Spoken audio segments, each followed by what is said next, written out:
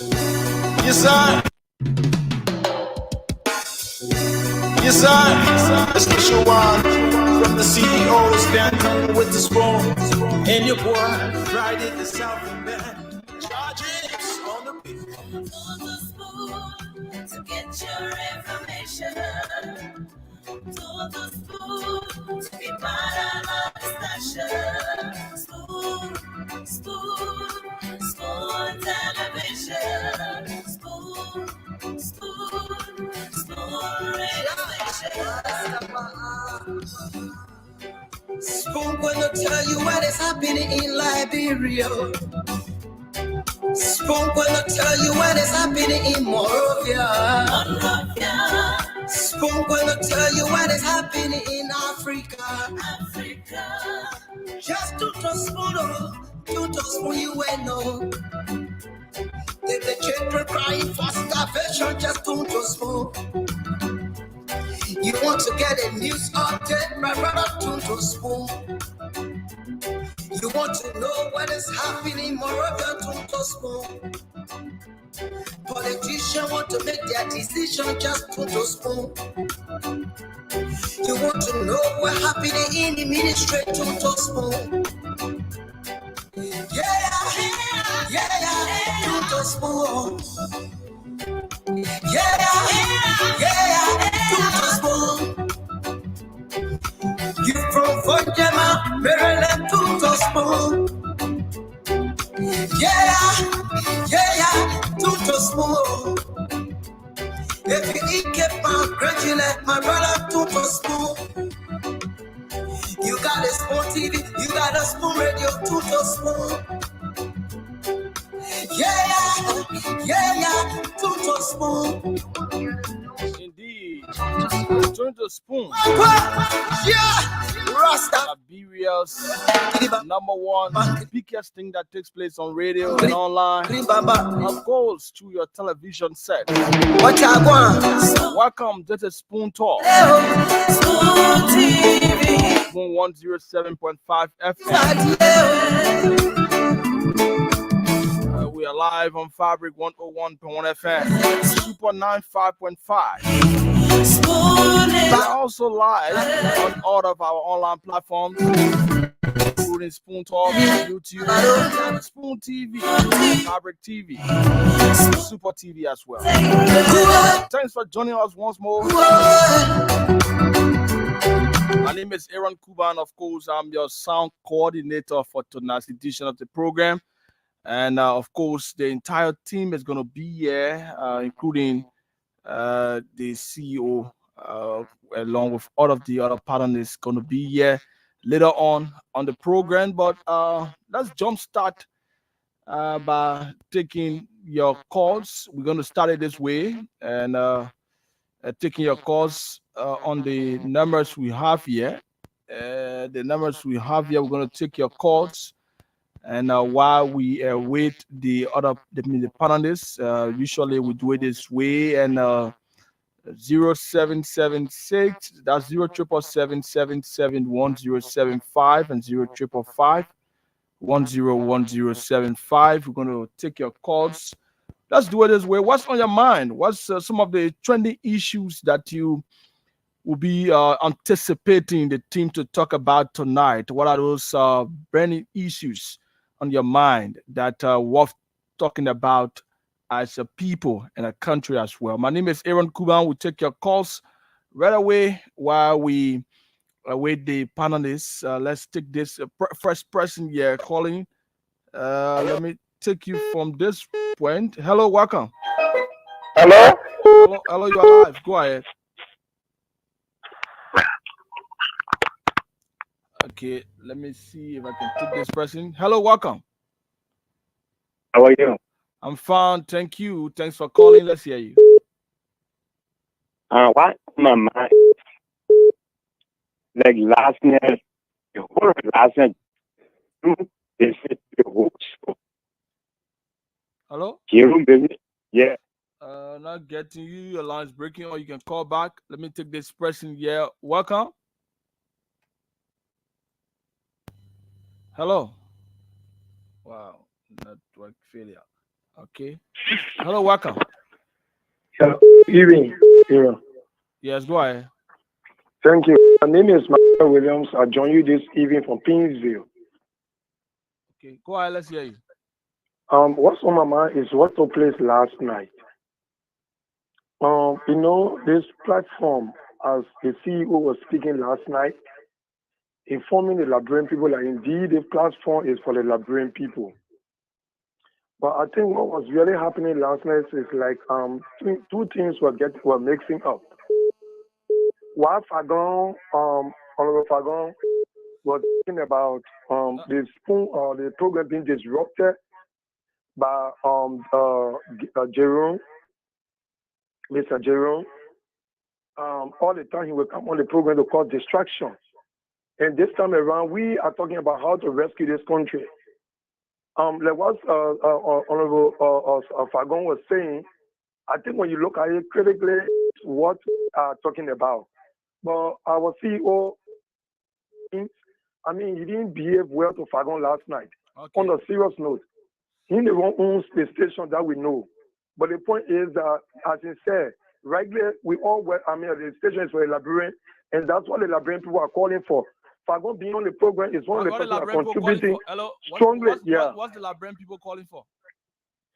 Fine. The Liberians are calling for change. The Liberians are calling for the rescue of the country. No. I disagree with you. That's what Liberians are calling for. You know, hello, my brother. Not all Liberians calling for change. It don't have to be all, but majority of the Liberians want change. Thank you very much. Let me take another person from this angle here. Welcome. Hello. Hello. Welcome.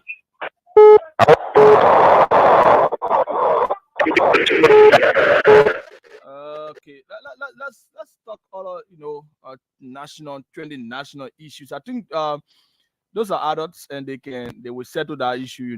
There are there have been a lot of things that have happened, and I know these people will send all that thing. And so let's talk other trending national issues. And when you talk about the Liberian people say and what they want, I think you're getting or mess up. Let's take this person here.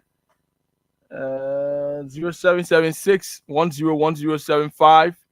That's 0777 101075 and 0555 101075 0776 771075.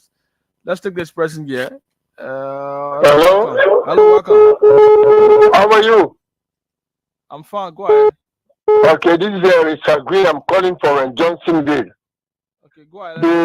The issue at hand is that I'm asking for a recount. When the results will be announced tomorrow, we should do a recount. Because in some counties, like Sino, where I came from, I have called from there that most of the people did not vote. They only manufacture the votes and put it on the result sheets. So we should.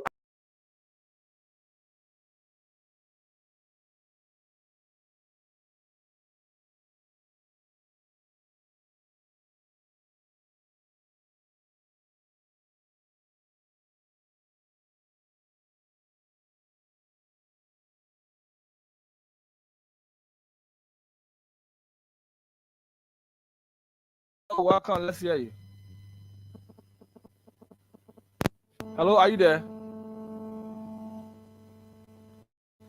Okay.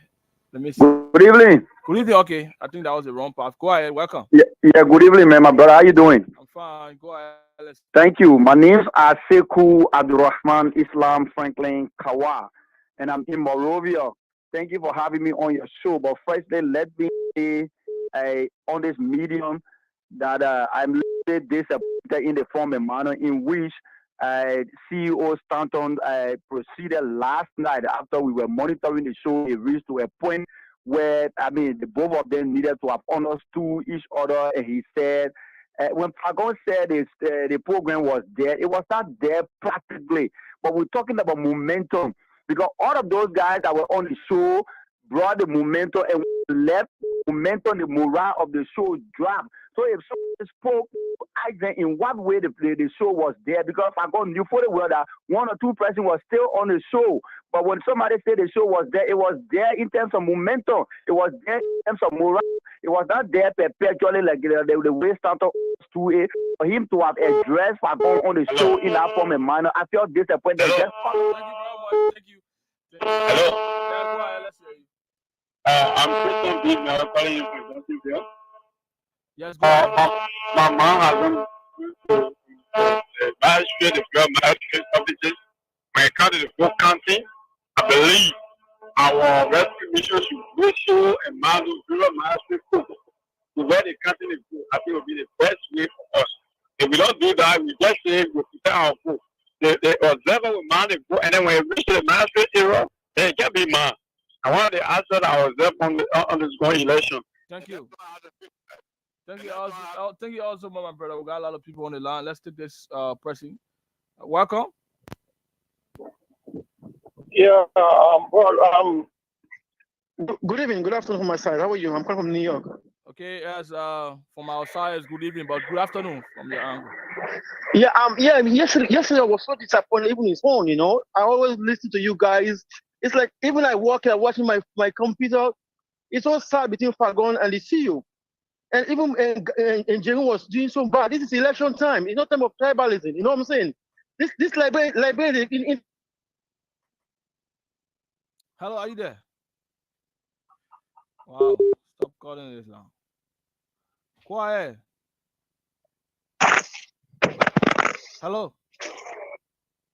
Hello? Wow, we didn't give this call. Hello, go ahead. Stop calling my Lone Star number. It's a WhatsApp. The number, you already interrupted the call. Wow. Let me take this person from this side here while the panelists make their way to the show. Welcome. Good evening. Good evening. Let's hear you. Yeah, my name is Tato Weir. I'm calling from rehab, beyond the president resident. The labyrinth was telling you something, but I think you're shunning them. I'm saying this to say that what happened on the show last night. Hello? Yeah, I'm speaking. You getting me? Go ahead. No, but listen, the person I disagree with is that when you say all our brains say they want to change, it's unrealistic. And I can't sit on the radio and allow that for you to say that. All our brains want to change. Okay, granted, I agree with you. Mm-hmm. But if you trim of course right now, they're telling you what happened on the show last night is a result of certain provocation that came from the gentleman on the other side. You know, Fagon will not just get vexed. He will not just get vexed. You see, the Labyrinth will say, Gibson should move on your show. Gibson is causing problems for the Spoon show now. And everybody's seeing it. You see, Gibson is trying to be a different creature on the show that you would take it out of that particular show, or else Spoon would just have to show around here. But Gibson beyond this show, he was propagating the message of Gibson was propagating the message, but you see the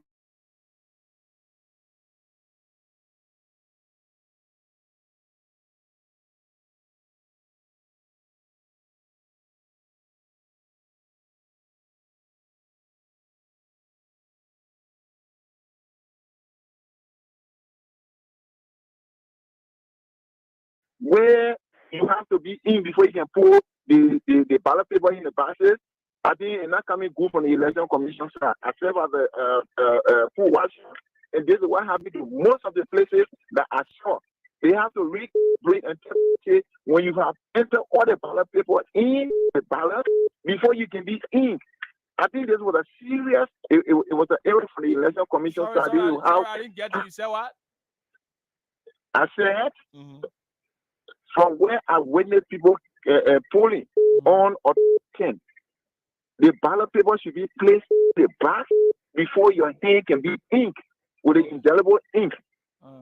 Some of the reasons why the ballot paper, they call it sport paper, you know what I'm saying? It was as a result of direct inking on the hand. And everybody will hold that paper with the ink, and then by the time you put it in the ballot paper, they put in places where you went or where you were, they did. Sorry, let me come in now. They did the inking observer. before the person cast their ballot.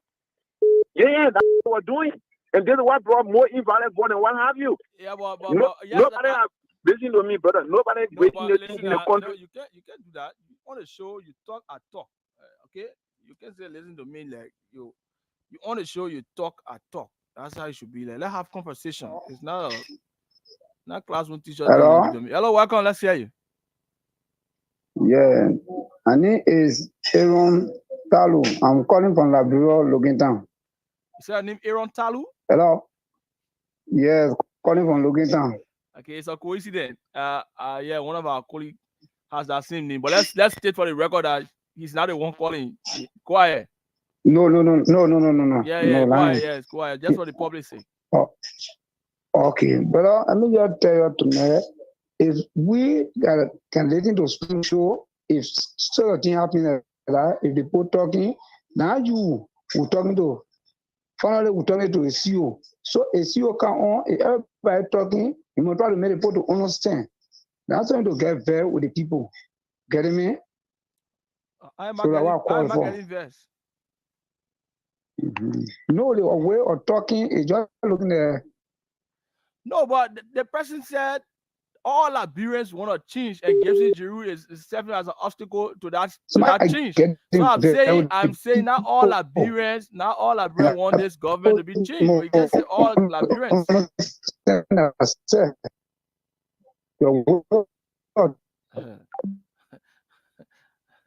Let me take this person here. Aaron Talu, thank you for participating. I got your point correctly. Hello, welcome. Thank you. I'm Prince El Kula. I'm coming to speak for most of our country. I'm one person who always opposes Spoon. And since the election, this is my first appearance on media institutions. For me, I applaud the CEO for the brilliant work that you are carrying on throughout the country. Look, we don't have anything to pay him, but God in heaven will pay him and reward him for the hard work that he is doing for this country. Because now some of us want real change within this country. And the panelists one of the panelists that were on the show last night for me, I actually got mad with him. One Jerome, one Mr. Jerome.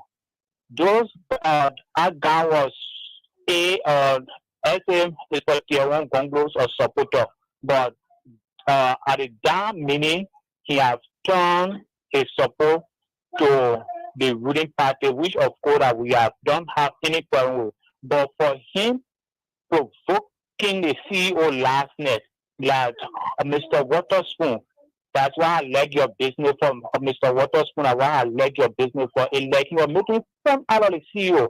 That's why Mr. Falcon was talking about. But I don't know how the CEO understand it, and then the Colonel got into like a misunderstanding last night. So I'm pleading to Mr. Falcon to come back on the show. Thank you. Thank you, my brother. Thank you. Let's take this person. Welcome. Go ahead. Let's hear you. Yeah, hello. Hello, you are live. Go ahead. Yeah, first of all, I would first like to take a Spoon Network. Thank you. But let's be realistic. What actually transpired last night? Hello? If I always talk about crime people, buying country, doing all these kind of things, it's not necessarily on the show. We are on that, they put on the show to educate the public.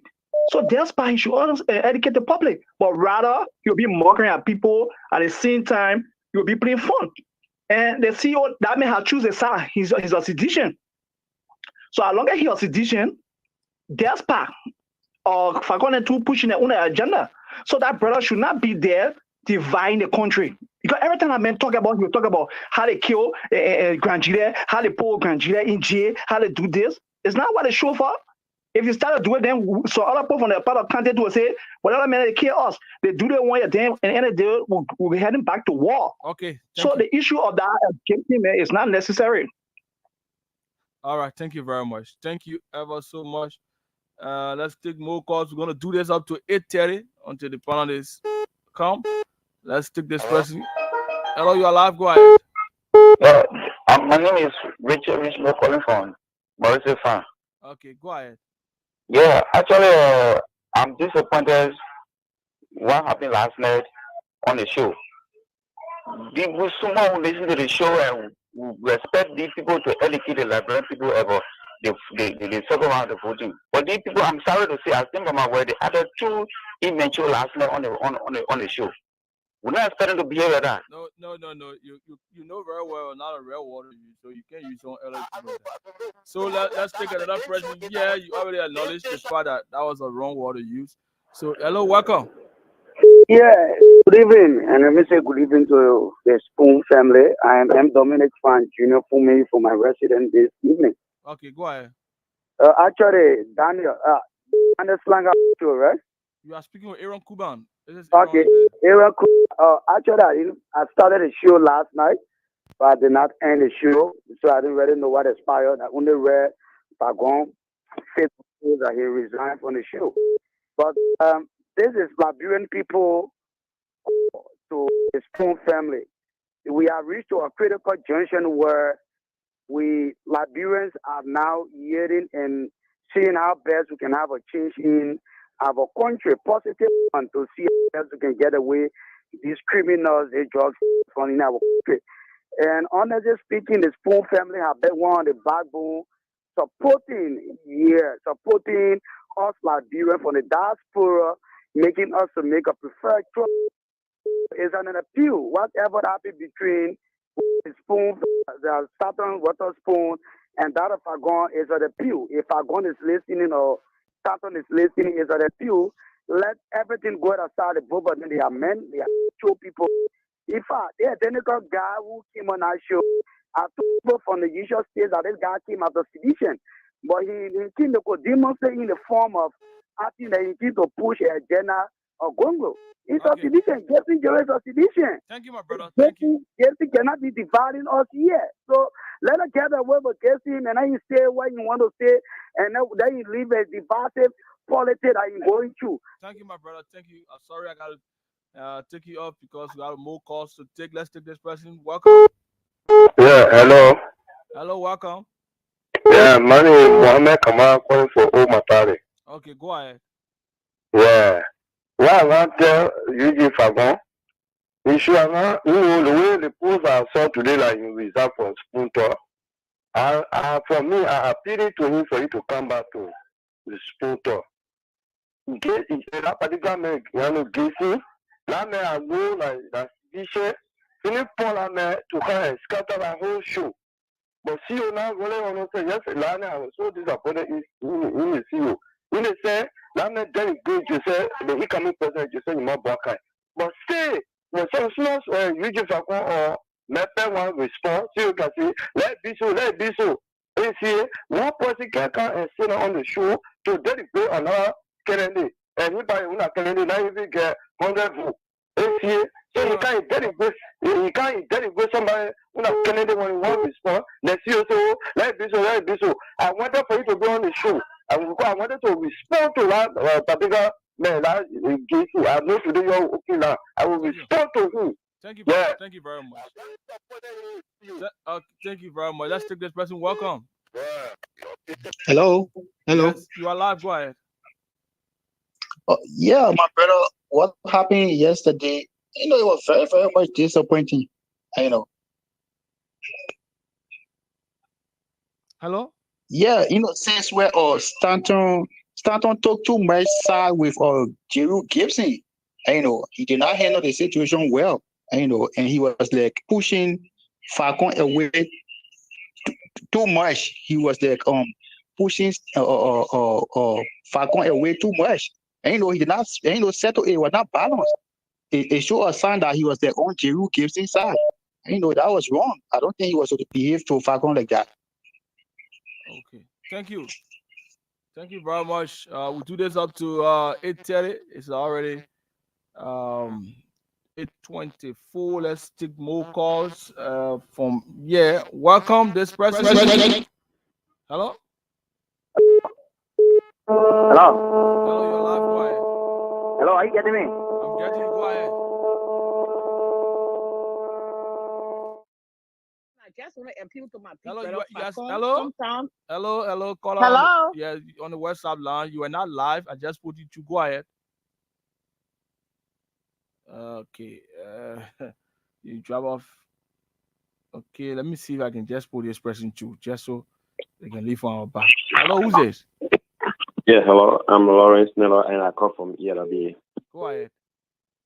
To be frank, what happened on Spoon Talk last night was not good for them. Was not good for the Liberian people because that guy was there. The mission that he was on is just to disrupt everything on Spoon Talk last night, which he was successful. And to CEO, you know, people say a parable that when someone dies for you, you should get writing for them. You know, he was too much on Fagon last night, and he should know where they came from, when things were not good, especially when they brought that problem on him. Fagon stood up on that station. He stood there. He and Richardson, they were there. Night, day, they were there. But he could not take that decision to be harsh on Fagon and give the privilege to Jerome. No, it will make people feel somehow. It will make people feel somehow. So let them annual A. Let Let Fagon come back. They are men. Thank you, my brother. Thank you. We got to take some other calls, but let me welcome Mr. Dwalu. Welcome, Mr. Dwalu. We'll take some more calls up to and then I know we can give it back to you guys. Welcome. Let's hear you. Hello. My name is the program Hello. Hello, my brother. Your line is so bad. Please walk away from where you are and call back. Let's take this person. Welcome. Yeah, how you doing? I'm fine. Go ahead. Yeah, I'm Dennis Ben. I call from Bon County, Toronto. Last night I followed the show. I always follow Spoon Talk until they off. Actually, I got some problem with the CEO because what Facon was saying is not that Spoon Talk was dying when he actually picked Spoon Talk up. But I can still remember when there was a crisis at Spoon Talk, some of us were very few viewers when all the panel left. And Facon and Jeru have been observing him, the guy is an agent. So somebody who agent he started again when that issue happened between ACO and that of CBC. He was accusing ACO of killing CBC or Partizan. But what CBC did to ACO, he did not explain it. The few times again being explaining the article of the guy that died in 4 years. But a 2% died. The other person that died from United Party saying there was nobody to capture the video. That way you don't discuss it. And and other things happen in 4 years. So to just come and just be bringing certain group of people, more especially you that from the opposition black, and calling Baga and the greater evil and calling Jawia or lesser evil, and the way our CEO was taking the actual way, the real actual way, and what went down well. So I think they reconsider this and settle the issue. Thank you. Thank you, my brother. Let's take this person. You're welcome. Yeah, how you doing? I'm fine. Go ahead. Yeah, I'm Saki calling from Buboro. Yeah, I just want to applaud our CEO, Stanton, Mr. Stanton Waterspoon, and also what transpired between him and usually those guys, they are comrades, and my appeal to them to reconcile and then move out. This speakers stay with Ina. It's not time for them to have understanding. I think they to reconcile and move on because they make one people sit and laugh at them and people wouldn't know what is happening. So that's my appeal to them. Thank you. Thank you all so much for having us say on the program. This segment of the program was intended for you to call in and tell us what's on your mind. And it seems like the issue that transpired last evening is the thing on the minds of many of these people. But let me take this very final call here from Minnesota. This person, welcome. Hello. Oh my word. Hello, welcome. Hello? Yes, you are live now. Go ahead. Hey, I was just calling the Florida Network, and yesterday I was on the phone show, and I saw everything, but I think the Jerome guy was talking about, he got to slow down, and he's a Liberian. If he say he's a speaker, he talks for his country, he can't be that divisive. You know, we are all Liberian. After politics, we always be Liberian. Every other person on that show organize themselves, but I think he's there for many reasons. So I hope Eugene will not leave because his input is very important. That's what I got to say. Thank you. Thank you very much. So now we leave it like that. We'll stop it here. Along the show, we might be instructed to open the lines, and then we will open the lines for you guys. So you can keep listening. Let me now bring Mr. Dwalu and Dr. Richardson in. Good evening, Dr. Richardson. Hello, how you doing, Aaron? You okay? What's up, Aaron? Okay, Yep. I'm okay.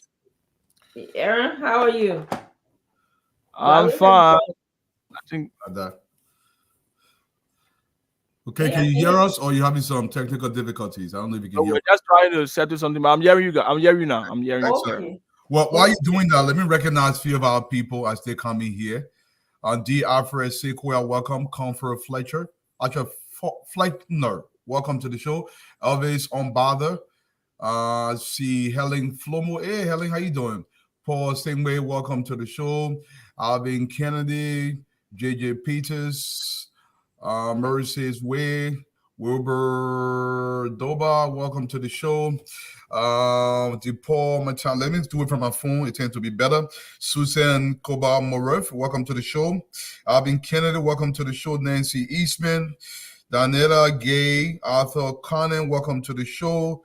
Alfred Sikwa, December Hawa Secretaris, welcome to the show. Hendrik Ban, Hans Gola King Joshua, Mr. Joshua was popping. Musa Keita, welcome to the show. Wilbur Dubba, welcome to the show. Alaska S. Peters, welcome to the show. Lovetta Glikia Kekula, welcome to the show. Joseph Boykai Strong speaking, welcome to the show. Bo Jonathan, welcome to the show. Felicia Blow Gibson, welcome to the show. Jatu Sia Morris, Columbus Tokon Davis, Hilary George, welcome to the show. Helen Dixon, welcome to the show. Philip Mallet, welcome to the show. Ibrahim Kuruma Stanton, welcome to the show. Joseph Boakai Peking, I think I called you earlier. Patrick Sa, look, everybody, man, welcome to the show. As always, we're going to do our best to give you our best to make sure you got the information so you can make the proper decision and vote for a society that you want. I know the issue from last night. It would not be fitting if I don't speak to it very briefly. I think I left 2 minutes before the whole thing went about, but I would say this. At the end of the day, I believe my brother Fagan is going to come back. Sometimes there are a little bickering here and there. It don't mean anything. We would disagree to agree at times. Jason, Brother Gibson has an agenda. He's going to push his agenda, bad or good, but we have to give everybody the platform, if it does exist, so they can make their points. Sometimes you're not going to like everybody's point. Look, listen, Dr. Francine knows this. We sit on the platform that you cannot. Look, I think my drill instructor used to say this. You're listening to, you're not ice cream. You're not going to please everybody.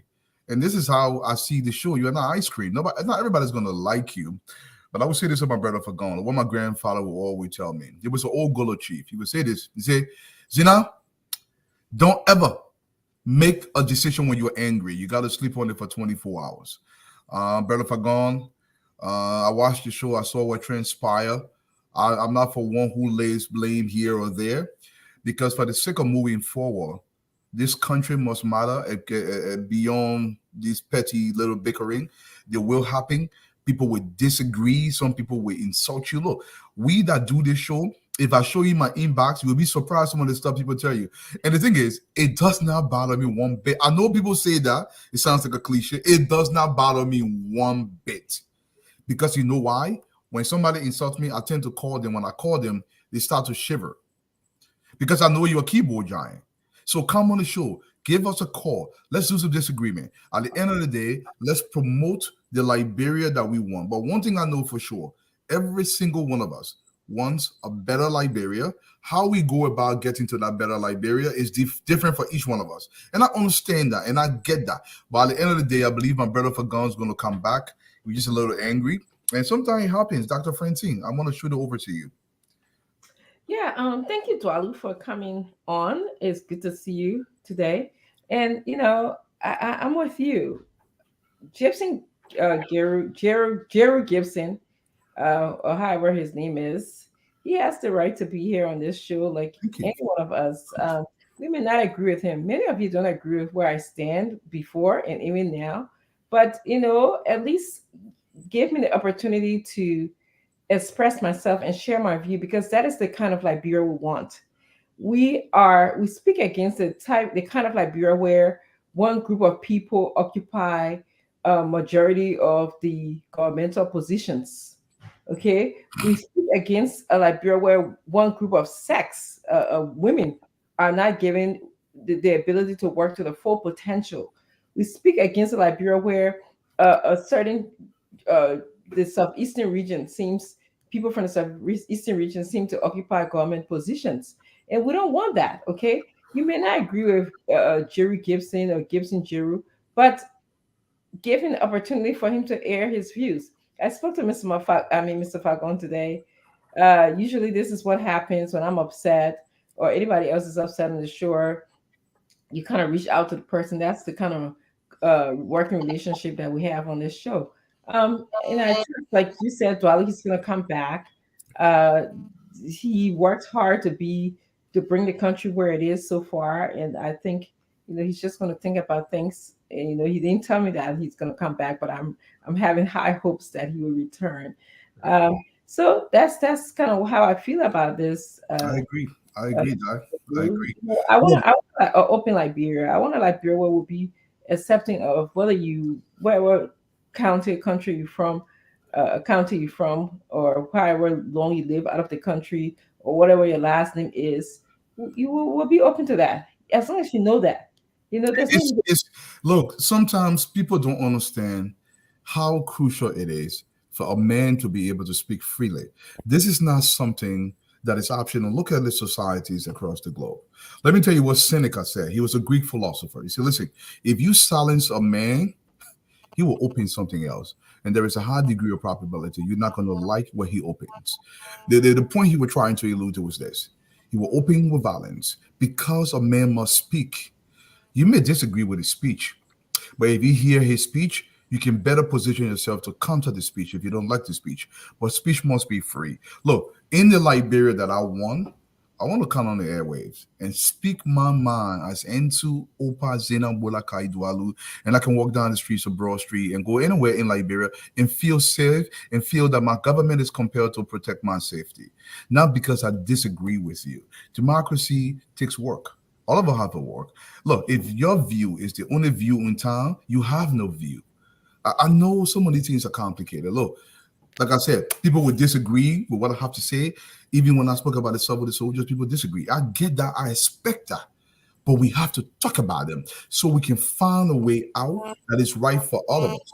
The reason why we fought the Civil War, or the reason why President Doe was in power and the entire country was on edge, was because people was afraid to talk. When Tubman was ruling in the country, there was little secret police everywhere. When you speak about something, you lose your job. They go after your family. That society cannot last the test of time. We need a society where Dr. Francine can be angry and speak without breaking the law. I'm not saying when you incite violence or when you go ahead and you threaten people. That's not what I'm talking about. I'm talking about true free speech, where she can say, I don't like the way the government working. The government should work this way. Those in government are not doing their job. This is good speech. And this is what we should encourage. I want all of us to gravitate towards that. We got work to do. It's not just my responsibility. It's everybody's responsibility. And Dwalu, I sat here yesterday, in as much as I don't appreciate what Mr. Bly did, documented for Liberian people, in as much as many of the guests that come on this show, we don't share the same views. We don't even, been in the same space before. But yet and still, I listen to what they have to say. I sort of disagree with them when I have to, but we move on, we carry on. And I think this is how it should be. That's the kind of Liberia that we look forward to, that we want to have. Yes, Stenton comes here many days. You know, he interrupts the show. That's his press persona. You know, usually I turn the show over to him because my way of moderating a show is different from his. And Liberians actually, you like the way Stanton moderate the show, and I know that. I'm cognizant of that. So as soon as he comes in, I said, like, Stanton, you take the show because he knows how to pull information out of other people. I come from the school of thought. Gosh, I'm a psychologist. It takes me time. I mean, I'm very, you know, like, tell me, you know, I kind of let you give me your narrative, but we have a different school of thought. He's like, you lying. Tell me the truth. And some people might get offended by the way he approach people. But again, I mean, while you know him, at the end of the day, he tells you, I just tell you how it comes to my head, and I'm done with it. And that's how. Yeah, but Doc, because of your background, you want to be scientific. There are a lot of nuances that you have to consider before you make a decision. It's weighted against so many other factors. Stanton is a straight shooter. He shoots from the hip, right? Mm-hmm. So, but all of that is in good taste because the people love that. Now, there are times where he will make mistake that you consider a mistake. You think it's not a mistake. Look, I, for one, don't want anybody ever put in the back. But by the same token, if a person is not according themselves to the rule of the show, temporary, put in the back, people find it disrespectful. And I get that. Like, if I'm breaking the rules. There's no noise coming from you. I think there's a grinding noise. Maybe it's the radio, but go ahead as you move. I have no radio on. Okay, so like I'm saying, so a lot of things we have to adjust. But like I said, we keep speaking of Fagon. We hope he comes back. Look, Brother Fagon, we don't call it fool. The people don't t-shirt. Quand il a, then say you there. Yeah. Can I eat? Yeah, can I eat? And today when I talked to him, he told me say you had cooked hell of a pampata. That way you I said, look at you. No, the brother will come back. He's done a lot of work for the Boakai team. The Boakai team does need him at this time, and we all need him here. I mean, the audience, I believe they need him here, but it's the man's decision. At the end of the day, look, maybe I will talk like a man a little bit. I don't give a hoot how anybody feels. Your decision is your decision. I believe a man should make a decision and live with the consequences that he so chooses. That's how I believe. And if you believe otherwise, that's your problem. And that's, at the end of the day, man, we got to talk Liberia. People will get angry. As the only woman on this show, and I'm sure we're going to talk about it someday. Is that me? That's Stanton. Okay. What's that? Mute yourself. You got to mute yourself, man. No. Dr. Richardson show she's the only woman. Fagon is the only woman on the show. You need to stop right now. See what I'm telling you? Godu, I got a whole day. Everybody calling me about Fagon.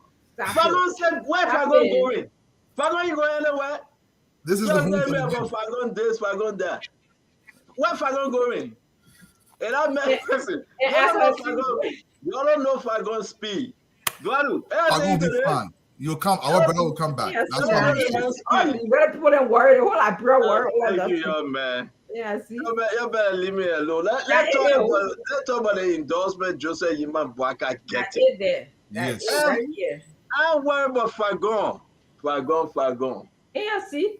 I was going to tell you, as the only woman on this show, y'all know what I've been through with you, Stanton, and with all the men on this show. It's not easy. It's really not easy, but I am standing my ground. And I have to share this, though.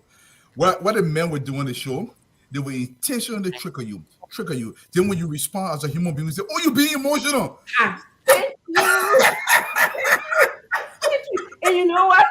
There's this panelist that come on and say, oh, I don't understand why you pull the female card when you say that you're emotional. And I said, because you don't understand sexism. That's why, you know. But anyway, that's on a big note, Eduardo. Let come on now. Who the hell is guessing Jero? That the man we can't talk. I never knew him. Okay, you know what? People say, "Stand just leave it." Because why I won't push something, Eduardo. Hey, you want to push something? Gibson? Fagon ran away from Gibson? Fagon did not run away from Gibson. Yeah, man. Don't do that. Hey, man. Look at you. I didn't know. Hey, I look at it. They're calling me. Or they say, stop that one. But you know what, though? Let me tell you something. Seriously? This is everybody network. They good, they bad, and they ugly. There is no way in which you can't. No. I don't let Dwalu. I never let Dwalu. I don't let Dr. Richardson. But we're here to have a show. Yeah, let's start off like said. So And, you know, at least I rest last night. You didn't tell me the show. How many times you didn't put me in the back? How many times Nothing happened, right? Yeah. All of nothing happened. At least I rest last night. Because it wasn't for that thing that happened last night, if I go now call me 100 times, I can't sleep. What happened? The man calling me. At least I rested. I turned my phone off and I rested last night. No call from Fagon. And you know who else started calling again? Fadiga. That mepa, he can cry. He can cry. Let's talk about the character of Fadiga coming? I think I'm gonna come on the show today. If I can come on the show today. Then Mepe calling me crying. Mepe, leave me alone. Go call Joey. Don't call me. I told her, I said, you leave me alone. You better Go call stop. Joey. Don't call me. I beg you, yeah. We can sit down here. We can talk about election. Then you talk about feelings. But Dwalu, I got something very important. Yes, sir. Everybody, George Boakai. Have you heard about Meswesif and Meswesif cross-footing? I never knew Jose Yima Boakai can play the game of soccer. That's what Richardson. Jose Yima Boakai, the puppet that cross. He above and beyond. He have gone to places I think that Joe Manawea will be so afraid to go to. We can say that today on the show. The whole ACOP, Lucini Camara party, that whole thing done. Yeah. I am so surprised, my man.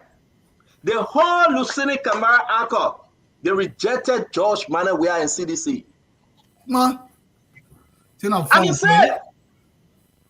The people rejected George, my man. The Liberian people asking for a change. The Liberian people demanding a change. The people are so resolved that they will not go alongside with George Manawea.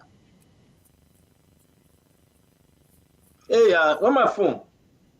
People want me to call name. Look, the message across Lofa County is we made a mistake.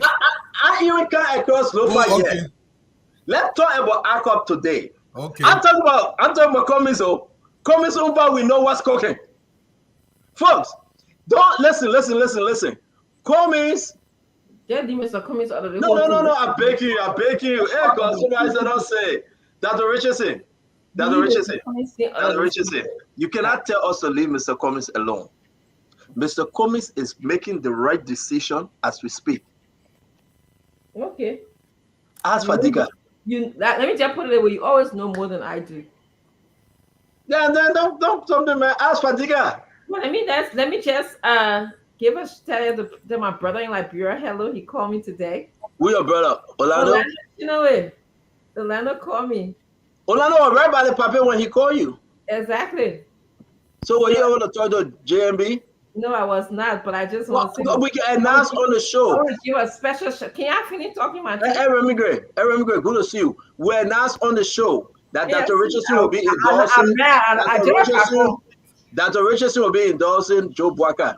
We can announce on the show. No, I will She not. has said that privately to somebody that reached out to me. She told another female that because she has to make a decision between Joseph Boakai and George Manawea. And I was so happy. I can say that. Don't look at Dr. Richardson's face. When you finish, I will tell my own. Oh, that will bringing me up from. Yeah, the person was saying that you told I think Google for the record. Let me tell my own. Don't interrupt me. Look how she called it record. For the record. Will not endorse anyone. Not yet. I will not. Not yet. Did not. You did it. In the future as well. You will. Present. Okay. You will. Because Abraham said otherwise. Abraham said otherwise. Well, I respect Abraham. Abraham said otherwise, then I respect Abraham. Thank you very much. And Abraham, that's her husband name is Abraham. We say Abraham, A-B, You know, You better know. folks, welcome to the show. But I respect Welcome my to the show, brother's choice. folks. We enjoy. He called me. I was very happy. Who? But I know. I That's respect good. his choice. Yeah. But you are older than him, or he is of you? I'm older than him. Oh, but like a baby better now. You older than Orlando?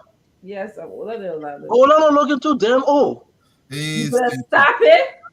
You better stop it. You that trouble. Yeah. No, man. No, but I bet. But let me leave the show now. You don't want people to have the freedom of speech. That's not my freedom of speech to say the man, oh, what wrong way?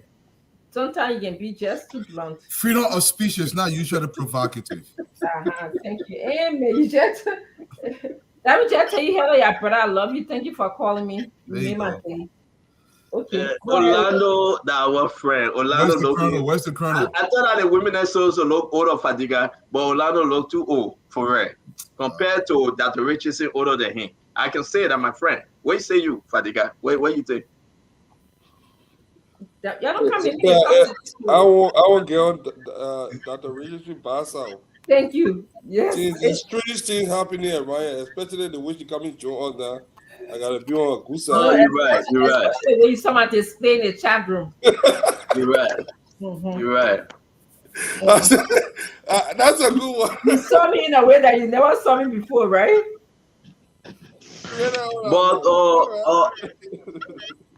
yeah, but Dr. Richardson, you're right. Well, I think that person in the chat room now, Hawa. But I'm not talking about it. Hawa, one more. Hey. But man, anybody can be Hawa. Anybody can be Hawa. That you and Leo fighting over Hawa. Who you talking about? Are you and Leo? Are you and Leo? I told you not to be sharing your privacy with Stanton. What kind of privacy? Yeah, make him allow on me say I told him that I told him before that Cummings was never going to win election. Well, yeah, but so we ever have that kind of discussion. But when you bet, okay, let me ask Fadiga. Let me ask a good question. Ed, you see, man, me, I can hear well. You came to New Jersey, we met, correct? Mm-hmm. Yes or no, Ed? Oh, no, we met. But let's take our own time. Now, let me ask you my question. Got trouble. We. He could have got walk you through step by step. That's our own time. The issue here is that, Ed, you are right. We met now on the basketball court, as you say, you and your son play basketball. No, we didn't meet on the basketball court. We met at the Wawa. Yes. It was just accidental, we just met. Oh, accidental? Yeah. Oh, you didn't tell me that I'm gonna come to the Wawa, and you met. We met at the barber shop. We met at the barber shop. It was not planned. I told them, oh, my man, my sister lives in your town, and I'm in your town. They said, oh, where are you? I call the street. They say, okay, there's a Wawa nearby. I'm going there. So I say, okay, I will be there with my family car. I'm going to the Walmart nearby. Yeah. Dwalu, listen, we coming there, Dwalu, listen. Yeah, so we met. Then where we met? Where the Wawa? The barber shop now, right? First. Oh, yes. Why I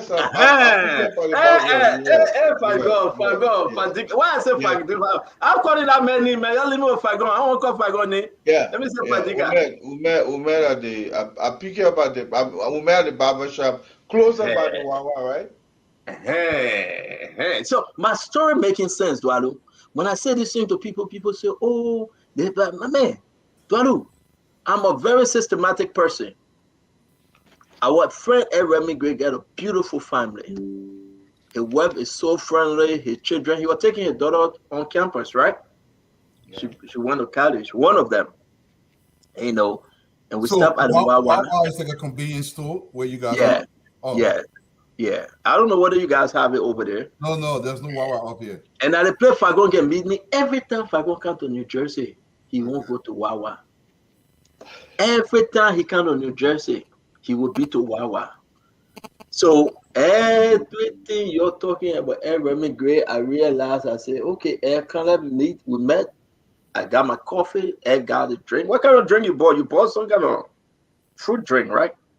Yeah, one of those Yeah, Ed bought his drink. Ed Mr. sat down, we talked. He said, "My man, I carry my daughter. I will be back. I know his sister. I know where his sister lives." He said, "I will be back." I said, "Yeah, you must come to the house." Then I called Ed. After I said, "My man, Ed had this election thing." He said, "My man will not make it."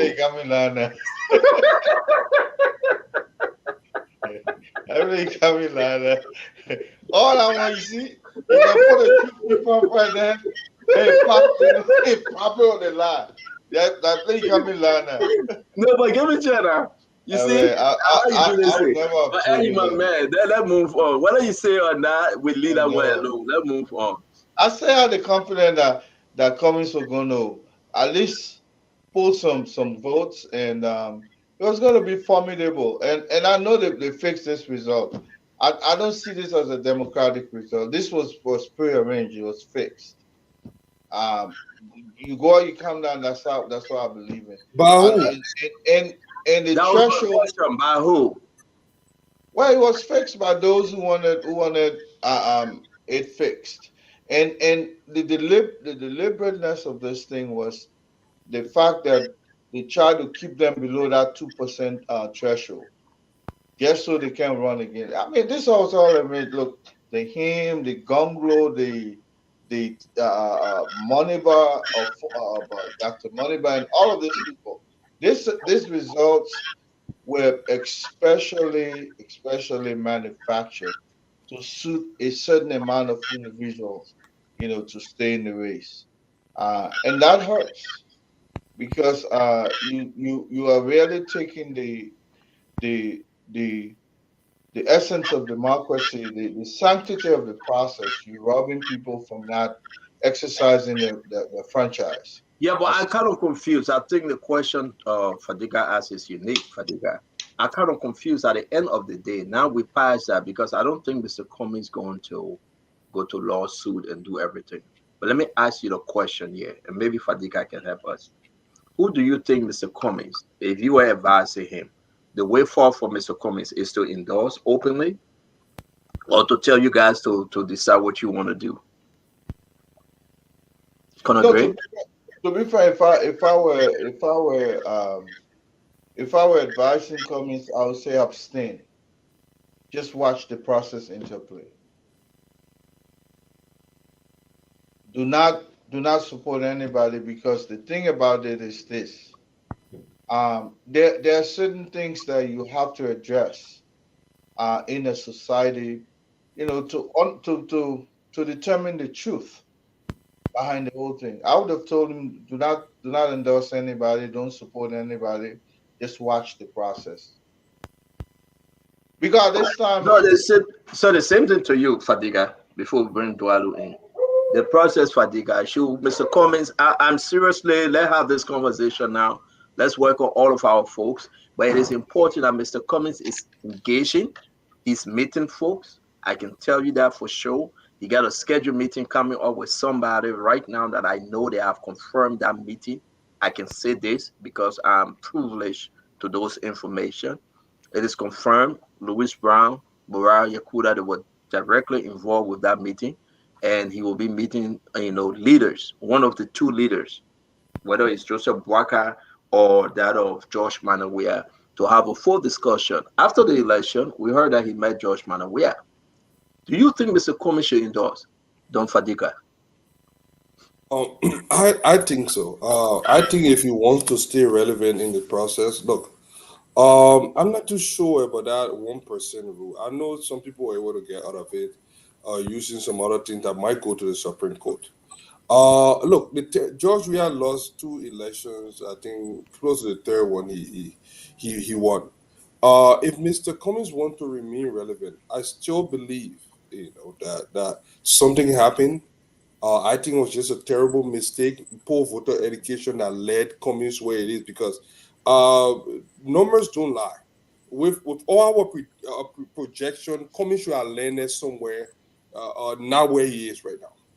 The only logical explanation, except where you believe that voodoo politics, the only logical explanation is that something happened, and we are yet to understand it. So if he campaign, he spends a lot of money. His name is out there now. The first time, the second time. If he wants to remain relevant, I think he should do the most nationalistic thing at this time. Choose a side. And why he would be choosing a side, he would be rescuing the nation. George Weah, 6 years, another 6 years of George Weah, we might not even have a country left. We might not even have the democracy that people will be able to even go to the polls anymore. We know where this is going to head if this guy force it and try to do something. That's why. So if he join the Liberian people and stay on the side of the Liberian people, the majority of the people that go, and he join this popular sentiment, I think he could resuscitate his political ambition. But if he stay on the sideline and do the same thing that he did, can I hold you there though? You are making a good point. It will affect you. Yeah, but let me ask you a question. Fadiga, what's the meaning of the like? I beg you. Let me ask Fadiga, and you can No, come in I'll answer both. after Dwalu. I really want to ask you though. Who benefit? Will Cummings benefit if? Or tell me the least risky maneuver year for Cummings, supporting Joseph Yima Boaka or supporting President Weah? Supporting Boyka, and here's why. I keep hearing some of his surrogates, some of his supporters say, George Weah will not last. And let me tell you something. George Weah has proven that he got some dictatorial tendency. He got he's a creeping dictator. And to believe that he will have a stand of chance 2029 if I give him George Weah doesn't honor any agreement with anyone.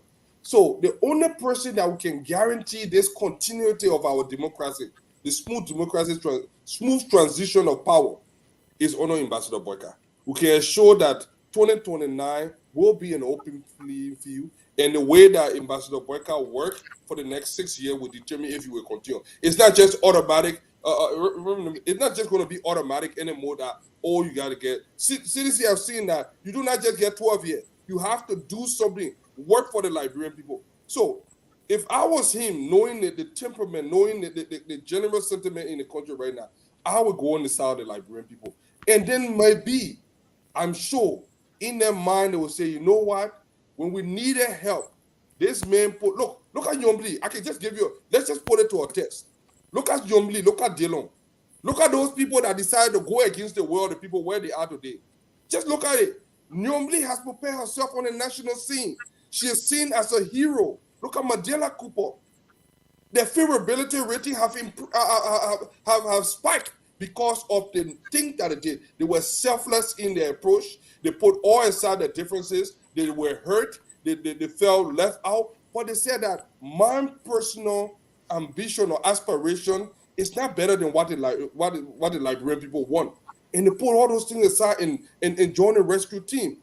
If he just sit on the sideline like, do it, being like, people won't respect him. He should take a side. All right, let me go to Dwado. Mr. Dwado. And he said he was going to do it. He said he was going to do it. He said that he was going to support the episode. Mr. Dwado, and some facts came up Mr. about Dwado. how he ended up in court. Some facts came up. Let's get to Dwado.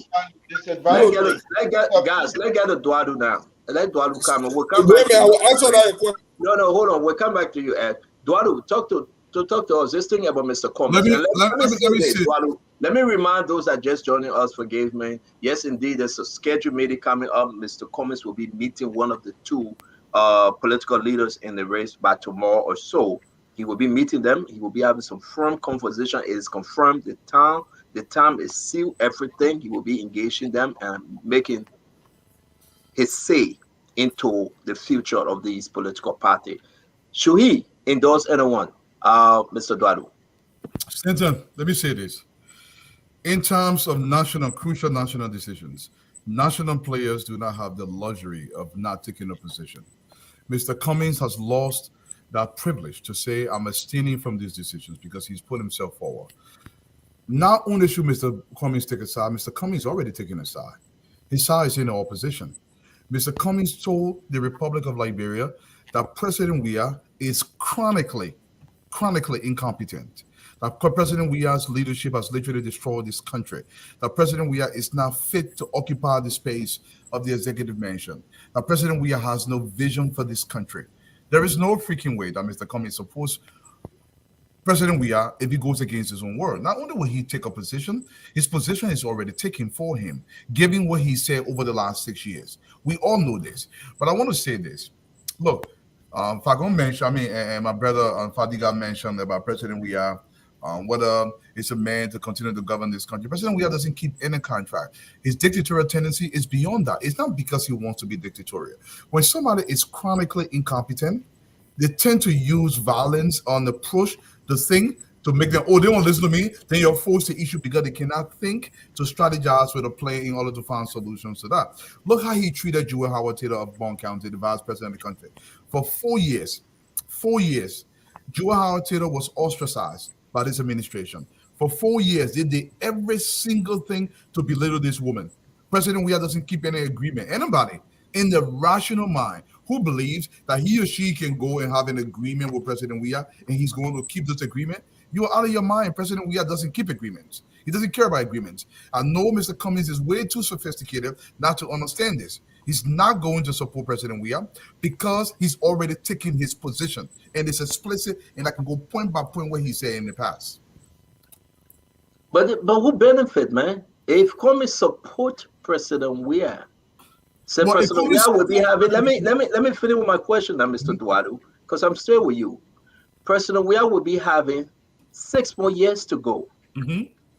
If he support Ambassador Joseph Yeman Boakai, you are looking at 12 years. If Mr. Cummings is thinking about coming back, No, that rationale is dead upon arrival. First of all, Honorable Boakai has told the Republic, I want 1 term. We're going to focus on that 1 term. We're not going to go for 12 years. President Weah is not going for 12 years. The Liberian people have made certain decisions. These decisions are calculated.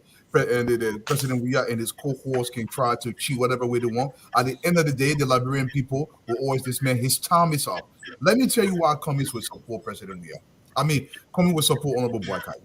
It's simple. Unless Cummings projects to the country that he's inconsistent. If Cummings is consistent in his views and believes in not doing the same thing and getting the same results, he's going to support Honorable Boakai because it is to the benefit of the Liberian people. Anybody, look, I'll repeat this 1 billion times. Anybody who takes their vote and give it to President Weah or their support to President Weah, you are dooming this country because this man does not have the wherewithal to actually make it. President Weah has no original idea of any kind. Why do you think the man has not taken a single press conference? You gave me President Weah for 1 hour. He sits across the table from me to be interviewed. President Weah would tell you, my man, I want the president Joy again. He said this openly, that he doesn't want to be president. Anybody who votes for a man who does not want a job, you are saying to this man to abuse you. He will become he's the dictatorial. Look what the ambassador said today. It's become a lawless society, a kleptocratic society. we're going to come to the ambassador, but then remember Cummings. I'm kind of confused. We'll work on Mambe, we'll work on Moali, but again, Duadu, I'm not understanding you. Endorsing President Weah, Cummings is left with 6 years to run again if he chooses to run, which will be 2029. Yeah, but that's a wrong. Endorsing Joseph Yeman Boakai, then you talk about Cummings will be 12 years. No, 12 years. The premise of the argument. I'm just asking the question. That's why the people have been asking. No, the premise of the argument is flawed. It's flawed. It's a flawed premise. I don't want you to look at the presidency based on the tenure of the time. I want you to look at the presidency as providing solution for our society. Now, for me personally, if President Weah provided the solutions of proper electrification of our country, upping the standard of living of our people, proper educational system, de-zogorizing the country, I will be the biggest advocate for President Weah. It doesn't matter who's president to me. I want results. I know Meme agrees with the same thing. Fadiga agrees with the same thing. Colonel Greg agrees with the same thing. We just want Liberia progress positively. Okay, let me bring in more Adi, then we'll bring in Mambe. Guys, this is the conversation on Cummings. Information reaching out. Cummings is engaging the 2 political leaders now in the race, CDC, George Manneh Weah, and that of Unity Party, Joseph Yeman Boakai. Cummings will be meeting one of them tomorrow or the day after. The time is set, and they will be having some serious discussion. Mo Ali, I understand. You are the spokesperson. You are the spokesperson for the rescue train. Mo Ali, again, I will not ask you to remove your hat, but talk to us, my brother. If it is true, Kwame having to meet Josh Boyka, you think it's to Kwame's interest to run with this thing that I'm going to endorse Jose Yima Boyka, or I'm just going to be mute and give the people the chance? Talk to me. Well, thank you, Stanton, and good evening to everyone. For me, I don't see it as somebody's personal interest.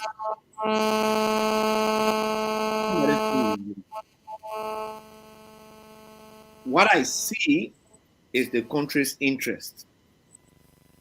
What I see is saving the country. What I see is rescuing the country. And if we want to see the country better, then you'll be picking between Mr. Weah, who has carried this country way backward, and Ambassador Boakai, who can do better. For me, that's how I see it. But again, people have their personal political motives, and they make decisions based on those motives. If I were in Mr. Kwame's shoe, I'll make a decision. I'll make a decision to go with a side. Because since I have begun active in Liberian politics, one thing I've noticed is that Liberian people always go with somebody who takes a side. Liberian people don't go with people who are neutral. That side you may consider bad, but the people there will consider you as a hero. So when you remain neutral people don't have support in Liberian politics. You say, oh, I'm not taking the side. Tomorrow, both sides that you're not taking will remind you when the time came for decision making, you stood in the middle. And if the country goes worse, they will not blame much the person who is carrying the country down the drain. They will blame the people who stood, quote unquote, on the fence. They say, oh, you are there, you are supposed to help. You didn't do it. So anytime you want to, they will say, my man, move from here, you are a neutral person, go continue with your neutrality. You look at it from way back, or even from recent time. When Mr. Taylor was contesting for election, the side he took, the people that favored that side, they voted for him. When Madam Salif contested in an election, the side she took, the people that favored that side voted for her.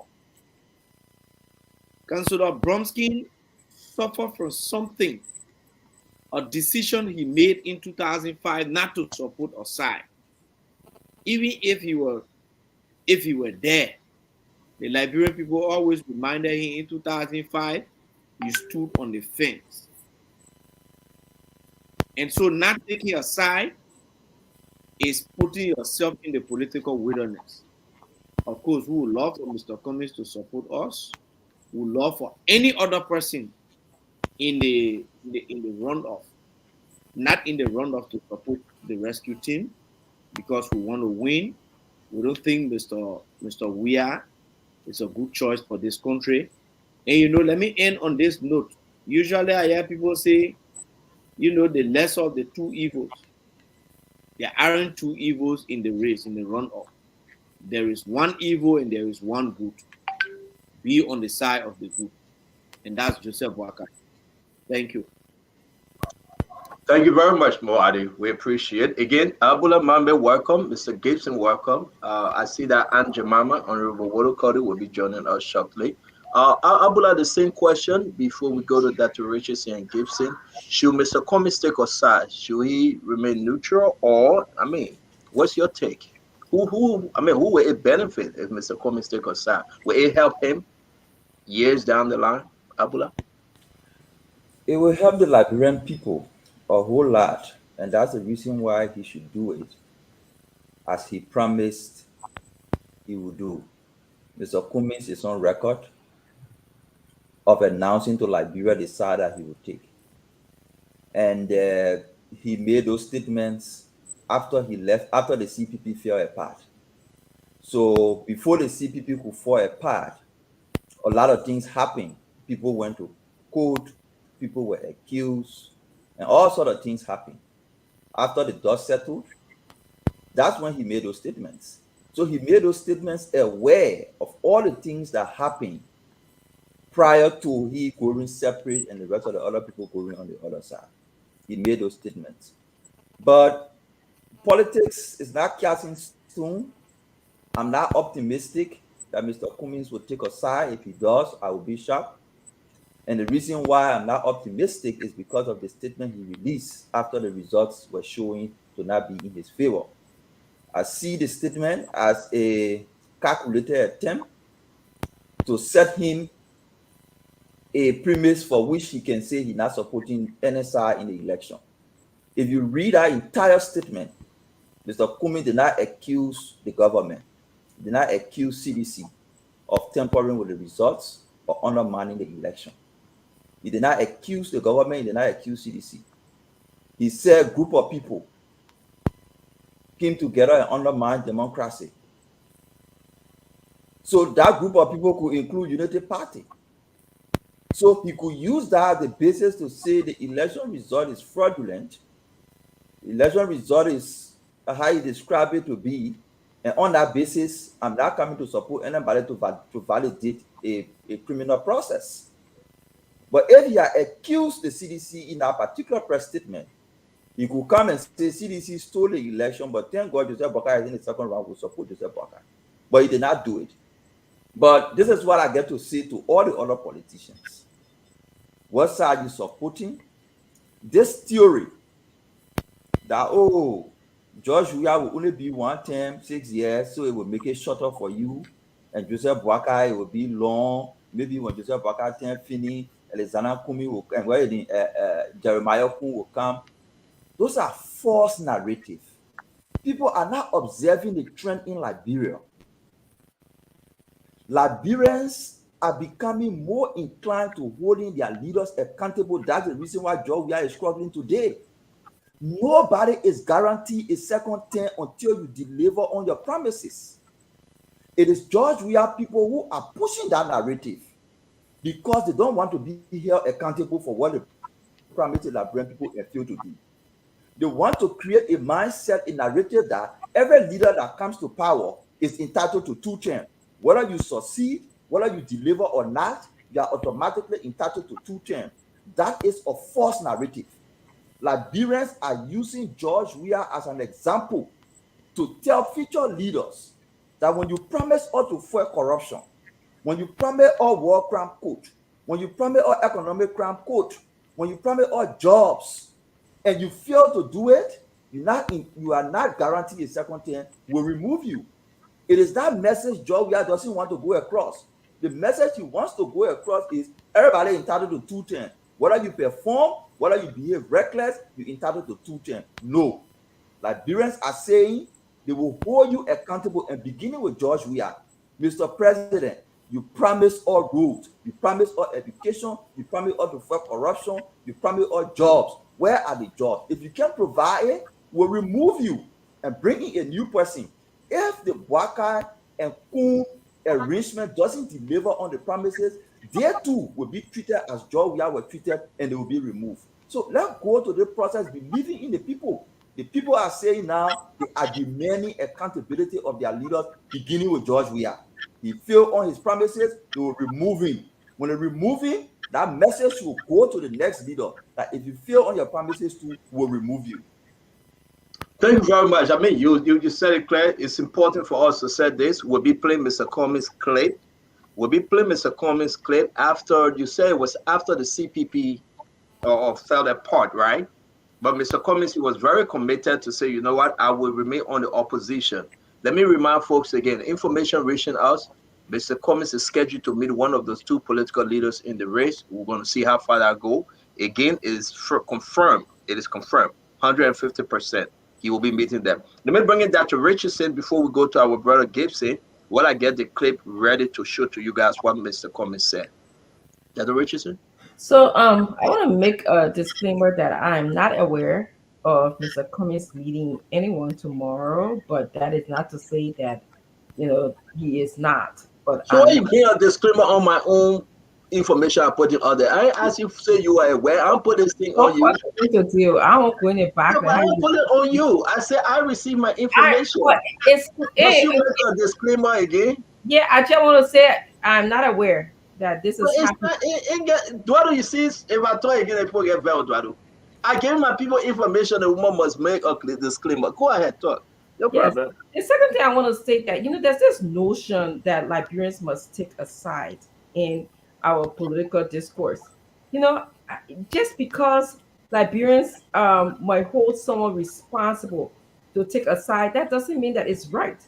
Liberians probably have had a history of just replacing someone for the sake of replacing someone. Our country is at least 80% illiterate, okay? It is our responsibility to be able to educate our Liberians and say, no, because somebody didn't take a side, that doesn't mean that we have to blame them for all of the problems in our country. So I think when we, as people who call ourselves at least knowledgeable than our peers in Liberia, come on a platform like this and start talking about blaming Liberians for not taking a side, it's a disservice to the Liberians who are in Liberia, okay? We need to teach them. It's okay that someone can be unhappy with the choices that they have. It's okay that someone just don't want to take a side because they want to replace a leader. People want to take a side because of values, because maybe their values did not align or their value aligned with a particular leader. People want to take a side because maybe they feel that a leader will build or not build the country. We are here because we want a better Liberia. If we have options that don't offer a better Liberia, then it's okay not to take a side. So I wanted to state that.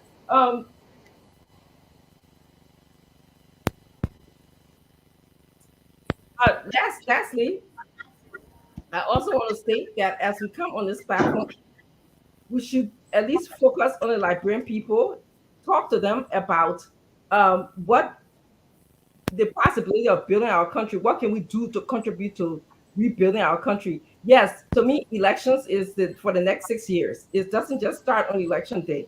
Politics will begin now. If you're interested in changing our country, don't just start 6 years from now or 6 years or 5 years, 6 weeks to elections. Start now. So those of you who are interested in building our country, let's make it about our country holistically. And that's what I have to say. Okay, we're going to welcome for a very long time our own Auntie Aunt Jemima, Honorable Jemima Woodokoli. Thank you for joining us. We say that you're in Spoon Studio. It's good to have you, ma'am. How are you?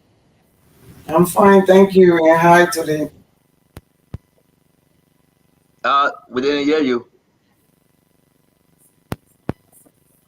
All right, Aaron, can you work on the mic, please? We are not hearing Aunt Jemima. Can you hear me now? Yes, ma'am. You good? Fine, thank you. And it's good to be on the platform this evening. Thank you very much, Aunt Jemima. Aaron, I beg you, if you can make the adjustment, it will be fine for us. We'll get back to you, Aunt Jemima. We know our sister Ko is in the back. We can only take 10 at a time, and we are 10, including the producer. So once I get out, I'm going to bring Ko in because I will soon be getting out. The call of conversation number one today, which is so important, is Mr. Cummings. Again, I will announce Mr. Cummings is in serious negotiation as to who he will support or whether he's going to support anyone. There's a scheduled meeting coming up, and I will also announce that Appiton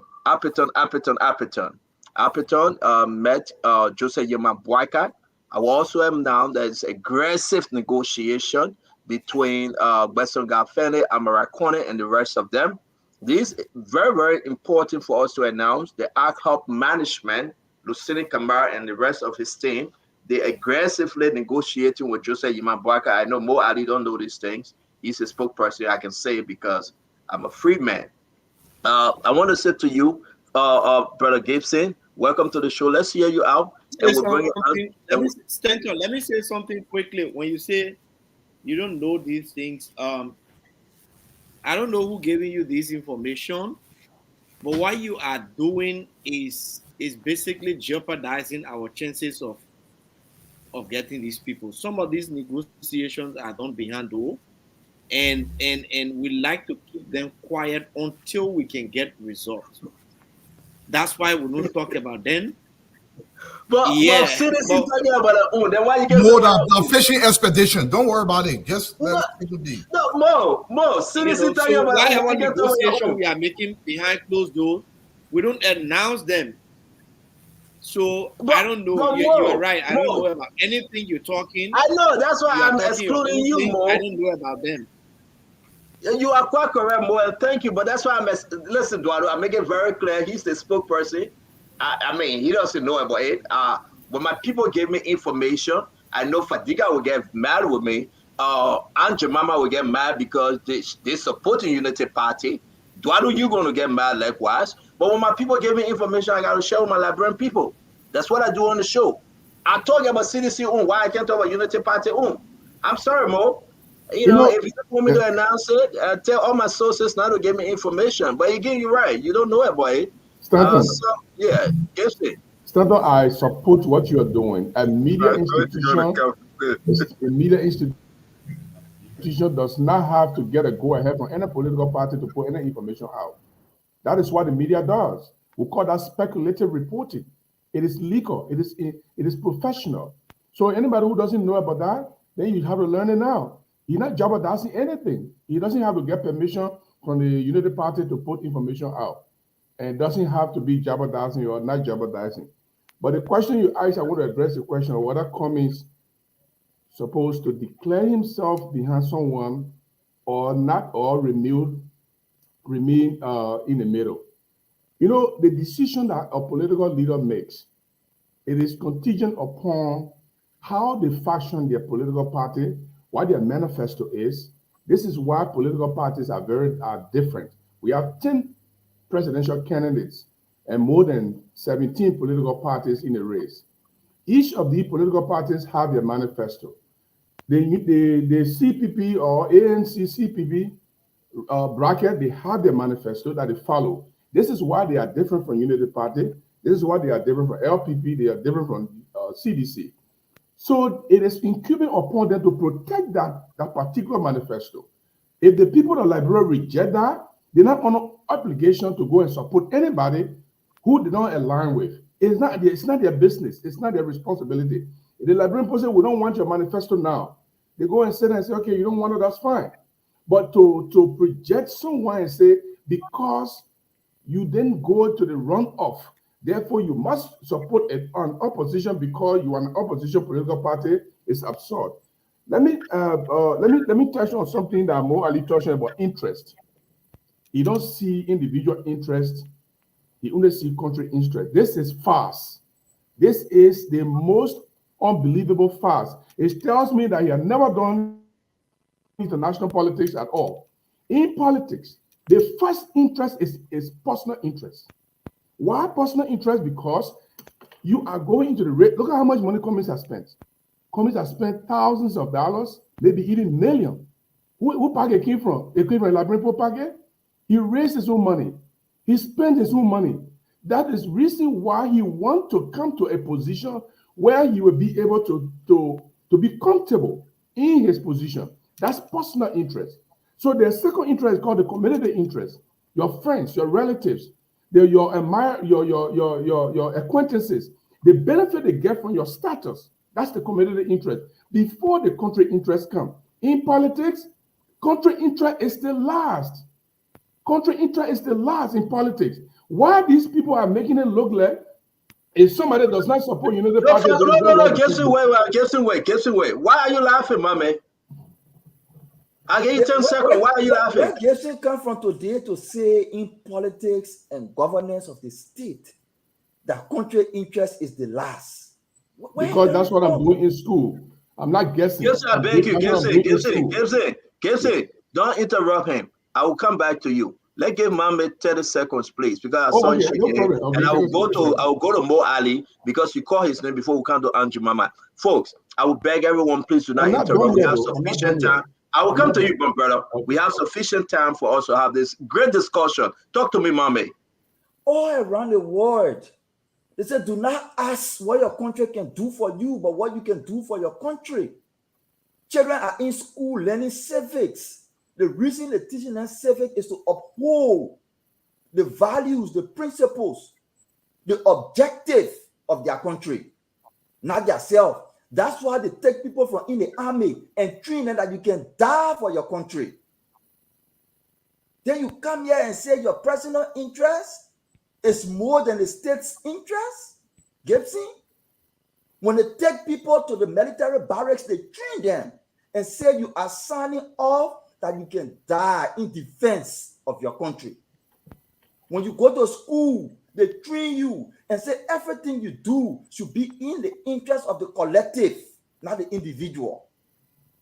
Then you come here today, you say country interest is the last. I'm disappointed, man. Thank you very much, Mame. Mame, when you Hold on 1 minute. I want to do a 2 for 1. I'm begging you. I'm taking this from you. Let me go to Mo Ali. You make mention of his name. I will give you a 1 minute. I'm not done yet. I know. Finish with your 1 minute before I go to Mo Ali. Go ahead. Talk to us. Okay. Anybody who doesn't believe that, go and research. Personal interest in politics comes first. Community interest comes second. Country interest is the larger interest. It comes last. It is politicians who go into politics. They think about themselves first. What status is going to benefit them? People kind of high under the cloud of country interest. First of all, when you go in the military, the first thing is personal interest, security. That's your interest. When you sign up to fight, you sign up for your security. When you go on the war front to fight, you protect yourself first before you can protect the next man.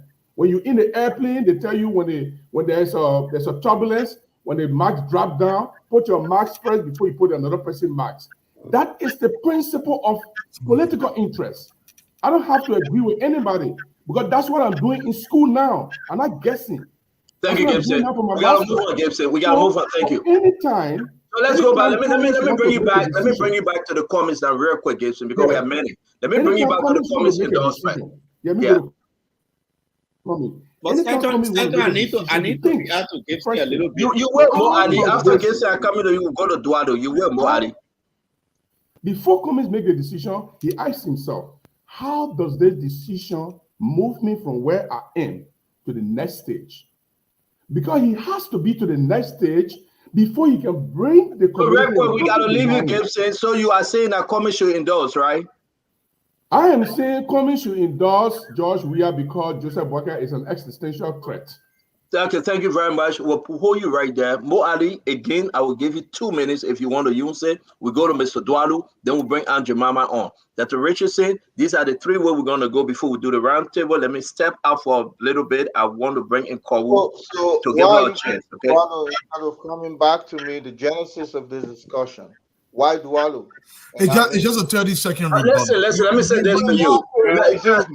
Guys, I beg you, please, we will come to you, my brother. Please, I beg you. No, you always keep Dualu, I will come to you. Spectator on the show. Dualu, do not, I beg you, Ed. I understand. Please. Mo Ali, can you come in? Thank you for the 2 minutes. Stanton, I am not surprised at Gibson's comment because Gibson has never seen the country's interests. What Gibson sees first is his personal interest. What he sees second is a tribal interest. That's why Gibson is a tribal bigot. When I'm making my comment, I say what I see first is the country first. And if I am in that position to make a decision, I make a decision considering the interests of the countries first. That's how I operate. And I'm happy that I am not going to the political school that Gibson goes to. Because the political school that Gibson goes to is a political school that taught him to regret that he did not have the opportunity to take guns to kill Nimbayans in 1996. The political school that Gibson goes to is the political school that teaches him to regret not to kill people. Stanton, I need to call this journalist to a Liberians point. like I himself. need to call you to a point. I did not He say I says, go I to regret kill not Nibayans. shooting Nibayans. If you start that I right now, regret we're not going to make this place shooting uneasy for all of in us. 1990. I don't want that nonsense lie on me. Gibson, Please lie on me. Gibson, That's just Don't hold lie on on. me. Gibson, I'll give you an opportunity to respond. Just hold on, okay? You talk Please. about nonsense. Tell me, say I try to go kill me. Gibson, I'll give you an opportunity to respond. Don't talk nonsense again. For Gibson, Gibson, I'll give you an opportunity to respond, please. For Gibson Jeru, That's bullshit. that Joseph Boakai Uh-uh, Gibson, we can't talk is that the thing fact out. that nobody he should stop. But your language is inappropriate for our Gibson guests, our Jeru. viewers. No, hold on 1 minute, guys. I beg you, Mo Ali, hold up. Mo Ali, hold up. Gibson Jeru, Mo Ali, Mo Ali, the Mo Ali. Joseph Boakai has No, Gibson, no.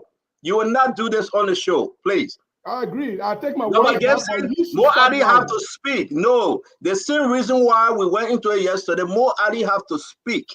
We will give you the time to respond. No, Gibson, no. Gibson, you will have your time to respond, but Mo Ali have to speak. Let me go ahead. And you cannot use this language on the kind of words on the show. With all due respect, we will not have it. You spoke, Mo Ali was quiet. We said we're coming to him, and you understand. Please don't do this to the program. Yeah, but Mo Ali I deal with again. the issue. But it's okay. He's It's telling okay. me that I said But Gibson, this show will not be around you. You gotta wait. You will respond to Mo Ali. No problem. Okay, Please. I'll wait. Yeah, go ahead, Mo. So for Gibson Jeru, he's been taught in his political school that the only crime Joseph Boakai has committed is to have a running mate who is a son of a Gio woman. And Jesu Geru is a tribalist. And so seeing that son of a Gio woman who is poised to become a vice president of this country is what is bringing Gibson to his soul. And so everything that happens, even if we discuss it professionally, Gibson Jeru brings in the tribal factor. And I'll remind you again, you said it last night. You regretted why you didn't shoot Nimbayan. You regretted why you didn't kill people because your sister held you. This is not what the country needs. The country is face pressed. And that's why I chose my word carefully. I said, if I am making the decision, I put the country first. If I am in Mr. Cummings' shoe, I put the country first and not my personal interest. Because you know what? My school of thought tells me that when the country is better off, I am better. When the country is better off, the people of the country are better. When I am better and the country is bad off, I am not better. Because then, when anything happens, the poor people run to me and they share the poverty with me. There is no security for me because I am better and the rest of the people are poor. This is what country is about. Country is not about itself. We have obscured the definition of politics in Liberia to me, personal interest. And this is the thought that most people come to government with. When you hear Liberian men are going to the government, the first thing, Stanton, when you tell people go for position, the first positions they think about are those positions where they can easily get money. Ministry of Finance, NASCO, LPRC, NPA. They do not want to go to places where they will labor and struggle to make the country better. And these are the kind of schools of thought that I am not from. I am from the school of thought that put the country first and not put tribe or region or religion or anything first. The interests of country must be paramount, and that's how we develop our country. That's the school of thought I come from. Thank you very much, Mo Ali. Guys, we will come to you. We must recognize Aunt Jemima. When she speaks, we'll do this round table. Everybody will have the say. If you want to comment, just take your pen and paper, write your concern down, and you can address it later, please. Aunt Jemima, welcome, man. Oh, thank you. It's good to be on this show. I'd like to say hi to Dr. Richardson. I went to find her, but I didn't see her. And I'd like to say hi to every one of you. I can see that you have a lot of men on this show. I think we need to make it equilibrium. That is to have 5 women, 5 men. But we still carry on that our old history by having more men than women. But I'm here tonight also discuss the issues. So I'm ready for anybody who will bring it on. Thank you very much, Angie Mama. Again, I will ask you, Aaron, you producing tonight. Please, check the microphone of Angie Mama, please. It's having a feedback. We're asking you to do so. We're going to do this roundtable. Duado, you will go first. Don Fadiga, Aaron Migrate, Dr. Richardson, and we'll go back to Gibson Jeru. Now, if we can keep it like that, we step aside to bring in our sister Kowu before the women get mad at me. Duado, please. Yeah, thank you so much, Stanton. Look, we're trying to keep it within the confines of time. Like you said, there's a lot of people on the show. But I want to say this. The issue of putting country first is not optional. Your survivability as a community and as an individual depends on whether the country survives or not. This is not something I'm saying because I went to some political school, but this is what nature designs it. The reason why we fail as a society because the CDC philosophy is, I will eat, myself will eat, all my girlfriend and eat, all my point or around the E, and we forget about the country last. This is why we are dying as a society. It's never, no society that has ever developed put individual first. It is the country, this country's survivability. If we cannot protect the sovereign integrity, the territorial integrity of Liberia, if we cannot build institutions to protect the community, if we cannot build the community to protect the family, the individual has nothing. So there's always God, country, family. You have to understand that. And I believe my brother Jerome was wrong entirely, but not just entirely wrong. But it is a philosophy that has gotten us nowhere, that has kept us in a third world state by people believing that they have to be first. Self-preservation does not work that way. You cannot hold a statutory position and then you use self-preservation in that fashion. This is not, when you become a public servant, you become a selfless individual. You have to put the people before yourself. It is not just something you do, it is constitutionally required. And I want us to think about Liberia in this fashion.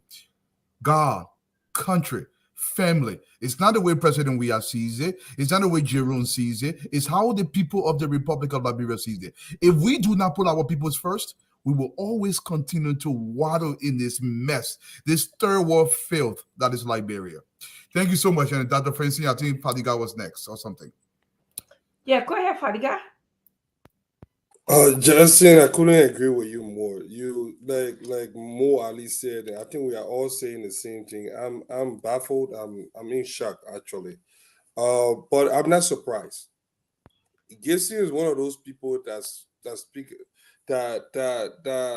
is a representative, that is representative of everything that is wrong in Liberia. Especially with that mindset. And I see why he has no problem supporting the CDC. When he made those statements yesterday, few weeks ago, he was supporting Gonglo, the cleanest man in the country, the man with shining star, no blemish. We all watch him. Sometimes it was hard to disagree with him because we all know Tiawan Gonglo to be a very good man. A few months later, barely 3 days later, he's on this platform supporting one of the worst regimes in the nation history. It shows that Gibson Jeru was fooling us all along. Everything that he stood for was not grounded in any principle or grounded in anything. It was for his own aggrandizement. But as far as who's supposed to join what and something, look, I will say this one final thing. I know we're getting off this coming stream, but let me say this one thing. Mo Ali said it best. Liberian people look at politics in a very different way. They reward you based on very small things. And, like George Weah. People thought that he would have been the best president, or they just wanted to give him it because he was there when the Liberian people needed him at one point. So they compensated him with the presidency. The same thing with Charles Taylor. And other politicians can go down the list in history for small things. And the first time Cummings had a chance to make history in 2017, he left it open. People took note of that. And they did not forgive him. 2023 against another time. If he wants to actually remain relevant in our body politics, I think he should choose a side. This is the time now to help rescue this country. We all know that George Weah's second term will be disastrous. We cannot have a country. We might not even have a country. That's the scary part. So by not choosing side, by not telling your supporter that, hey, we need to save this country, honestly, that would be the worst mistake he would make, because honestly, I think that would be the final nail in his political coffin. I'll send it back to you, Dr. Richardson. Yes, I'm sorry. Who was next? I was next. Okay. Okay. Jerry. No, I was. No, not you, that Remy. Remy Gray, go, because Remy Gray has not spoken. So can we please? Okay, let Remy go. Let Remy go. Okay, Remy, go ahead. So the idea that if you don't support one candidate or the other in a runoff, posterity will judge you unfavorably. That was the basis on which Ambassador Buckeye would never have supported a Cummings in a runoff, because his people said, you did not support us 2017. So that cloud was hanging. And so it was a done deal that if he had made it to that round, definitely he could never have been supported by the Unity Party and Ambassador Buckeye's government. But let me say this. Against the backdrop, there's certain information that we'll learn later on from a very close associate of Ambassador Buckeye in the person of Henry Custer, that the whole accusation of going to court was a deliberate attempt to deny Cummings of his political right. That information surfaces after statements have been made that I will support the opposition if they go to a runoff. It is very crucial for us to look at how this man was treated in this race. People are saying that, don't think about that, think about the country first. Somehow I tend to agree with the sociological say that the very first entity in society is the family to which the individual belongs. Tell me I'm wrong. That is the very first. Then after that, that is where you grow up and develop your traits, as opposed to the society. It's the institution first, the country second, then probably the individual is in the middle, because he interplays between those two entities. So to come out and be beaten at Gibson as though he has said the worst thing in life, I don't buy that. But that is his right. Look, Gibson has the right to choose, just as Fadiga will call his side the people's side. You understand? But this is not the idea. The idea that somebody should still go to work and support someone who actually work against their political and group interest, where more will go to court and even denies religion, that he does not take an oath. Those kinds of deliberate things are something you don't sweep under the rug. You address them before going further. Let's clear the air first. You understand? If I were Mr. Cummings, that is what we play on my mind. Am I going to go support somebody who actually worked against me and even took it to the ballot box and disadvantaged me forever? You understand? So whatever you want to say about Cummings, that is his personal decision. Maybe he will weigh that. But if I were advising him, I would ask him to bring those discussions on the table, bring the ambassador, let him deny that, look, I did not plot against you, against the statement of Henry Custer. That was a deliberate lie. If he hasn't done that, he will never get my support if I were him. Thank you very much, Ed. We appreciate you, Ed. Now, Gibson, let's come to you. We got to move on. We're going to have another topic. So I give you only 1 minute. Yes. Just 30 seconds, I will finish. I'll start on. I will ask you a question. It's not a trick question. If Joshua call you just now to be a director in his government, will you accept it? No. Why? I don't want to work in government. Does that mean you hate your country? I love my country. If country interests come number one, why wouldn't you do it? You want to serve your country. I don't have the time. You see, this is why these people who learn halfway book, that's what we are telling them. Anytime, Mo Ali here, he was working somewhere. Ellen Johnson said he transferring, he resigned. Because of what? because of personal interest. Your personal identity goes along with your political ideology. People don't want to. Why will Gongo not work with Joshua? Why will Comey not take a job in Joshua government? Because their personal identity does not help them to work in that government. It doesn't mean they don't love country. So country interest does not come first. If country interest comes first, then certain people will work for any government, even if it is bad, it's good, whether they disagree, they'll work, oh, I'm going to serve my people. So that's why I'm telling you, if you don't learn it, if somebody tell it, they should not petrify you. I'm not going to say anything more to an immoral man like Mo Ali anymore. No, will not be personal, Gibson. Again, Gibson. You may just call me a killer. Gibson. You should be the one to bring some maturity on the show. I am. We have to refrain from being personal, Gibson. Okay, I agree with you. Okay? Listen, Again, I will say this for you. It's my second time, my brother. We got a very important discussion on the floor. Let's go to end my comment.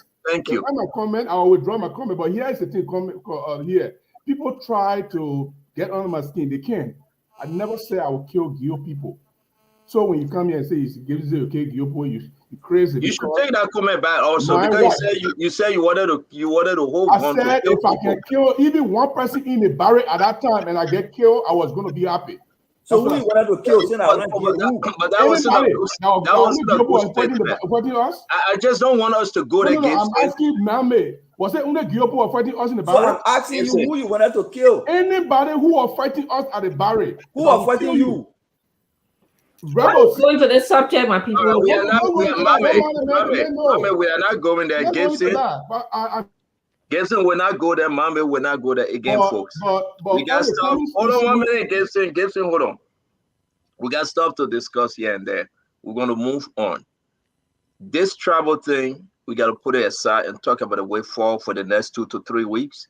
If you're coming to support your candidate, to push for your candidate, please do so. We all are interrelated. We have Crown family. We have Gio family. Some of you guys don't know. We will not do the tribal thing. Okay? We are interrelated. We are Liberians. I wanted to give Mo Ali the time, but it looked like his electricity went off or so. Andrew Mama, can you come? My wife is Gio. My wife is Gio. My man, I'm talking about your wife. My man, start interrupting. Gibson. Why you take my time from me? You finished speaking. You finished speaking. You finished. I wanted to bring Mo Ali on, but I don't know. He just went off. Andrew Mama, can you talk to us? Yeah, I came here this evening actually to talk to the Liberian people. Yes. I watched this show last night and I saw a lot of things going on. And it's like we still continuing. This show should not be about an individual. Well, we spend all of our important time that we should take to educate our people about the process, because there's the do and die. To just spend it on Gibson. You took the whole show last night and talked about Gibson. Tonight, I hope it will not be that way. So I'm trying to say here tonight, Liberian people, we got 2 weeks, less than 2-3 weeks to go for the runoff, which is very crucial. And we don't have the time to waste behind Jenama Wolokoli or behind Gibson or any other person. The essential thing or the most important thing here now is to show the people how to vote. Liberian people, there are a lot of things that they have set up to make UP fail. And we have to put our thoughts together. We have to put our mind together. We got to keep focused on the election. We cannot keep focused on other things. That is to say, the trucking they're doing in Lofa County right now, we should stop it. Right now, UP should be thinking about sending most of the important people up in Lofa. Like I watched the TV all night and I saw CDC up there in Lofa campaigning already, trucking people. The people in Unity Party, I'm urging you people, if you have strong people who have come on board to say, look, I'm on your side, I came to support you. It is not about how well Jemima can work or how much the quantity of work that Jemima can do by herself to gain credit. No, that's not what we're all about right now. We're all about pulling all the resources together. Number one. Number two, pulling the best minds together to strategize to move fast. CDC has already spread its wing. So right now, we need to stop that trucking in Lofa and stop the trucking in Bayonne. And also, we need to make sure that what people get a message. Vote for number one, Joseph Human Parker and JKK. Vote for number one, those who all can speak English. And what I want to also propose is that we have to get the different dollars, if they're 14 or 15 or whatever. We have to start speaking to the people in the various dollars. There is not about only English, no. The various dollars, we must be able to pay some people to speak in the different dollars to teach our old people, the uneducated people, how to vote. Because right now it's going to be confusing. There's only Human Parker was number 2, and now he's going to number 1. So we need to start educating them now, putting it in their brain that number 1, when you get in the room, in the polling station, when you get there, just look to number 1. Don't even look down. Don't even look down. Just number 1. You make sure you check it. So we got a lot of people like you and me. I got leisure time. I work for myself. I own my own business. So I have time to help United Party. They don't have to pay me. No, I can offer my services. Let's pull all the resources. It's not about who is the strongest. It's about one common goal. And what one common interest is to move CDC. The Liberian people are tired. The Liberian people have been suffering for 6 years. With all the people. And I hear Gibson talking about, United Party killed. United Party. Where? You want me to name all the people that CDC government killed? We're in 6 years. You want me to name them? The 3 missing boys. You want me to name it Princess Cooper? You want me to name it Mr. Early who is shot in Capita? Do you want me to name the auditors? Our auditors. 4 auditors were killed. No here, no tea. What else you want me to say? There are too many. The police officer that were killed in Sando. Once I don't know his last name. The guy, the NEC guy that was killed in Grand Judah. I heard you say, the sister and the brother in jail. I heard you talking about it last night. It pains my heart to know that you say in such a manner. Because I don't think the sister and brother were so brave to go and kill the brother that is so loved. But we got so much killing, so much blood on the CDC hands. So what are you going to tell her? Are you going to sit there and say, Joseph Parker, stop that cheap politics, Gibson, you're my brother. And we don't want to say crime people did, crime people that. My sister was married to a crime man. We are all one people. Don't use that because cheap politics. My sister was married to a crime man. She got 3 children. They speak crime very well. Those are our daughters. But when you come and try to stay up, you want to go to CDC, I just resign. And I put them up for adoption. I put CDC up for adoption. So I'm glad you're going there. But stick to the issues that matters. Speak to the important issues that matter. Liberian people right now, they want to get serious thing. And stand up, to be honest with you, Dr. Richardson, we are not here to get discussed Gibson. No, Gibson is of no essence or importance to us right now when it comes to us focusing on the issue. If Gibson want to bring the divisive politics, he can do that, but the crime people will say no. You know how many crime sisters I got? You know how many crime friends I got? Gibson? No, man, my brother, you my daughter. Stop that. Stop that. I wish I could speak crime to you, but I can't speak it. But we need to focus on the issue, honestly, gentlemen. We need to go to the issue. Let's start discussing the issue. What got Liberian people so angry? What making them so mad that they had to walk in so many water on that rain? I was there. I couldn't even go because of human being. I mean, we had people, and God brought down the shower of blessing because He didn't want human being to die that day. I've never seen a crowd like that before in my lifetime. You understand? People were walking in so many ways. So you should know how serious the election is. Liberian people one Joseph Newman Parker, and that's the man they're going to vote for. And if your child, any other thing, it will be serious. Now, all I can tell you. Thank you very much, Andrew Mama. Thanks a lot. Cole, thank you. I understand that Mo Ali is in the back. He had to give space to our sister, Comrade Cole. We can only take 10, so we'll be 9 on set plus the producer making us 10. So again, we'll be in and out. But Cole, talk to us. You've been following the conversation. Thank you very much, CEO, and good evening to all of our panelists. Good evening to all of our viewers, our listeners, and a special good evening to my big auntie, Aunt Jemima. Happy to see you on here. And I want to say congratulations. It was a strong fight, but we're happy to have you on this side. Speaking to the issues that the issue of Mr. Cummings, let me just go to it. I don't want us, like Aunt Jemima advised, to go too much into the Gibson business. Our former friend and now co-panelist, but I go to the Mr. Cummings issue. Let me just remind you, big brother Remy. Let me remind you, because of the sake of peace, we try to bring the opposition together. We are the big guy now. We need endorsements. So you punch us lately and we don't fight back.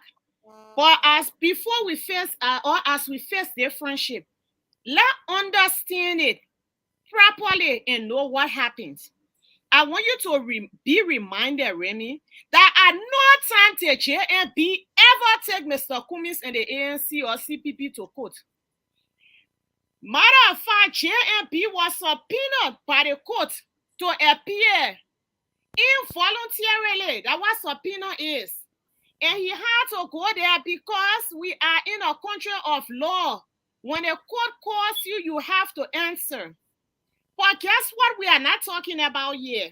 Because we are the quiet people. Sometimes you pay the price to be the big sister or the big brother in the family. When other people talking, and you keep it quiet, oh, she didn't want to me, he didn't want to me there. It's not that you don't have your side of the story. They say sometimes when you keep quiet, you make those talking, you make their side look good. Do you know who to court? It was the CPP and Mr. Cummings who took JNB and the United Party to court, seeking to bar them from feeding candidates in these elections. Both legislative candidates and even he himself, the JNB. But thankfully, the Supreme Court of Liberia upheld the rights. That's the second lawsuit, the first one. Oh, listen, I'm telling you.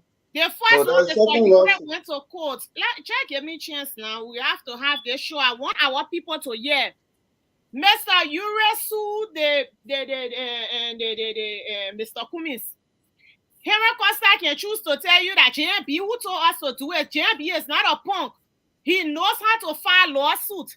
Look at the facts as they are on the books.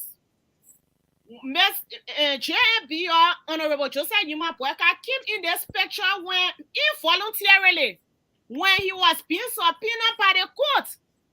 So now, if you want to do, you sue me, I sue you. Voluntary versus involuntary, which one is bad? The CPP and Mr. Cummings went to court seeking to bar and suppress the constitutional rights of United Partisans, saying they must not fuel candidates in these elections that we are enjoying today. But thankfully, the Supreme Court of Liberia, in her wisdom, was able to reject that and uphold the rights of thousands and thousands of Unity Party supporters, partisans, whose vote we are standing on today as an opposition to change this country. But because JNB don't go out there crying and talking, you didn't want to me, we put it behind us. We are an opposition. We want to be united in forging ahead. My own message to Mr. Cummings, don't listen to these people. You said you will support the opposition. Mr. Cummings, you may not be the head of the state today, but it doesn't mean you cannot be a reputable statesman by your action to stand by the people of Liberia in these times. Because these are the times that test the resolve, the character, the patriotism of a man. So let's get it clear. People shouldn't be bringing their bickering. You didn't want to meet the Mr. Cummins. Thank you, Kogu. And Mr. Boyka, they all need to come together to move this country forward. Thank you, CEO. Thank you, Kogu. And let me go back to my brother Don Fadika. Since Duadu is not here, we'll bring in my mate, and then we'll move to the other conversation. It is important, though, that Richardson is here. It is important for us to understand. It is true and it is confirmed that Mr. Cummins will be engaging tomorrow. The importance of Mr. Cummins' endorsement, say what you want to say, I do believe is huge. It have weight. I do believe anybody Mr. Cummins casts his luck towards that individual, it speak value. And so do not downplay Mr. Cummins' endorsement. Say from 7% to 1%, do not downplay that. It have a weight, and let people go and grab it. My first thing. My second thing is that I don't know whether I will have myself and say, well, I shouldn't talk about how political party I engage in, Aunt Jemima. This is an everyday thing. They must engage. They must go out there. If you say that you can go after Western got offended, you are on the wrong side. George Manning, we have beat almost 10,000 votes. He beat Joseph Yema Boyka in Grand Paso. So we must sit here and play and think that it's just easy. No. Bon County, almost 10,000. George Manning, we have beat Joseph Yema Boyka. This is up to CPP to engage aggressively. So when I say Mr. Cummins, don't just downplay and say, well, we don't need him, you know. Besonga, Mr. Cummins, the new senator now in, what's his name? Johnny Bay in Bon County. Those people there, I believe political party have to engage them. Then Joshua will do the opposite. He will go through the Western Cluster Belt to engage the folks that are there and say, come on my side. Let's have this conversation. You are talking about Lofa.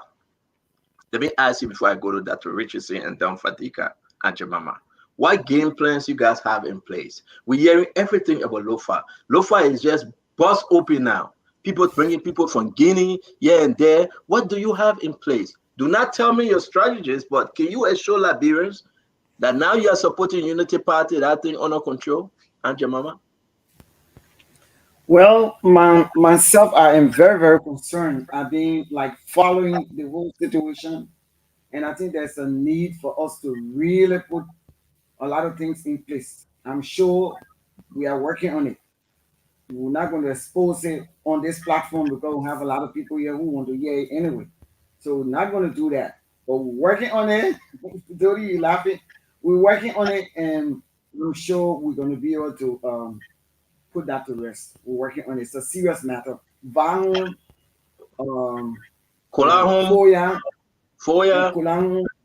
those are all leading points through the bushes that we need to really do something about it, and we're working on it. Let me bring in Fadika. Fadika, I heard that someone was arrested today, Fadika, from Lofa. Can you talk to us? I'm not aware of it, but what I do know is that there have been a lot of mediation across the borders. I can say for sure that something has been done about Lofa, even though we're not seeing the reason we're not hearing it is because active engagement is going on in the back. So for those of some of our folks that are worried, Lofa will come home. Lofa will come home. That nonsense that happened will not happen again this second time around. So rest assured, on the Guinea side, we are making serious contact there. The government don't even like this government anyway. The we are don't like George we are. That I can say we emphatically say. So look, our borders are porous. You know, these people are coexisted for long. That will remain. But what's going to happen is that we are doing everything to ensure that the trucking, the mass moving of people from here will not happen. I can say this has been a norm in that era. I don't think we can attribute it to one person. It's just that the government have used it to exploit it, and we need to get to the bottom of it. Another thing that we are noticing is voter suppression, which is a crime. And this is something that I'll be talking to the leadership so that it can work on, because we cannot just continue to keep talking, oh, they're buying cars. I see the video, oh, Tomo Fada. Something needs to be done. That's voter suppression. And, where you would take people, buy purchase X amount of cars for or something. We are also working on it that those things will not just be happening. That will not just happening. We need to get to the bottom of this thing. I saw a video of Tomo Farah House today. So, Steno, just to answer you bluntly, I don't know about that stuff, but I can tell you for sure that something is being done. Seriously, we are not just sitting now folding our arms. We know that this is one of the most important elections now, probably the most important in our nation, our lifetime. So we are working on it. Thank you. The campaign is working on it. I do believe someone, they arrested someone in Lofa. We're about to play the video. It was shared with you, Fadiga. Probably you didn't see it in your WhatsApp. But we about to play that video. Someone actually that programmed the whole trucking and whatsoever, taking people voter registration card and all this thing. We'll play that video. Let me bring in Mame. Mame, we're gonna move on, but let me give you. I saw that video. Richie, Fadiga, you went off. Before we go to that, Richie, Mame, talk to us. That video, I saw it. Yeah. Your overview, Fadiga. Mame. Yeah, I will clarify few issues for 15 seconds. First, Colonel Remy Gray, Costa said, "Come finger the document." The same Costa said, somebody saying, "Is it a Costa you want to trust now?" I just wanted to ask you that question. It is the same Costa that said it is Cummins that fingered the document. It is the same Costa that said that JMB sent him. So you want to trust the second word of Costa and not the first one? I just wanted to bring that. Secondly, and Gibson, public service and service to country is not only restricted to working in government. That notion that you must work in government before you serve your country is an archaic and old notion. Santon doesn't have to work in government to serve his country. There are many ways people serve their country without working in government. Let's clarify that. Regarding Lofa, the onus, the burden is on Unity Party to do their work in Lofa County. The burden is on them. George, we have vote increased from 7% to 20%. Whatever factor that is driving that, we have established it. And a part of the reason why we're telling opposition leaders to see reason to not support George Weah because you feel that when he become president, then his tenure will end after 6 years and you have the opportunity to campaign and win. That's wrong. What happened in Lofa that took George Weah percentage from 7 to 20 is an experiment model that Weah is trying across the country. Weah is breaking down institutions and empowering individuals to use that individuals as power brokers across the country. He tested it in Lofa County. He canceled County Development Fund. The County Development Fund is like an institution. It's an institutional mechanism to carry on development in the counties and the districts. The counties are not receiving a County Development Fund, but a single man in Lofa is empowered by the president to build roads, to build schools, to build police stations, to provide electricity. He did the same thing in Margibi County. The people are not receiving the County Development Fund to carry on development. Magay is doing all the development. He did the same thing in Nimba. He stopped the people county development, he stopped the social development and empower individuals.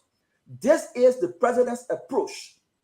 Empower, break down institutions, empower individuals so that the people look onto those individuals for solution. And if you give him power, additional power, you will empower more individuals and break down more institutions. Sir Joseph today, running all the transportation services in the country, NTA is not functional. Go to all the government ministries and agencies. People just sit behind a desk. They got nothing to do. But individuals within government are having the resources to build the roads, to provide electricity, to provide solar lights. That is the model we are wants. And if you give him additional power, he will use the resources of the state to empower those individuals across the country.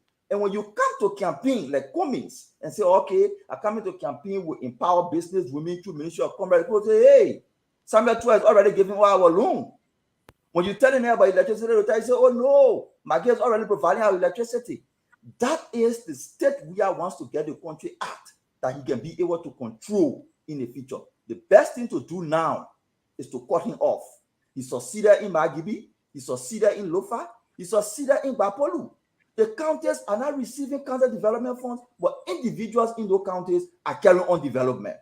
Institutions of government are not working. Transportation agencies are not working. But individuals in the CDC are running transportation services. That is the WIA's modality. That is his approach. That approach worked in Lofa. And if you give him power, he will do that across the country. All the institutions will collapse. Few individuals will be empowered. Those individuals will be the power broker for WIA, and you will not have the opportunity to campaign in 2029. Wow, good, well said. Well said. I believe that. Let me go to Dr. Richardson. But my man, a lot of folks appreciating those lines that you're putting out. It is true. Breaking down institution, individualizing those folks to move ahead now and run as a private institution. For example, people talk about the Rawa International Airport Highway. You are not talking about the folks not getting the $7 to $10 million from Asida Mita to Nima Kante. He just put it through one person. Look at the southeastern region. He put everybody, over 39 of them, in ministry, but yet and still they are going through individual and not through the system. That's a very, very good point you are raising, and I hope that we can hear from Dr. Richardson. We'll come down to you, Mr. Gibson. You are now supporting CDC. I see you shaking your head, but a lot of people are appreciating Mambe on those points. Dr. Richardson. I'm here to state that we all on this platform can represent different points of views, okay? We also are a replica of Liberians. Many Liberians are here to support whoever they want to support. So I don't think that we should be making someone look bad because or disagreeing with someone just because they say they support, another political party. That's the first thing I want to say. Number two, somebody said that Liberians politics tend to be interesting. They didn't say interesting, but I'll add the word interesting to that. Liberians are happy with the little things that we reward them. That's the kind of politics in Liberia. So we can take all of the road business and give it to an individual, and Liberians will be happy. We can take the electricity business and give it to an individual, Liberians will be happy. This is what we want to change in the country, okay?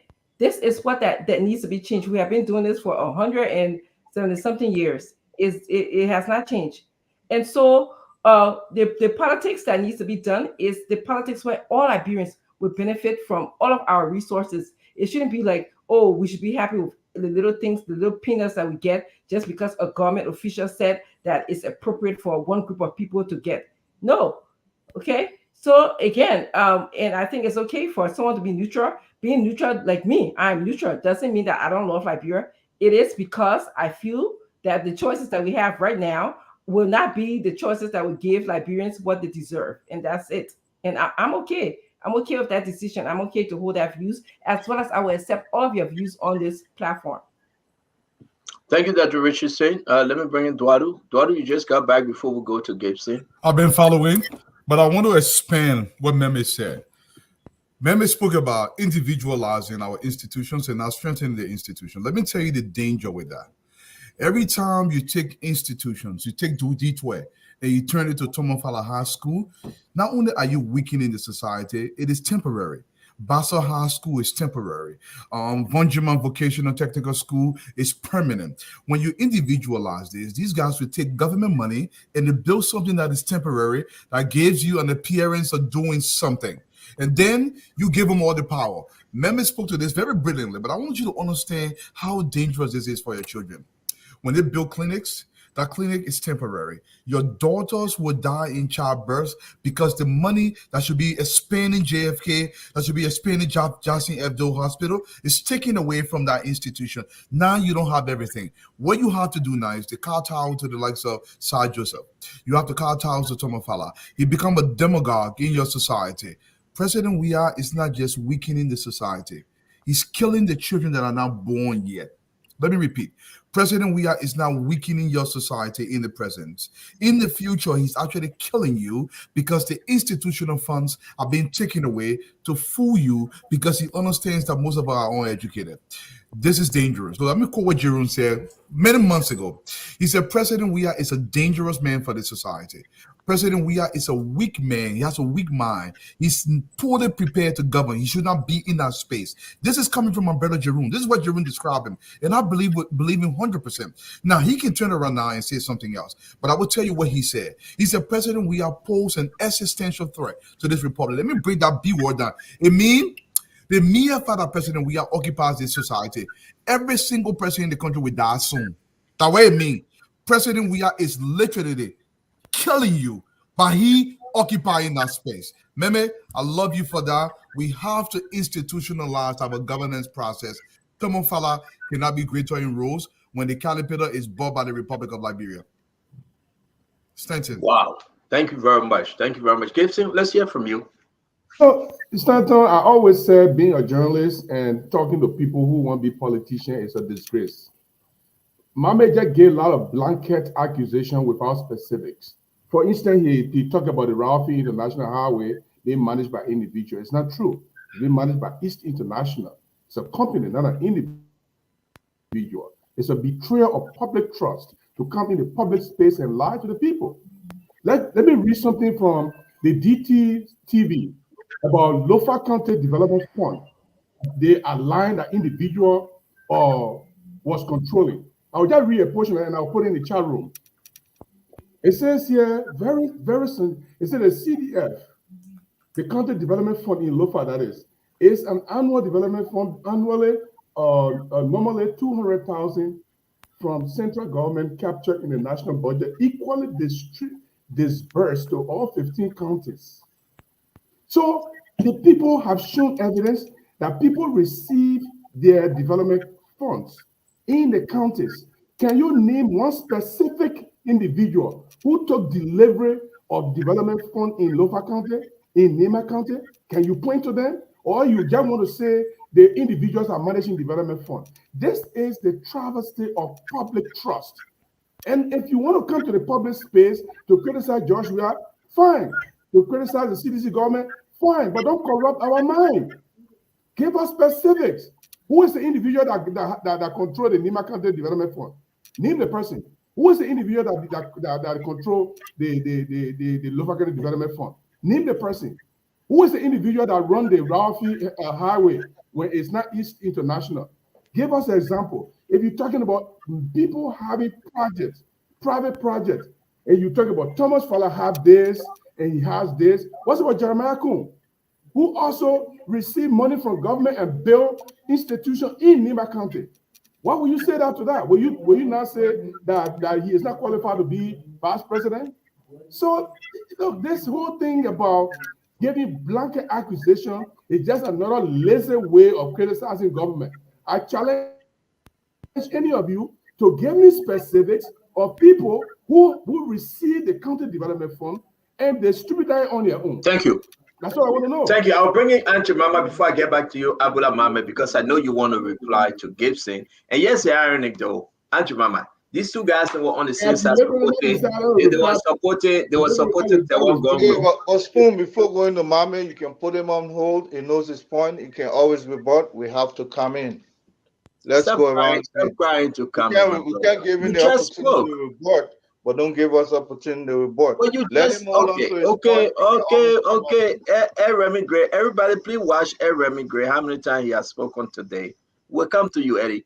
Ed, we'll come to you. Honorable Auntie Mama, I was saying that these two guys were on the same side, Tewon Gonglo side. They were agreeing to everything. Now, Mama make a very strong point, though. Gibson saying it's not true. Just yesterday, he was celebrating Mama arguments. That's not true. I want to support Mama points that he just made. It is true. Gibson, look at, for instance, Oro. All the development funds, because you see, I try to follow everybody over the years. The development funds are supposed to go to Yeka Koluba on Oro. It went through the CDC Kennedy. You know, all the development there, the paving of the road, carrying it to what do you call this? Tuba, carrying it all around, building the markets, everything. You and I know that your Kennedy or CDC Kennedy didn't have that money to do that. But they took the development fund from Yeke and gave it to your Kennedy so that she can be able to do all the development and say, oh yeah, she didn't want the development. But you see, Yeke is a very smart man. He said it on many occasions. He said, look, I advocate for these development to come, so I'm not worried. They can give her the money. And he cried out to the public. He cried out to the House of Representatives. I am not getting my county development funds. I'm not even getting my salaries or my benefit that the coach awarded me. I am not getting it. Nobody pay attention to Yeke. You see, in the end, Liberian people are not stupid. Liberian people are very smart people. There's a new dimension now in the Republic of Liberia. The Liberians are watching us, and they watch you, and they see what you are about. And when you play, and you the government, when you play a dirty game, they're going to reward you. So you see what they did. So that's exactly what happened in District Number 10. Now, when it comes to the RRA rule, there's a little boy who I introduced to my brother. He's the one that was awarded that contract to do a Rousey Highway. You understand? East International know nothing about construction. You can see what it did. Because any experience you there's a little boy. Who the little boy? What's his name? And who you recommended him to? Tell me something. I forgot his other name, but he needs Kevin Brahma. Who you recommended him to? Who you recommended him to? Thank you. Hold on, one of my brothers, and I said, "This is my nephew." You know, who your own brother? Your brother was in government. Is he in government? Who's that brother? He's not my real brother, but he's like a brother to me because I've known him over the years. So who is he? And I introduced. I don't want to call him name yet. No, you have to now. Come on, you just said that we should be transparent and help the Liberian people. Who is this brother that you? You know the person. So I introduced him. I said, "Please help this boy because it looked like he's catching help." And he's a young gentleman. He's married, and they gave him a contract. And anybody who knows how to construct a road. No. This is very important, Auntie Mama. Auntie Mama is very important. Auntie Mama is very important. Just give me one. Auntie Mama, we give you all a minute. The folks are now asking you, who did you recommend Kevin to? Who gave Kevin the contract? Nathaniel McGill. What do you want to say? I'm not asking you, don't Fadika. The woman bring her story, let she answer it. That's it. That's why we can get in trouble. The woman brought her story, let she finish it. No, Fadika, it's not correct. Auntie Mama, who did you recommend Kevin to, please? We're not hearing you, Auntie Mama. Aaron, we're not hearing Auntie Mama. To Nathaniel McGill. To Nathaniel McGill. Yes, and the government gave the contract to him, to a little boy now, and Kevin. And because that company is international, when I experienced like Chico to do roads, they came and they created the whole road, and you have people going to the ditch, dying. I think about 2-3 person cars went into the ditch and died in that place because they didn't have the experience. So up to today, you have the road looking like that because he didn't have that experience, and they gave him such a major, the government gave him such a major role. They didn't have the experience. And even the public works minister said that they didn't have the experience. Then I spoke about you. So you regret your recommendation now, sending a young man with no experience, with no money, nothing, recommending him to Nathaniel McGill to go ahead and get a contract, a very major contract, by the way. I didn't recommend him for them to give him a contract. Don't get me wrong. I said you are catching hell, and you're a young little boy who I just got married. You're catching hell. So I introduced him to my brother. I said, "Look, please help this gentleman." And because he catching hell. That was it. And I turned my back. Okay. I know that he had a contract. I didn't even know until later on when I heard the public works minister saying it at the House of Senate. That's when I got to know that he had a contract, but I didn't know. So these are some of the things. So what he said, one man is saying, is true. When you take the development funds and give the individual, look at Sir Joseph. The reason why the people voting for him because he's doing all the projects. Secondly, these projects that they are doing here, Thomas Fowler, those are government money. All these projects have been put into the personal, they have been put into their names. There is no project that I have built and said, okay, I built a university, but for the community, it's for this community that I live in. So I'm giving the university free to them. No, everything that Sir Joseph has built in Liberia is in his name. Everything I see, what the guy name, Thomas Fowler doing in Foya, is in his name. So what is the essence? What good is he doing for the Liberian people? When all the wealth you are amassing onto yourself, enriching yourself, everything is in your name. You have not built anything and said this for the community. No. So for me, I don't see it as development for the people. I say as a development in corruption for the government officials who taking our money, the country development fund, and turning it into their own use and getting votes from the citizens because the citizens have not been educated on how the projects are built. The road validating for you. He doesn't have money here in Jefferson Kochi, that government money. But they give it to him to do the project so that he can win votes. And it's totally wrong. It's wrong. You do all these things. Look at the house that Fala just begging for you. That the remnants of the money that left, you pay all your mansion in for you, you're sitting in it. So how do you call that development for the people? No. I want to tell the people of Foya, all those things that Fala has done in Foya does not belong to you. It belongs to Fala. Now, if Fala say he's a representative that just won, then he turned the D over to the people of Foya. All those houses he have built, all those things that he has done, he turned the D over to the people of Foya. Then I know that he loves the people because they are already voted for him. But until then, no. So, Dwalu, I beg you, is that Ed Remigre? Ed, go ahead. Let me bring you in, then we can move on to our sister Cole. Thank you, Stanton. Firstly, Cole, let me juggle your knowledge that the exit clause that held the CPP together, that should you decide to leave the CPP, you will have to forfeit your ability to run. Ambassador Buckeye and the Unity Party exited the CPP. They were not going to go scotch-free. They had to go to court to invoke that exit clause.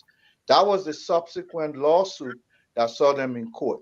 That's one. And then secondly, this whole idea about the Social Development Fund or County Development Fund, it started under the administration of Madam Salif with Joseph Buckeye. It was a good idea. This idea of decentralizing governmental activity only from Monrovia or Montserrado to the rest of the other county was what spurred that idea. Now, but ever since the establishment of the county development, it has been a fiasco. The very first person that fell in trouble was the superintendent of Cape Mount County, where money was sourced in the county account, and she was accused of using that money. But even subsequently, people have always divided that money among themselves in the Senate and the House of Representatives. Montserrado Social Development Fund has never benefited the county.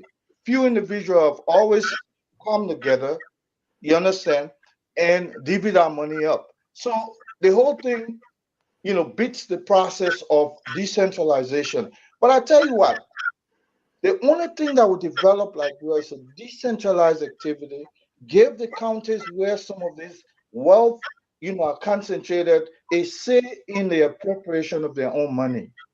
Forget about whether you select a group of people through the County Development Fund or whether an individual is selected because of their own party affiliation. All of these are failed models.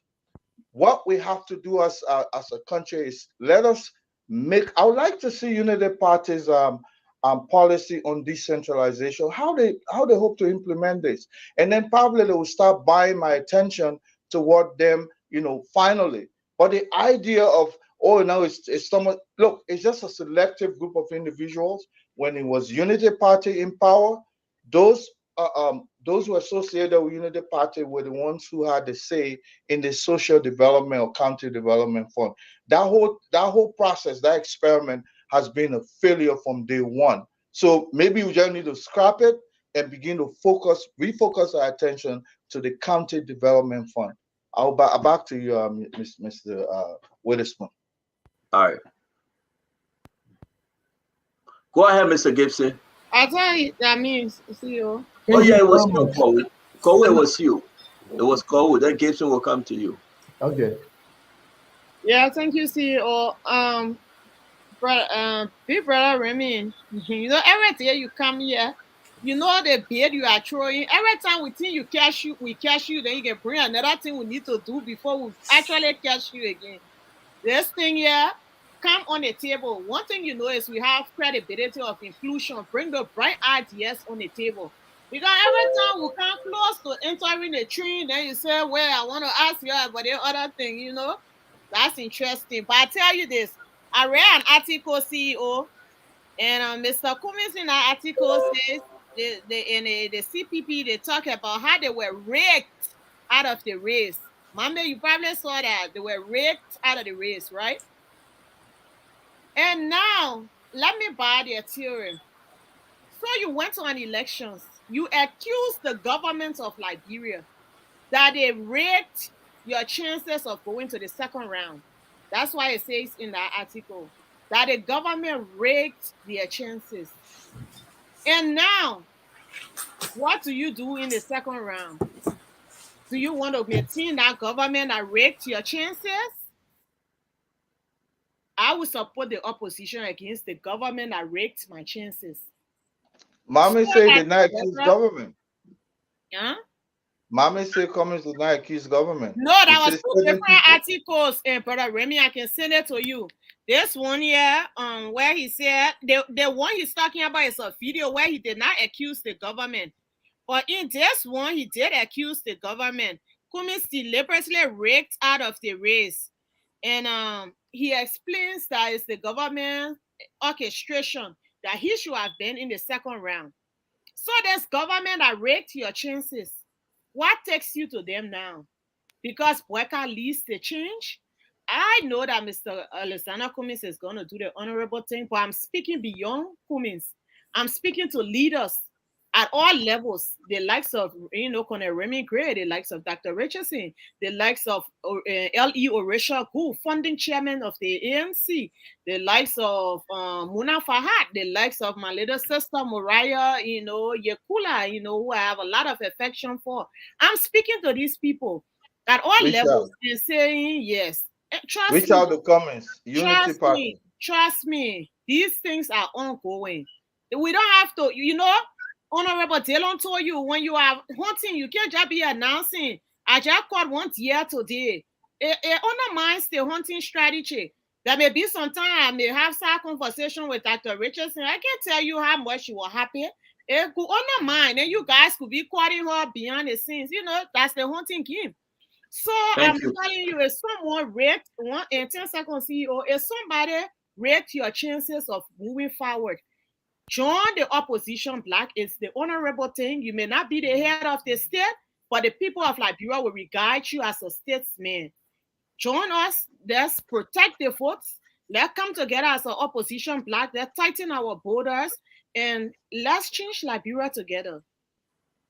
Thank you very much. Again, I want to go back to Gibson. After you, let's bring in Mame because we got to go ahead to go to the phone line, and we got another conversation coming up after Mame. Go ahead, Gibson. I have a quick question for Cole. I want to start with Madam Jemima Wolokoli. She talked about the government's failure to build institutions. Madam Wolokoli, the government just empower you and your company and issue you $100,000 check just quite recently. That is what we call building institutions. So if the government can owe you and will give you your money to empower your institution to function, that's what we call building institutions. How can you come and say that the government cannot build institutions when they are paying you for you to flourish your company? Let me go one more step. If you look at wait, Gibson. Let's give Madam Wolokoli the chance to respond to what you just said. Thank you. Mr. Gibson, let me tell you one thing. When you come on this big platform that informs the entire world to say things that you have no knowledge of, then I have to educate you and educate the people of the world in Liberia. The government of Liberia were owing me. Exactly what I said. And hello. Gibson, you gotta give the woman a chance to speak. Right. I'm begging you.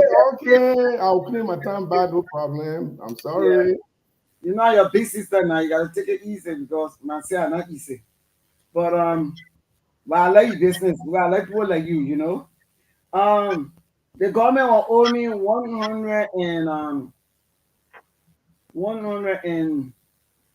I think I don't know 90,000 or something like that. I'm not too sure of the amount. And to get that money, I had to go and stand in the ring and stop the president's convoy. For somebody who has stayed so long with CDC, I spent $350,000 on CDC. When CDC didn't have a dime at the time, I was making money. I was making the money. Everything it was, go to jail. The president would say, go to jail. Go to enter jail. I had 3 names: the peacemaker, the mother of the party, and enter Jemima. You understand? I spent all my money on them. And they owe me money for them to pay me my money. My own son, Samora, will call say he cannot pay me my money unless I go and see the president. And I told him myself, from the time the president being in office, I know you're a busy man. I don't like to go and bother anybody. I said, and secondly, see, I will not allow you to go and see the Fina will not allow you to see the president because she does not allow other females to see the president. Before I told him, even men. So I had a conversation with him. Since he's bringing it up, because I know he gave that information. That's my son. So when he told me that, I said it's going to be difficult because since the president came to power, I've seen him twice. I've never gone to him to say, oh, I want this, I want this. I never asked him for nothing. I said, so it'll be difficult. He said, the only way I'm going to pay you unless you see and you authorize me. So I went to 9th Street and I stood in the ring and almost stopped the convoy. And when he went in front, he knew that was me. He stopped the convoy, sent the security with the telephone, and they spoke to me and said, you got an appointment. That was the only way I was able to get an appointment to see George Manning. We had to, Jamaica.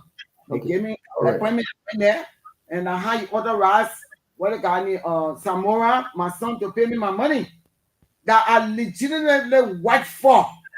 I didn't steal it the way they stealing out the money.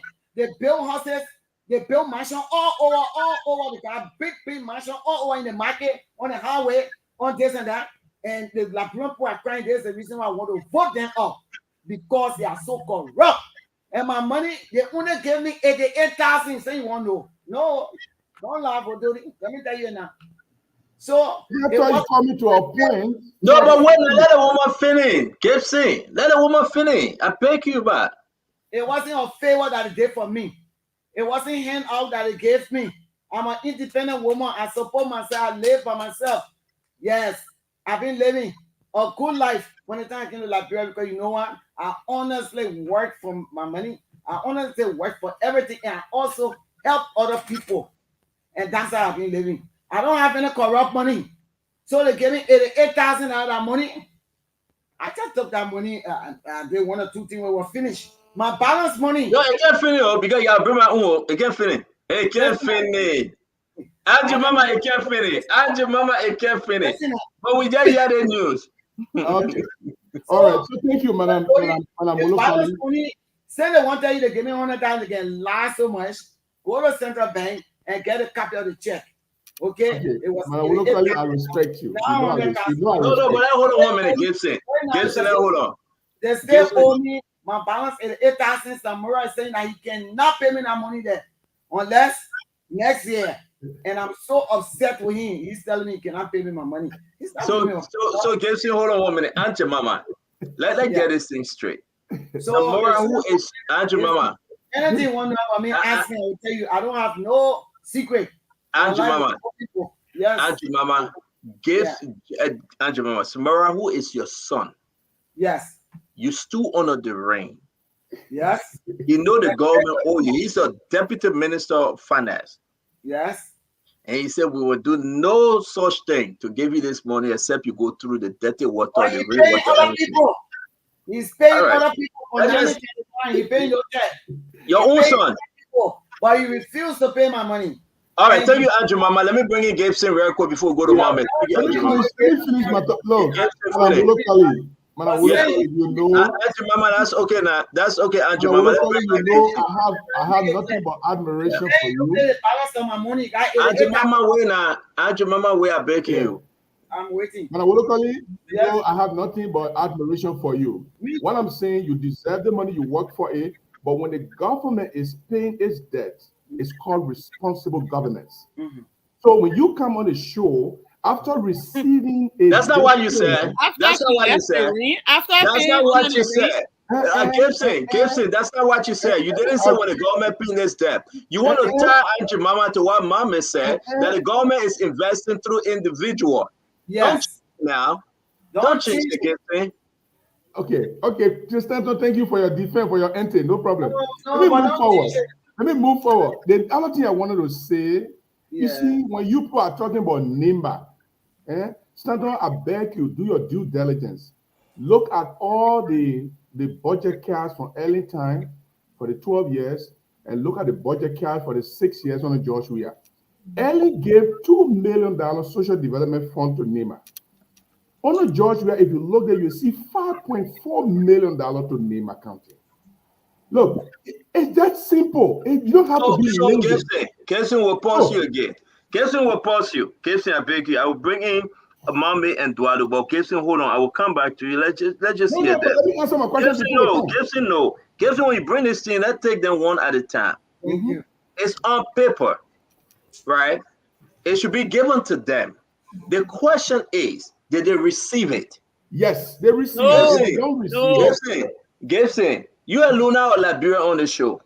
But when everyone on the show, Gibson, everyone on the show, with the exception of Fadika, we are all Liberian. That's what I'm saying. I want people to disprove me. Okay, wait now. Listen. Wait. Gibson, no. The one thing I demand is this.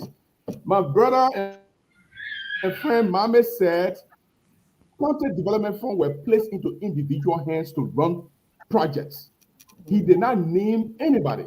He also made a mistake and said that the people fixing the company that is fixing the Rawa International Air. Okay, so let's move on. We passed that. I gotta bring in the other people. I beg you, Mame, go ahead now. Mame, go ahead, please. So Gibson, what you did just now, you just shot yourself in the leg. Yeah. Your decision to bring Madam Wolokoli's situation was just shooting yourself in the leg. What happened? The scenario with Madam Wolokoli is a classic example of the breaking down of institutions. Nobody should be going to the president to ask him for them for debt to be paid. The fact that she had to go to the president. That's her testimony. It's not verified. What do you mean by the woman debt not verified? What do you mean not verified? That's her testimony. You and I were not there for all the So why the government pay if it was not verified? Because the government felt that they owe her and they have to pay her. So nobody saw her standing in the ring begging the president for the money. Nobody saw her. There's no newspaper that she can show. No radio station, no journalist there. Jemima Wolokoli stopped the president convoy. So I don't want to go with her on that because she's an elderly person. It's an interjection, Gibson. Let's move on. Let Meme continue. You can't take a statement on the face value. That is a dishonest statement discussing the issue. Well, ask the president, say you represent the campaign. Did that. Gibson. Okay, let me go ahead, Mame. Go ahead, Mame. When you were speaking, there were things you said that were not true. I didn't allow you to say. Please give me a chance. The fact that Madam Wolokoli will have to go to the president to ask and beg for her debt to be paid shows that the system is not working and individuals are the one working. Instead of the system being working, the debt management system of the country being working to pay people debt, she's now subjected to an individual and asking for his mercy for her debt to be paid. That is the classic example of how we are want to develop Liberia. Everything should be built around individuals. I did not say on this show that they took county development fund and give it to individuals. I said counties are not receiving their county development funds and individuals are being empowered to do what these county development funds are supposed to be doing. The road Thomas Fala built in Lofa County is supposed to be built by the county. The road and the light that the guy is doing in Riverside County, what is his name? Bill Twawi, should be done by the county development and county structure. What Magie did in Magibi County as an individual supposed to be done by the county. Prince Johnson is on the radio crying every day that the county have not received their county and social development funds. Mommy, let me interrupt you. Mommy, let me interrupt you. I just spoke to Prince Johnson. Hey, man, he's so tired because he been on the field all day. Gibson, I'm going to give you the message directly that I received from Prince Johnson. You're a bloody liar. But the government only 9 million. 9 million the government owed. The government have not given a dime. Gibson, hold on 1 minute. Anything that was on paper, the government received it, they ate it. They have not challenged anybody from the government to show the check and anything from now to tomorrow that they gave Nima Kante their money. It was because of this money. The MD hour broke away from CDC. It was because of this money. Now, let me say something, Gibson. I beg you, don't interrupt me now. It was because Gibson, don't interrupt me. Gibson will exercise the 5 rules of nature on Spoon Talk. We'll mute you for a second. There will be no way you lie on the people of Nimba. Western Cluster is sitting right there. They are giving the money for Nimba, for Grand Bassa, for Bonkante. The man called George Manawia and his government and Semetwe, they ate the money. Now they're eating. They ate the money. Every money come for the last 6 years. They have not given dime to the people of Nimba County. The people are angry with George Manawia. The people are so damn mad with George Manawia and Semetwe, they don't want to see the ground they're walking on. Gibson, I know now you represent George Manawia, but you're not doing justice to Tawan Gonglo. Because if you say this thing, Tawan Gonglo is from Nima Kante. It means that you lied to Tawan Gonglo. It means that you wasn't fair with Tawan Gonglo. And let's call spade a spade, Gibson. Listen, you have to be accurate. I can't try to show you that thing. I will rest and Mama will continue. You will come in. Gibson, let me address you small too now. Gibson cannot overshadow the ship. No, my man, your way, come up. I don't care what Semetwe sent it to you. He just lied. You lied to say, oh yeah, tell Aunt Jemima the money we just gave her 100,000. Knowing very well it was 88,000, and Semetwe sent it to you. You lie again. The money we gave her is to empower her to invest in Liberian people. That the woman owe money. You know to where all weapon using figures. And you can't do this. I mean, you people respect you, Gibson, but don't do this. Jaga something. Go ahead, my brother, my man. Let me learn in 1 minute. Let me learn in 1 minute so other people can speak. Look, Gibson, when you want to know how government disperses resources, go to fiscal outturn. On the government website, do not go to budget. Go to fiscal outturn. I challenge you on the show to show me one fiscal outturn of transfer from the government budget to this county for county development funds and social development funds, especially NIMA, in the amount that you call. Don't do that to yourself. Don't do that to yourself. The government's approach is a strategy, it's designed, it's not by mistake, to collapse these institutions and empower these individuals to use these individuals as power brokers. The way they finance some of the projects that these individuals are taking in the different countries is through illegal means. That's why you see they allow drugs to enter the country, but that means they raise money to empower these individuals. The government is breaking down institutions and empowering individuals to use those individuals as power brokers in the future. Any politician who is hoping and believing that if you give Georgia additional 6 years, you will move in 2029, you'll be making a great mistake. You will use state resources to empower the individuals, and those individuals will be a power broker. When you go to campaign and you're talking about institution building, the people will tell you, say, they make it all room, they make be our road, they make it all electricity, they make it all water, instead of the institutions. Thank you, Mohammed. And let me bring in Fadiga, and that's to tell you the truth, folks. That how Beto won his seat. That how Maggie won his seat. They used the money. They either went ahead and paid children school fee. Look at the report from Lofa County. Can I respond? No, you cannot. Don't Fadiga, please. Look, this county development fund was initiated by the Unity Party-led government. A very brilliant idea. Since George Weah came to power, that has stopped. The counties are not receiving the money, even though they capture it in the budget. That is a fact. Look, we have to be, I will tell just to my fellow parliaments, I will just give you a little bit. We should not waste our time on Gibson Jaru to prove who is Gibson Jaru to ask Madam Wodokoli to prove what she says is true or not. I mean, why would we even be arguing back and forth? Still, I think at some point you need to be telling Gibson to stop disrupting people because we got an important election. That's what I'm trying to say in the information. Look, Gibson have a very difficult task to do, to lie in the face. This is one of the worst jobs you have here. I think you have ever undertaken because it's so hard to defend the rubbish that go on in that country. So good luck with that, but you will not survive.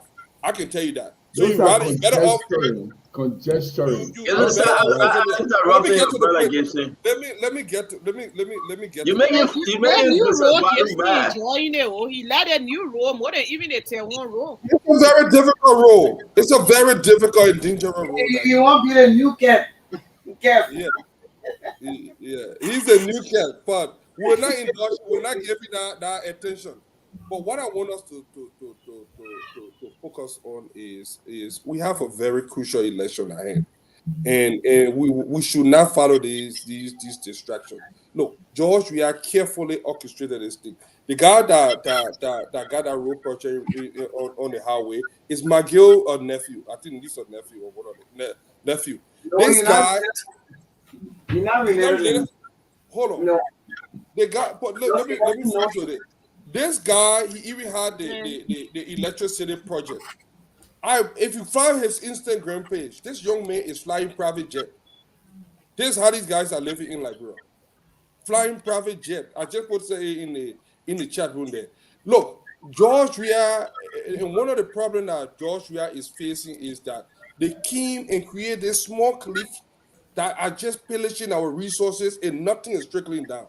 The Unity Party, when the Unity Party was in power, every Liberian, whether you were in government or not, at least felt some of the resources trickle down, like the county development fund, like ministers living in those different communities. These guys are very mean and evil and selfish to the Liberian people. That is the reason they are in this predicament.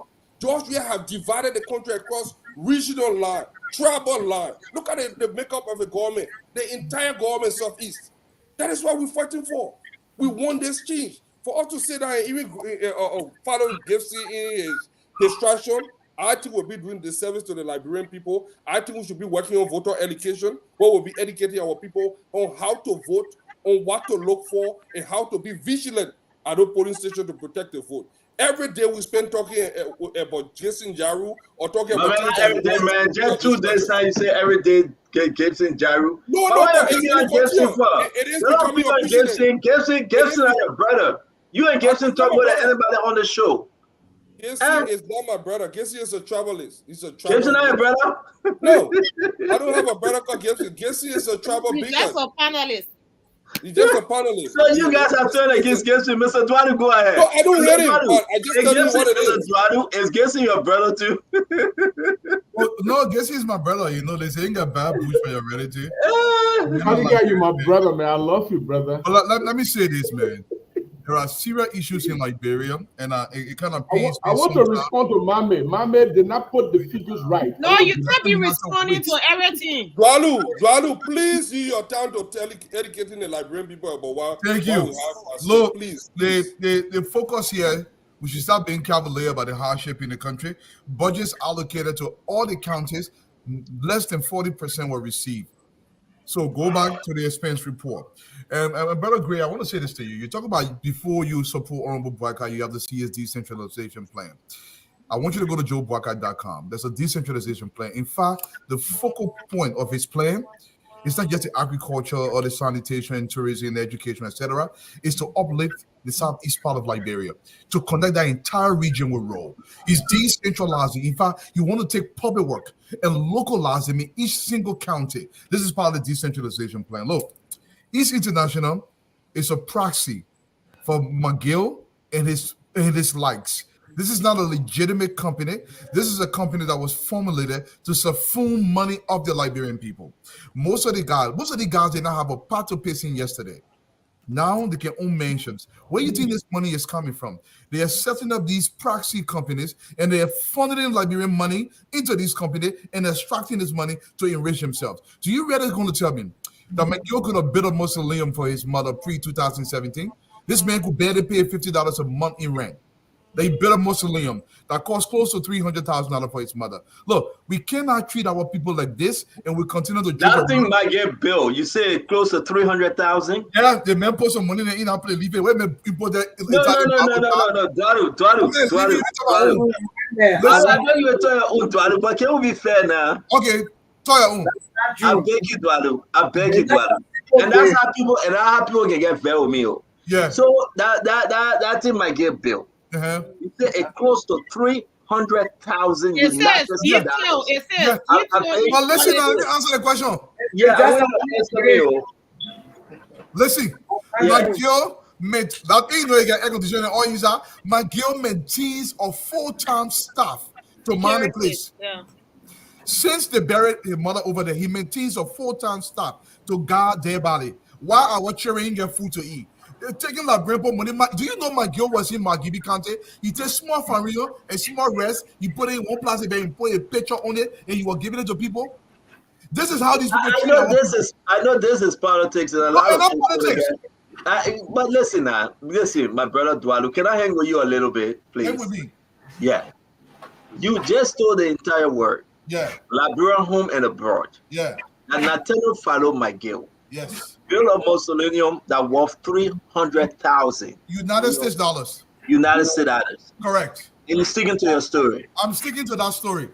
No, that's How many is here, Waban, Angie, Mama? Because the minister give out a report. When you ask How many? about the evidence, No, that ain't your time. I'm not talking about that, because I'm here to defend my girl. Oh, but the way okay, I'm not time to talk. When I finish talking, yeah, let me say this. These boys, McGill could better pay $50 a month in rent. He can build a mausoleum that costs 300,000 United States dollars. He's building mansions across the country. He's building every single birthday for a wife. He will build another thing when she still turns 34. Look, let me tell you something. We are in dire straits. These boys are taking the government's money. They are distributing the money among themselves, and they're pretending that they are doing you a favor. That's how the likes of Bill Twile win the senatorial in Riverside County. Where did Bill Twile get money from? You know, Mr. Dwalu, these are the things that people will say. Stanton is an undercover sedition. Stanton that my gay friend. Stanton that this. But you know what? I try my best to be objective. As much as I and Miguel can talk, Miguel didn't spend 300,000 United States dollars for that. How many did he spend? Brother, you must say no, brother. Miguel didn't spend 300. I will let Miguel talk your own. Yeah, but I can say on the show, Miguel didn't spend 300,000. He spent 300,000 US dollars to build that place. Okay. 300,000. They brought born engineers from Ghana to build that place. You know. It's on him to disprove. There you go. So now you ain't only spent 300,000. Now all you the money. He imported My issue is not only about the money. I recall that he said some of the money was gifted to him. That's what he said. It's the ethical conflict of getting a gift. Maya didn't say some of the money were gifted to him to build a place. So I just that's the richest thing you can get to do that. I'm not here to defend Miguel. You can receive over $10. Okay, it's my time. My 1 minute. It's not your turn, Gibson. How you can force a way? It's not your turn. It's not your turn. Because you let's go back. And let me ask you a question. I'm the only person here. All of you are against me. Let me ask you a question. Yeah, but Gibson is true. Everybody against you because you and someone to just lie on Aunt Jemima that you gave her 100,000. That wasn't true. 388,000. 12,000 different.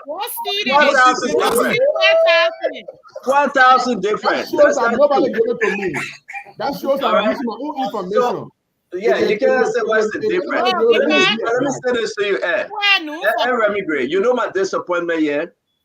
I'm looking at Mame, right? Making a very good reason why he was a great help to Tewon Gonglo. And I think he still is. And I'm looking at Gibson, who was fake. Okay? Who lied to Tewon Gonglo. Yes. Who had no right. I think Gibson used the Gonglo name and image as a Nimadian to pitch the gospel of George Manawia. It's very sad for our country. I hope I will not be interrupted tonight. I like Gibson. You know me.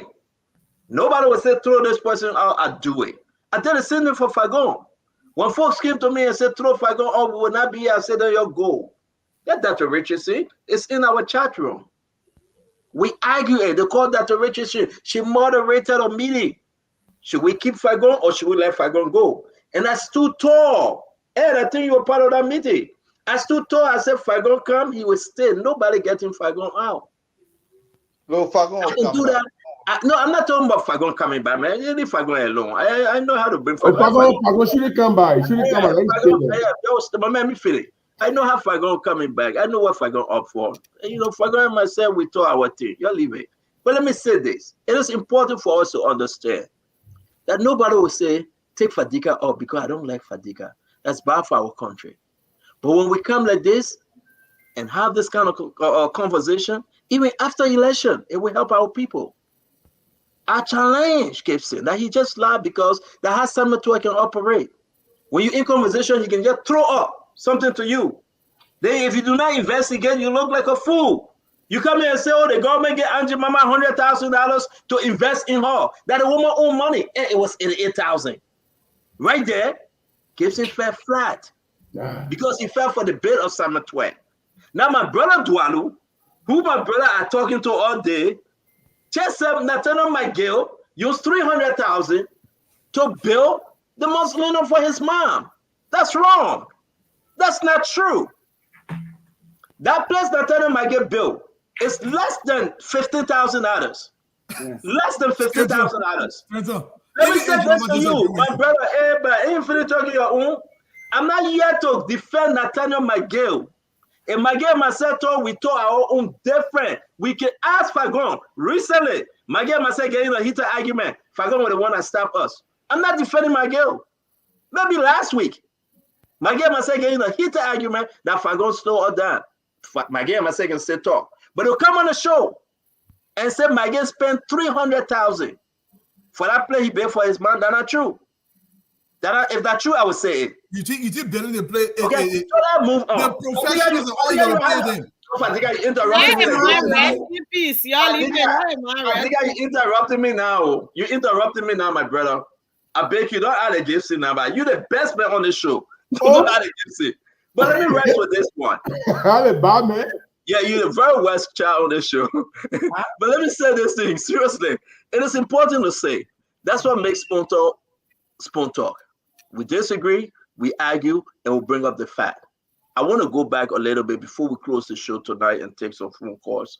I really do want to go back and say to everyone, Jose Yima Boyka and the rescue team, they are aggressively engaging folks. I will tell you about Lofa. Don't Fadika, you are right. That nonsense Thomas Father try, he can try it this time. He can try no more. Not the leadership of Unity Party, but the Lofian themselves. They said they're waiting to see that nonsense Thomas Father try. Let me play this. They arrested this guy today. Let me play it. You see this guy? This guy. They arrested him today. Let me play the video. Let me play this video for, there we go. I'll play this video. Yeah, go ahead. Yeah, so the only thing I get out to again, I'm only asking the police to find Abuja to get the people. Can I ask Abuja I need that baking because I don't want to get into problem. Then you please, everyone, anywhere you then you please bring the people card so I can be free. You asking Abuja $1? Yes. That wherever he is, yeah, he should bring the people ID card. Yes. How many of it? How many pieces? In the 2 pieces of ID card, 14 ID card in the 2. Okay. So then you just bring everything exact. Whatever money you spend on the people there, the people will able to give it back to him. The people waiting to get the money back. Waiting to give the money back to him because it will not for sale. He only convinced the people that maybe it will just be that campaign and he's running. And the way people just tell me that because I've been going there with them, I've been living there with them too. So that the reason they say, but then nothing will happen to our ID card. We gotta get our trust in him. So he want to put me into a problem that today, I want me helping my mother and my 2 children are going to school. I want me helping them. If I want to be in problem, I'm not even aware of. So I'm not asking him, asking the police people to help me to find it out. I didn't get a police, I didn't get a proof for the ID card today. Okay. Is that your name again? Tano Koli. Tano Koli. All right, so let's just be straight frank. That thing people talking about Lofa, that Thomas Fala will come back with truckload of people. The people dead Thomas Fala. They say he will try again. The citizens of Lofa themselves, they have been energized. And they will take the fight to Thomas Fala. I'm not talking about physical fight, but they will grab people like this. The men that went around collecting people voter registration card. And they will take him and make an example of him. Let's say this. It's very serious going into the second round, folks. So one shot, one goal. Very, very serious. Let's talk about Kipman before I rest.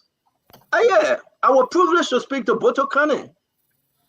That woman, I don't know. In like bro, Duano, we say man, woman. The Oma is tough. Boto Kane not playing that thing. Boto Kane said from Bapolu all the way to Vahun to Kolahun and all the way.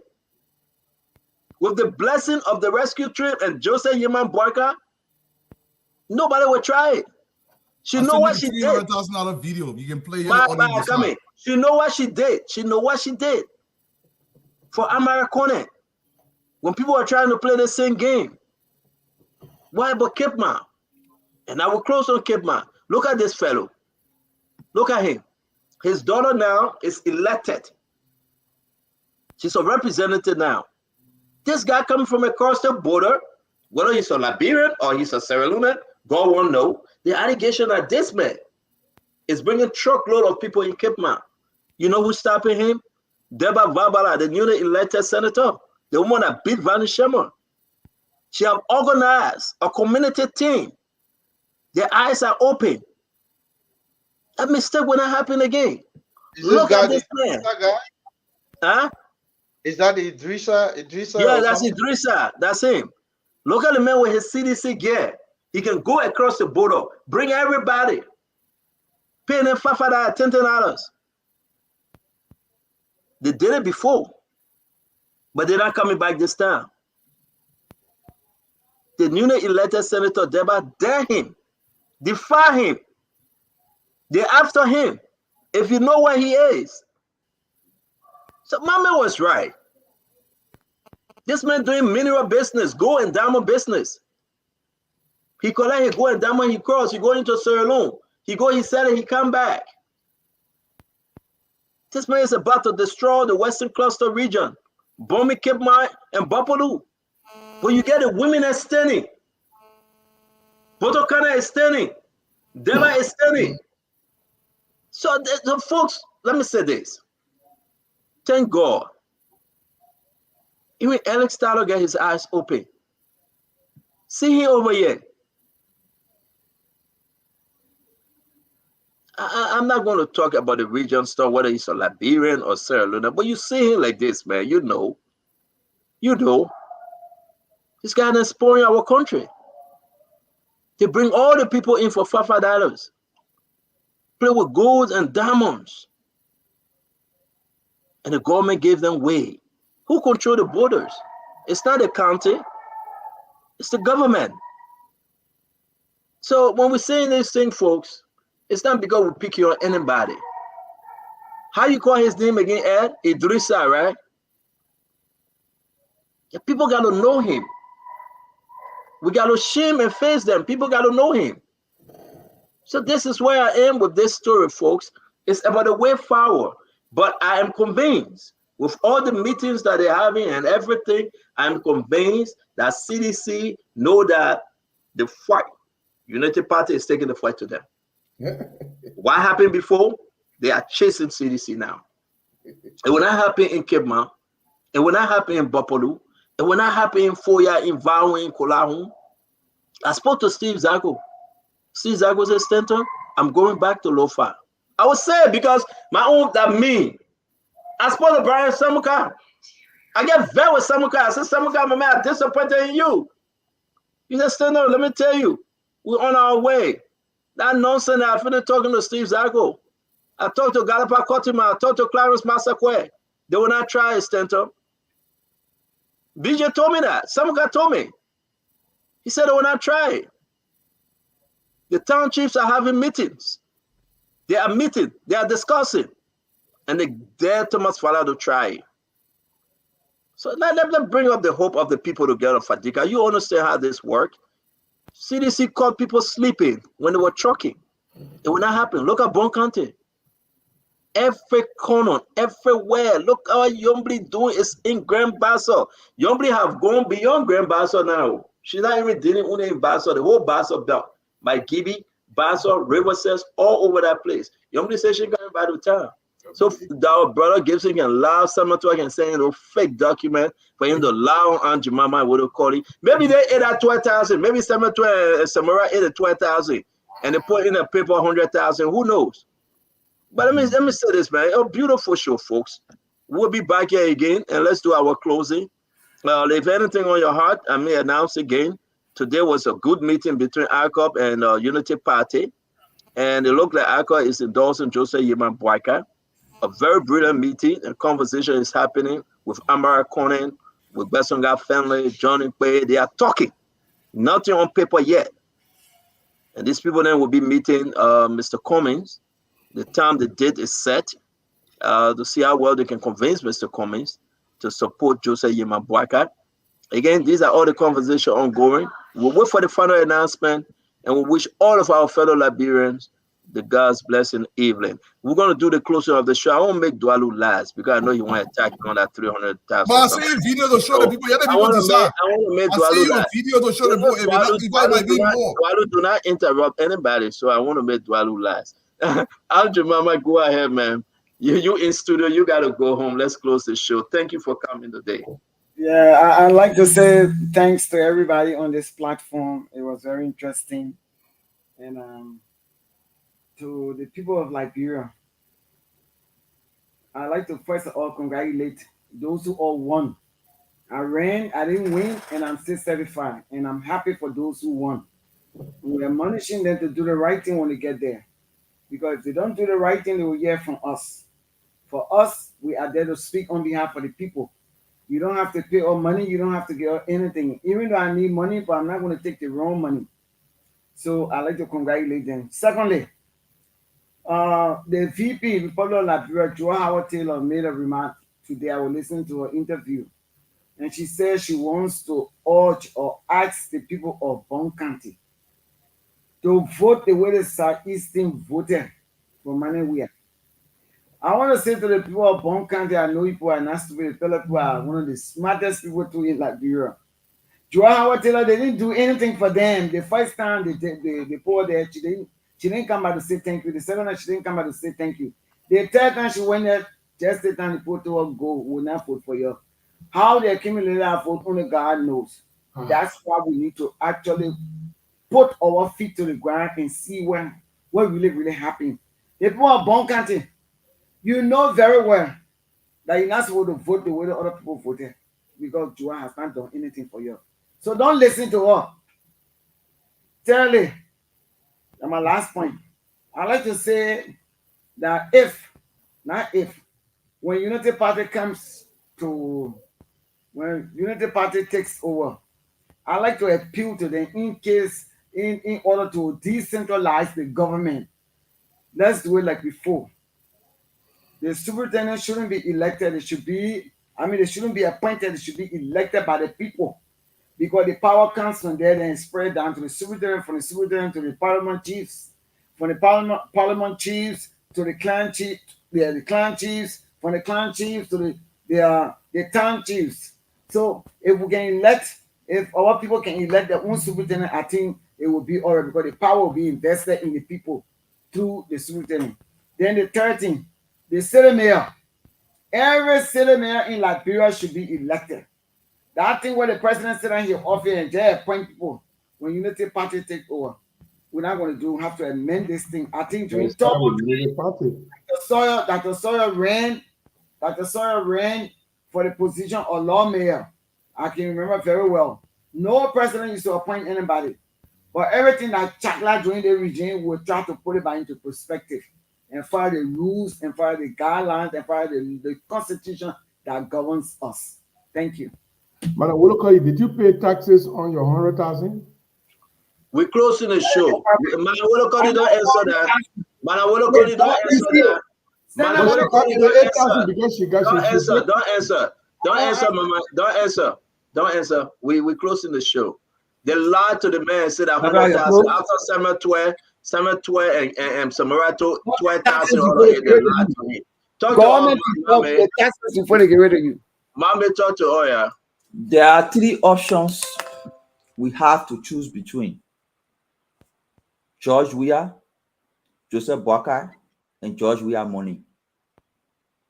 3 options. People who are choosing George Weah Money can tell you that they don't believe he's a good leader, but they don't want to lose. So it's better to take George Weah Money. There are other people who just believe that, oh, George Weah gave me George, so I will support him. Those are people supporting George Weah. So there are 3 options: George Weah, Joseph Boakai, and George Weah Money. The 3 options we are choosing between. We're choosing from among. As we go forward, we'll restate here for the record.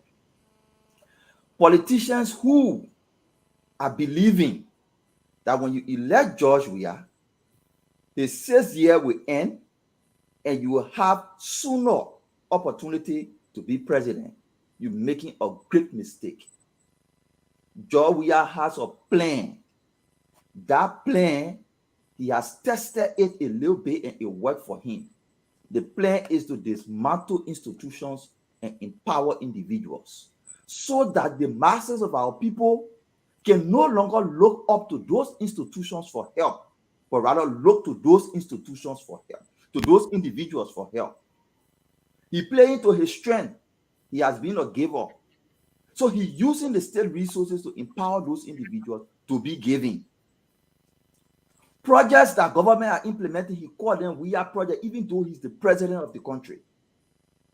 When pickup trucks are donated to county officials, it's written on the George, donated by George Weah. He has McGill, he has Bill Trawe, he has Thomas Fowler, he has people in the Southeast. He empowered those people to go and do work that county development officers, county development agencies should be doing. Do not make mistake and say when he's elected and get more resources and more power, he will stop his strategy of empowering those individuals. And when you come to campaign and talking about institutions to those people, they wouldn't listen to you. This is what United Party did. When Ellen won 2005, she realized she was not having popularity in the Southeastern region. What she did, she took investments there. She used institutions to take investment in those places. In the Putu area, she carried Putu mine. She carried golden beryllium in Sino and other places. It is because of those investments, because of the institutional approach, she created counter development funds, even though it had its own challenges. But the institutions were there, people were making decisions and using resources to solve their problem. That's how she got their support. We at this time is saying no, he doesn't have the time to do that. He takes all the money and everybody looks up to him. That's why Prince Johnson is crying in Nimba. Several other senators are crying, but they're not vocal enough to speak. Prince Johnson is vocal. That's the reason why he's speaking from Nimba County. Other counties are not receiving that county development fund. Gibson, if you want to know how county development funds are provided, don't look at budget. Go to budget performance report. Go to fiscal auditing. The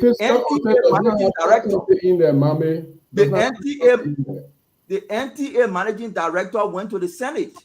They said the budget says you receive this amount of money. He said, no, I've not received it. It tells you that what you see in the budget is not what it disbursed. But even in the budget, I will conclude on this. Even in the budget, I challenge you to show me county development fund allotment in the budget. In the budget, show it to me. Weah is breaking down institutions and empowering individuals. Is dangerous for our country.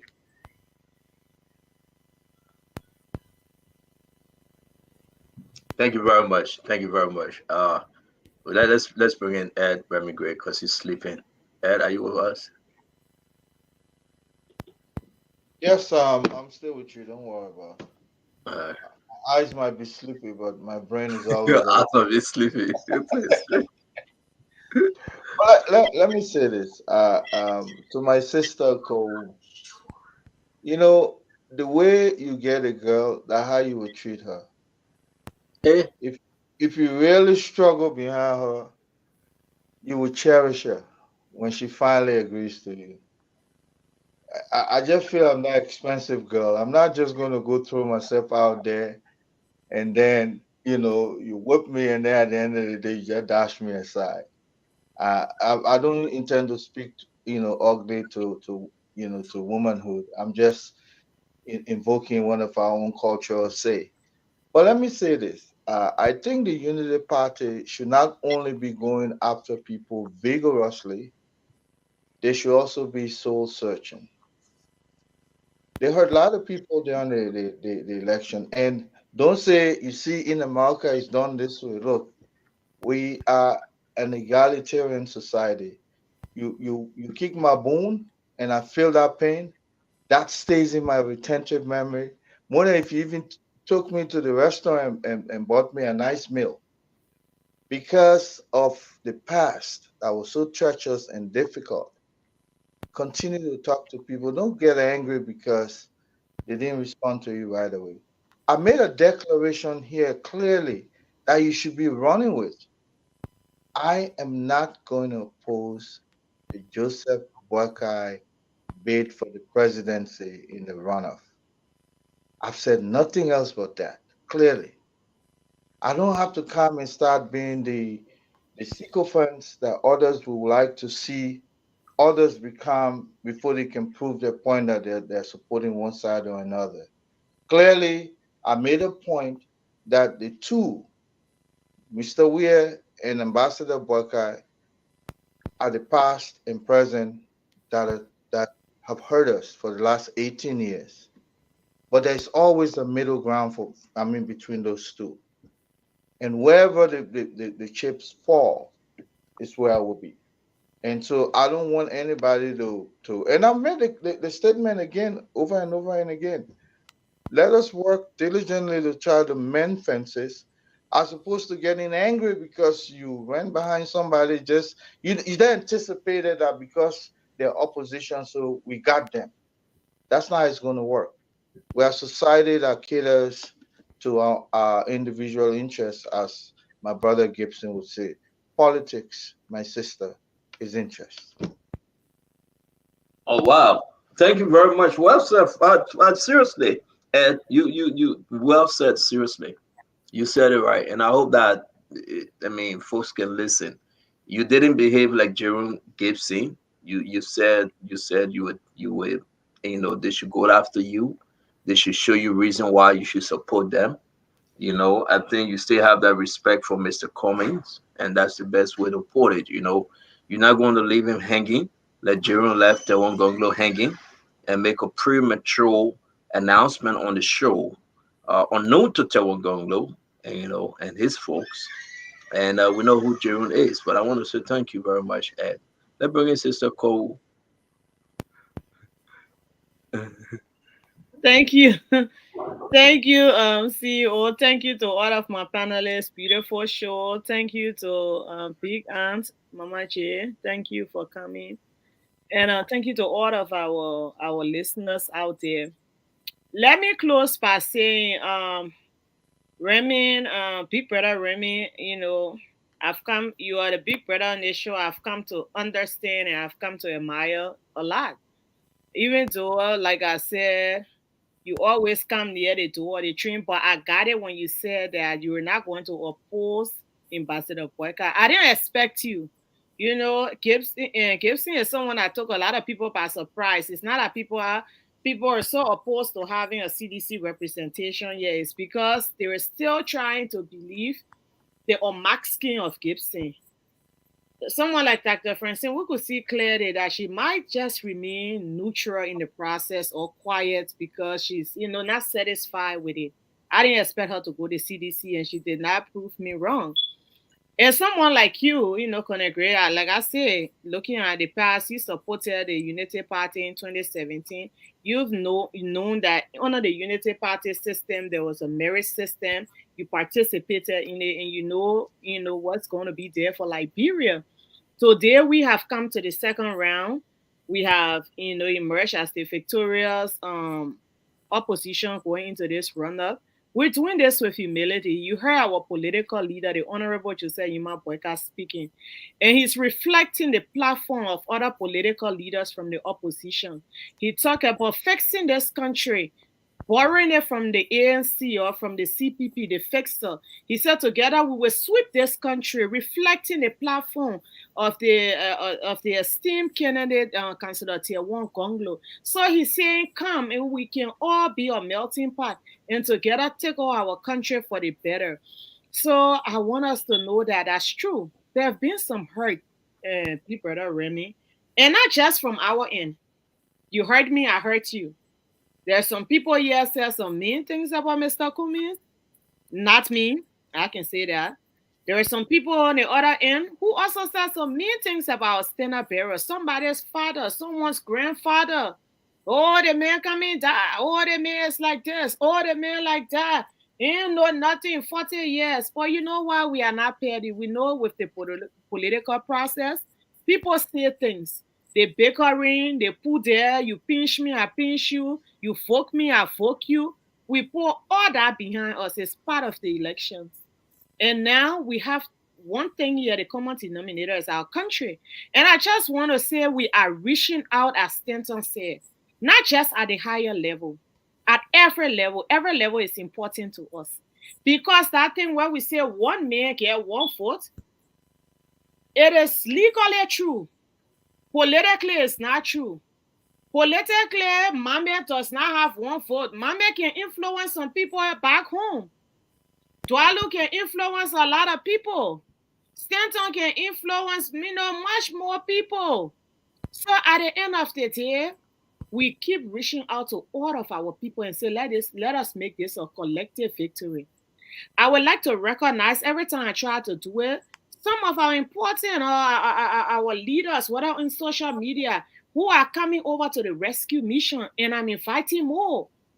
Big Brother Abraham Dode, thank you for coming over to the rescue mission, for putting country first, for saying even though I was a part of the opposition community, but you know what, my party did not win, but the opposition needs to win. Scholar Darlington Collins. Today, Darlington joined and he came over to the rescue mission. He told us publicly his endorsement. And he said something I want to read out to you. He said the elders are gathering. He said we are gathering at the village square and casting our lots for the elder council. That's how he referred to the rescue mission, the elder council. He said our support to Joseph Yuma Boyka is not a premise for paradise. He said, but it is an option for responsible leadership so that we can hold our government accountable. This is why our brother Darlington Collins is saying when he came over today. So we are encouraging other people in the opposition. We read these things. We want to thank you when you come over. We want to say, our brother Muniru Yen, the scholar, we respect him. He gave his endorsement to the rescue mission, and it's important. He's a Islamic scholar. He's a young man with a bright future. A lot of people. Thank you, Cole. Thank you. Thank all of you who are coming from the opposition block. There is more room on the train. Coming weeks, all those who came over, we say thank you. More people come. We're appreciating you, and we will do this together. Thank you, CEO. Thank you, Cole. Andrew Mama, did you speak? Yes, thank you, Andrew Mama. Let me go up now to Fadika. Beautiful speech, Cole, but it is my view. I'm of the opinion that the rescue mission should not be in the business of fighting for support. What is going on in Liberia and what we are all doing is not about something. The reason why we keep getting bad governance is because this is where people put cards on the table and they squeeze government to do things that they don't want to do. we should be forming a coalition of the willing. Nobody in Liberia that has lived under George Weah right now can tell you that it is okay. The decision right now is about, have your life been better? Can I hear you? I'm sorry to interrupt your closing, my brother, but I love to interrupt. You to describe me again, to lose my train of thought. No, you said you shouldn't be in the business to seek support. No, fighting. That people say you can't beg me, can't hold me. If my personal opinion, this is not should not be our fight. We should be fighting for a coalition of the willing. That means like the gotta people. Beg someone in. We gotta beg someone in. We gotta beg someone in. Where I'm coming from. Sometimes the thing that you're running away from, it will come other way. Nobody in Liberia right now, you know, sir. I've been around Liberian politics for a while. People already know what they want. I'm not saying when I reach out, I'm not saying the campaign shouldn't reach out. I'll be very naive if I say that. But I don't think, because if we go by anything that you see on social media and some of the partisans from some of my folks on the other side, they are still bitter. They are still angry. We all chew jabs. People chew jabs at each other. They say some of the worst things we have gone. I've been called the worst thing. If I look at my personal, politics is not religion. If I look at my personal things that were done to me personally, I don't think I'll be sitting out here today. It's not about me. It's about rescuing the soul of the nation. So the notion that, we'll be begging people, some people will never do it. Those that have decided to join this mission, look, we should make this about Liberia. People keep making this thing about Ambassador Boyka, UP. This fight is not about Ambassador Boyka aspiration. This fight is not about UP getting the power. This fight is to rescue Liberia. And I want everybody to understand that. That is what we are fighting for. So we need to focus on coalition of the willing. People will come. Will there be negotiation? Yes. These things happen all the time in politics. Yeah, like ACO, I will tell you some things that are going on in ACO right now. ACO is not there yet. There was a video, I think I will send it to you, Stanton, maybe we'll play it tomorrow, of the Udimo, I think Lord, ex-former fighters aligned with they said that they're not going to join the CDC. People are still finding where to go. We need things that will bring people where we can all in line on this one vision. But the notion that, this and that, let me say, they got to come to me. Yes, people know which side they want to be on at this time. You said ACO not there yet? No, ACO not there yet. I can tell you that. With either party? I know they're not there yet. I will tell you they're not there where? I know few individuals. Ali Sila is already on the other side. We're not talking about Ali Sila. That one made ACO not there. That why you call it Ali Sila name for? ACO is not there yet. We are still in a negotiation phase. Things will happen. But I can say this. Let me go. You distracted me now. We have an election probably in the next 2 to 3 weeks. People will be going to the polls. They will be deciding between bad governance, coup, extrajudicial killing, all those stuff. The American ambassador said that this government, all the money they've been collecting from the budget is not even reaching to the hospital. And the worst thing that made me I cringed, I almost cried the other time. One of the hospitals, I think $10,000. That one was withheld. One of the hospitals only needed $10,000. And they couldn't give it. How evil can you be? That is what we are fighting for. Everybody in Liberia know. So we want, look, you can only hold your government accountable if you join that government and you support that government, and then you can hold it accountable. If you start negotiating, this thing should not be about personal interest that what Gibson Jaru talking about. It should be about the country. That is how you go on the table. If you start putting your card on the table, how can you negotiate for a better Liberia if it's all about interest? If you already start selling your future now.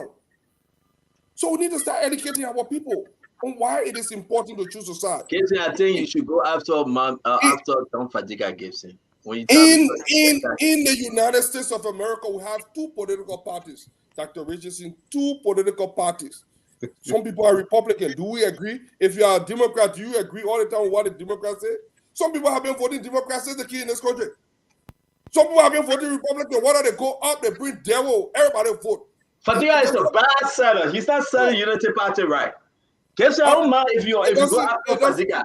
He's not selling Unity Party right. There is no way Dwadu will agree to that. I'm speaking to those people. Telling people that ACO that just had a meeting with Unity Party today and agree in principle to support Unity Party, you are not free.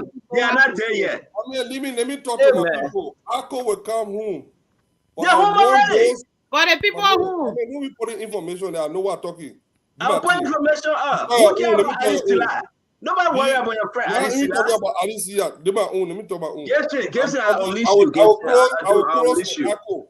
Let me finish this. I will close with Akko because I got a message for my Muslim and my Negro brother. I will close with that. But let me say this, Stanton. What I want us to focus on here, what I want us to zone in on is that we have one of the most critical elections. I'm not saying I will not reach out. I'm not saying the campaigns. Don't put words in my mouth. I'm only trying to one of the reasons I even mentioned Dr. Richardson is that I'm trying to tell the importance of choosing a side. You cannot, by you not choosing a side, indirectly, you have already chosen a side. And what if Mr. Cummings were in this position? Will you want someone to sit on the sideline and say, I will not support him? Then how will he make your dream come true? So some people are only doing this because they do not see themselves on the other side at this point. But we'll get over that. I know reality will start to sink in soon. People will reach to that point where they will start accepting what is going on and do the right thing. Look, there are people on the ground, look, that support these political leaders. When it comes to belly button issue, they will vote their conscience. And those are the people we should be speaking to. Those people are wandering out there right now looking for where to go. They are looking for guardians. But I know what we share in common is more than what divides us. What we share in common is bad governance, drug addiction, all those different things. The only thing we agree with is who do we believe can lead this country. That question has been answered. That question was answered on October 10th. That two individuals right now are in the race. And we know the best person to lead this fight is Ambassador Boyka. Thank you very much, Fatiga. Again, thank you very much. I agree. I hope you're not leaving also, Fatiga. No, but let me say the 20 seconds. 20 seconds again? 20 seconds. You distracted me. I give my time back. I'll call Falcon for you. Falcon scared of Gibson. Now he ran away. Falcon coming back. Gibson, you do not hear Falcon coming back. Falcon scared of Gibson. Now he's taking up. All the people Falcon get. I'm a student of politics. I went to political science. I got 4 AA degree. Falcon scared of Gibson. He can never be scared of Gibson. I'm a man. Go to Maria. Go to Matuma. I'm Falcon. Go to Maria. He can never be scared of Gibson. Since I did that call my name, let me Gibson, listen. Go out John Maria. Go out Vladimir Putin. Go out. I'm the man. I can bring people down. Gibson King and just Javin. You started a hard joke. You said you wanted to stop that hard joke. People can take it. About 20 seconds. Okay, Richardson, you started a hard joke today. You say you want to see. Energy Mama go we are late on our side. You want to put you in a bag. You started a hard joke. She was saying. Angela said Gibson lied to her and said she gets lied. Let me give you this is my message to my brothers and sisters in Akko. Look. Do not be on the wrong side of history. What is going on right now, and I'm seeing it, I'm seeing a reflection of the past. We have a very crucial decision to make. I know what is going on in the background. I know the difficulty that is going on right now, but the decision is clear. We must go with the will of the Liberian people. We are part and parcel of this nation. We are an integral part of this nation. That was shown on October 10th. Let us reflect that moving forward to the end. And we will be rewarded, not as just one group of people, but as part and parcel of the group that deliver and rescue this country. Stanton, I'll give it back to you. Thank you very much, my brother Fadiga. And again, information that reached me, they are so authentic, they are so right. 100%, nobody can stop it because I am there when these decisions are made. And I would say that I'm surprised at you, knowing that he's just said, listen, Ali can go. Nobody care about Ali. I want to wish a happy birthday to my man, Abi Kurma. Abi Kurma is the son of Akko. Abi Kurma is Akko. Abi Kurma is supporting Joseph Yima Boyka. Today is his birthday. I want to wish him happy birthday. Lucini Camara, I will say this today. No if and no but. He rejected Josh Manor. We have 4 million. He supported Joseph Yima Boaka. When 2 of them jumped I mean, I don't know where you getting your 4 let me million finish, man. Let me finish. Amen. Amen. How people they doing? Amen. Gibson. Why he said they refuse it? Gibson, let me say this. Gibson, Fatiga love to Madingo get. They get back get very Fatiga whenever he can and talk about Madingo people. That's the truth. That's the truth. That will make Fatiga mad. Fatiga love to Madingo get in Minnesota. So whenever I try about anything, I call you get back. Let me go ahead. Lucini Kamara rejected Josh Manawea. He told Josh Manawea, if you want me to support you, I take your 4 million and get me final ministry. Samuel to a year friend. No. Samuel to a year. There was a meeting with. Interrupting me. There was a meeting with Samuel Tuer with Akko. Did Akko Bene? But let me talk now. I'm begging you. So I will say this to everyone. Akko is supporting Joseph Yima Boaka. 2 people in Akko, the one that worked at finance ministry and the one they call Ali, that was serving as deputy ambassador for somewhere Kuwait or Qatar, somewhere around there. They promised Josh Manawea. Josh Manawea gave them money as the sources to informing us, whether it's an allegation or not, but they work in the government. So at the end of the day, they will take themselves to CDC. But the party, the leadership, will stay with Joseph Yima Boaka. If I tell you the truth, because I know. So let's stop and say the people are dead. They are dead. They stop. They turn the engine off. They're not reached. CEO, someone just sent me your information saying what Stanton is saying is true. Akko had a successful meeting today. I'm sending but you. That mean if I say something, CEO. That mean if I say something, I'll be lying. They met today. I know who were in the meeting. And now you're not making me vet. Joseph Yima Boaka will be meeting Mr. Cummings tomorrow. You're not making me vet. Let me say it. You don't be doing this thing to all on the show. The meeting is set. Ask Mariah Yakula, ask Louis Brown. They confirm everything the time set. If I say this thing, you'll believe me. I'm not saying Mr. Cummings gave me an endorsement to Joseph Boaka. I said there will be meeting. I can also confirm that Appleton met the Omer today. I'm saying that Appleton met the Omer. I said that one already. Appleton met the Omer showcase and they talk. Yeah, Appleton, Appleton our friend. But when we come here, we get only less than 3 weeks to go, Andrew Mama. When we come here, let's elevate our people's spirit. Yes. Everything seems so dicey, conversations are so lazy. Let me say this. This election is not over yet. George Manawea is on the run. He's scared. The people are rejecting him. The senators are saying they're not supporting George Weah. They are doing everything possible. I can call their names. The people demand that if you support George Weah, we will not vote for you guys again. And we will go after you with the 10,000 vote. We'll get signature to remove you. Look at McGill, my friend McGill. McGill giving up. You will not find McGill every Saturday running through McGibby, putting car behind him. The party don't have money for McGill. Sir Joseph. This is Unity Party election to lose. This is Unity Party election to lose. They got to fight a good fight. So I'm disappointed to hear Fagon say, I'm not Fagon, Fadiga, and Fagon brother anyway. Fadiga say, you don't say that you don't beg them. No. Mo Ali, beg them. Call them. Reach out to them. What's in my mouth? That don't want to say if you didn't understand me, no. I mean, it's all right. I'll put what's in your mouth too. No. So you just say don't beg them. You see how you do it? You must know that a Fagon brother. You see how I say? No. That's a Richardson time. Let me just say, a few things. First of all, and Fadiga, I'm speaking specifically. Why you want to keep me last? I reject. No, I'm not keeping you last. I reject the notion that just because I don't pick a side, that means that I don't love Liberia, or that means that I want Weah to win, or that means that I want Buckeye to win. I reject that notion. You know, some of us who are neutral, we are neutral because we don't have any strings attached to Liberia. Many of you who are selecting to take a side, okay, you are doing it because you want proximity to power, you want a job, or you want to say XYZ. There are many of us who just feel they love Liberia. The reason I can tell you, I was in Liberia last week, okay?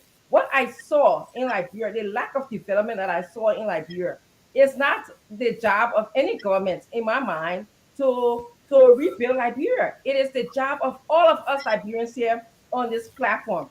I have not seen any improvement. Can I ask you one question before you go? Interrupt me. Would Do you not have won interrupt me. Do not interrupt me, please. If you can sit here, Father God, I will ask you one question before you ask me your question. If you can sit here and tell me, do you believe that Joseph Boakai was not cheated during this past election? I do believe that there were some irregularities. Okay, so do you want me to accept the fact that we have had irregularities in 2023, and then we had that in 2017, and say everything is okay? I should just now come and support a party? No, that's not. I don't want to just replace Weah because I want to replace him. I don't want to replace him with irregularities. I want to replace him with merit. Okay. Someone, if you ask me another question, if Mr. Cummings were to win, will I not be seeking out you or other people to support him? No, I will not be seeking you out. I will be speaking about merit. Okay. I'll be speaking about building our country. I want you to see that a leader who built our country, not because he's Mr. Cummings or not. Okay, so I want all of you guys to know that because I've chosen not to take a side in this fight of yours, because I've seen so many things in our country. I've seen poverty that you never imagined before. I've seen a lack of development. I got stuck in mud. Okay, I saw school building where children couldn't even breathe. There was no light. I don't even know how they sat there for 5 or 6 hours. I saw children without any clothes. And that's what impacts me. My thought process right now is how am I going to contribute to supporting those children as opposed to coming here and have an argument with you about supporting a government or not. Okay? That's where my thought process is. Our government still wield the most power in the country. That's what you said. That's what you said. By the way, let me just end. Sis Jemima, thank you so much for being here. You look beautiful and lovely. I appreciate the fire that you brought on the show today. I will never forget when I first came on this show, you were the woman who was on this show. You came in periodically and you set examples, and you were a role model on this show, like, you know, how to participate and be here with all these men. So thank you so much for being here today, and thank you for your spirited conversation. So Father God, anybody can think about anything about me in terms of my neutrality. It doesn't affect me one bit. I wish you guys of luck. I'm 100% confident. I'm so certain. We're gonna go to Brother Duadu. I'm not going to use that to Richardson. I'm so certain. I'm 100% sure, and I can say this to every Liberian, that Ed Remigray and Dr. Francine will support Joseph Yema Boakai. Me too. I so second that. I'm serious. Because what I'm hearing in the corridor. You know, see, always got information. Yeah. I don't know where you get it. I don't know where you get the information from. Maybe for Fadiga, but you know, always got information. Dr. Francine, let me do my closing, my people. If you go before Gibson, we're not leave for here. Beg you, Dualu. Gibson, you get 30 seconds. 2 minutes. Gibson, you get 30 seconds, please. No, I will protest. 30 seconds too small. I beg you. I'm against the nails. Don't give me 1 minute. Listen, I will make it snappy. Now you're closing? Yes, I'm closing. I will make it very snappy. First of all, Mame was right that we have 3 choices to make, but he missed the choices that we're supposed to make. The first choice we have to make is whether we should choose George Weah for development, for tolerance, for peace and tranquility, or we choose between the other two, Joseph Boakai, an ineffectual leader, a man who showed no example for everything he had done for 42 years in government. We've been on this stage, on the platform, Dr. Rachel Singh has asked the question a million times. Those of you who represent Boakai, what can you tell us that he has done? Nobody on the platform has ever said That's it. not true. Don't Okay, patronize please don't Dr. interrupt me. I have limited time, please. The second thing, the title we have to face is the existential threat that the election of Boakai will pose to our country. We are drawing our government to people like Prince Johnson to give them legal arms, which is detrimental to the current government. Hey, I beg you, Paul. Let him finish. Oh, stop it, stop it. You, I'm not even listening to There's a big platform to allow Jason to be. No, I'm not you even listening to no, guys, no, don't do this to Gibson. You know that's not fair. No, Gibson, I'm not afraid of him. Fadiga, we gave you a time, Fadiga. You do your sweet mother closing. It was very soft. Nobody won't behind you. Let Gibson close. We are in a political season. But Fadiga, Gibson just told you he's not supporting Joseph Boakai.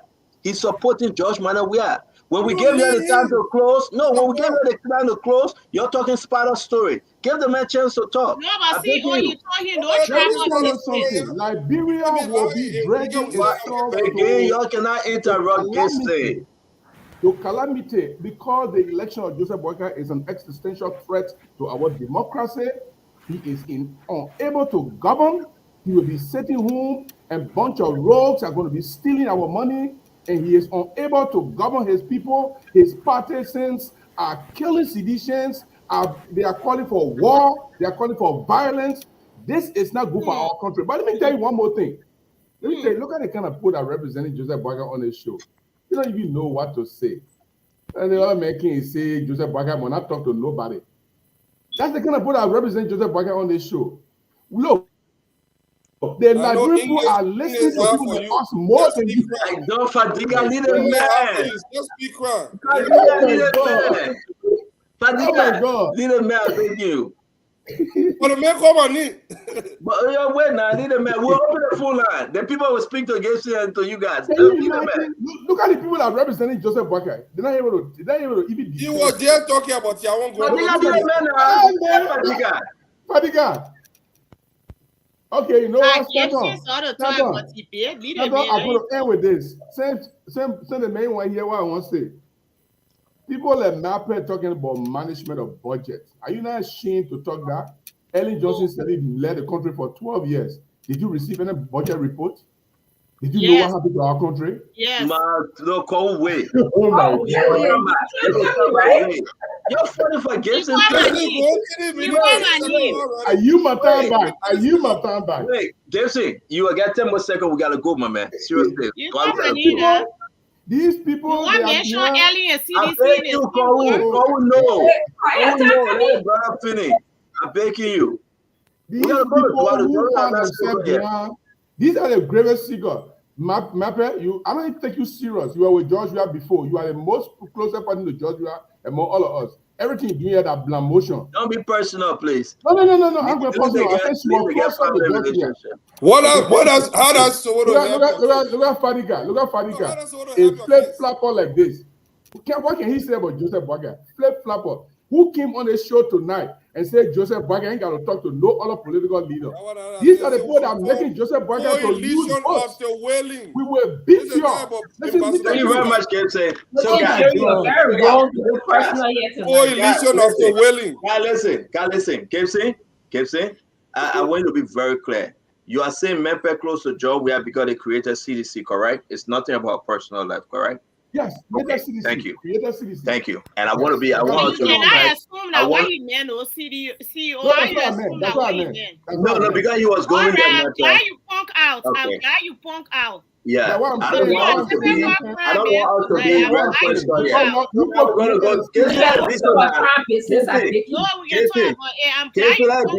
Let me say this real quick. Gibson, I'm begging you. Let me say this real quick, Mr. Duadu. I'm begging you. You will close and we'll go to the phone line. This is the Spoon Talk, folks. This is when I enjoy this show. And Duadu will close. Memphis not close. I have to say 10 seconds because I will give it to said you. away. I will give it to you, Paul, but hold on now. I want our brother Duaru to close. Yeah, It's important for us to remember that if you are setting your candidate, you need to set your candidate with everything in you, because when the other person comes, there is no coming back. This is the spoon talk. Mr. Duaru, help us, man. Yeah, Do your and best, my brother. one thing we got to ban existential threat on this show. My brother uses it repeatedly. We got to find another word to be using. I'm surprised. But why can you say John Ware is an existential threat? But it Why you makes can't say sense. John Ware? We won't ban our word. Every find the John word. is not. John Ware is not. They know. I mean, get weird. Guess you What weird. is some of the part of existential therapy? Before John Ware is the existential peaceful. My man, but hold on, hold on. Listen, number two, Colonel Greyjoy left. I know he's listening. I don't care how bitter go tie if and they will still set it. I don't care how we won't play hard to get. Eventually, she will become somebody's wife. Look, I want to say this. Stanton, with all the news you gave today, I thought you were going to say President Weah stepping aside. It would have been better for the country. Because the man got nothing to offer. But I want to say this. Look, with all the time President Weah spent abroad, what has he brought back to Liberia to show that he learned something from abroad? Gibson telling you President Weah brought jobs to the country. President Weah and faced the Rafi Highway. Liberian people stupid against see what I said. This is the man you want to continue governing us? The issue of existential threat, the mere fact that President Weah eating all our money in the budget and put it in the people, then they say eat it. That existential threat right there. Look, the Southeastern Liberia, understand this. You are a central part of JMB's agenda, a central part. This is serious business. I know Gibson can be cavalier about what's happening. He's laughing the whole time. What people back home are struggling. This is not a Joseph said we are useless. But Gibson don't interrupt the man. Gibson don't interrupt the man. This is not a joke, man, bro. Yeah, this is not a joking matter. This is a serious business. I know he would joke around about what's happening to the country, but we are very, very serious. Honorable Bwaka has a serious plan for the Southeast. We understand what's happening in the Southeast. One part of his crucial plan is to increase the private sector job creation. It's massively part of this plan. You have to listen to what Honorable Bwaka has to say. Let's forget about all the tabata coming from people who claiming that they got full education. The issue here is our people want jobs. We want our daughters to be properly quality respect that are due them. We want young men to go to work. We want proper clinic, reduce the maternal mortality rate in the country. Okay, we want to de-zogorize the country. We want to create an avenue where we can all grow in that society without fear. This is the agenda of Honorable Bwaka. The issue of the Western Belt, the Southern Belt, Central Liberia, even the capital city, Honorable Bwaka wants to incorporate all of us so we can build a more perfect union that does not pose an existential threat to all of us, not because we don't support somebody. At the end of the day, it is about loving Liberia, building Liberia, and I are praying for Liberia because Liberia does matter. Once again, man, to the audience, as always, we love you. Let me say this to you. Yes, sir. You're one of those supporting Jose Yima Bwaka on this set. 100%. The Southeasterners, by 80 to 90%, if we believe in this election, rejected Jose Yima Bwaka. Can you sell him tonight? 1 minute. Will he deliver for them? If God bless him that he is choosing. Will he build the roads, create more programs, give back to the community in education, in farming? Will he bring them back to the table and say, no, we are all Liberians? Can you sell Joseph Bwaka to the Southeast? I always love the question, and I will say this in simple sentence. I mean, don't do that. I will say this in one sentence. This is what Honorable Bwaka has said. Liberia's development is crucially nested in the Southeast. We must bring that development to the people. A man who understands that to the extent, he understands what's happening in the Southeast. He understands Liberia, even the villages and towns in the Southeast, he understands them. He wants to bring the Southeast into modernity, something President Weah has neglected to do. So those of you in the Southeast, let me say this to you. Your issue is not just role. Your issue is isolation. He want to de-isolate you and bring you into the system. Bringing you into the system is through the creation of jobs in the Southeast. Go to joebwaka.com and see what he has for you. And part of his plan is to give you your full citizenship because you're being isolated from your capital city. Not just a road connection, but to have places in Barclayville and Fishtown and River G and all these places properly represented. I'm not talking about representation in the legislature, but properly represented in government, in job creation, in the private sector development.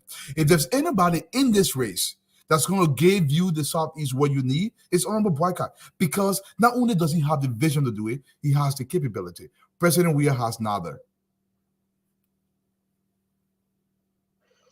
Wow.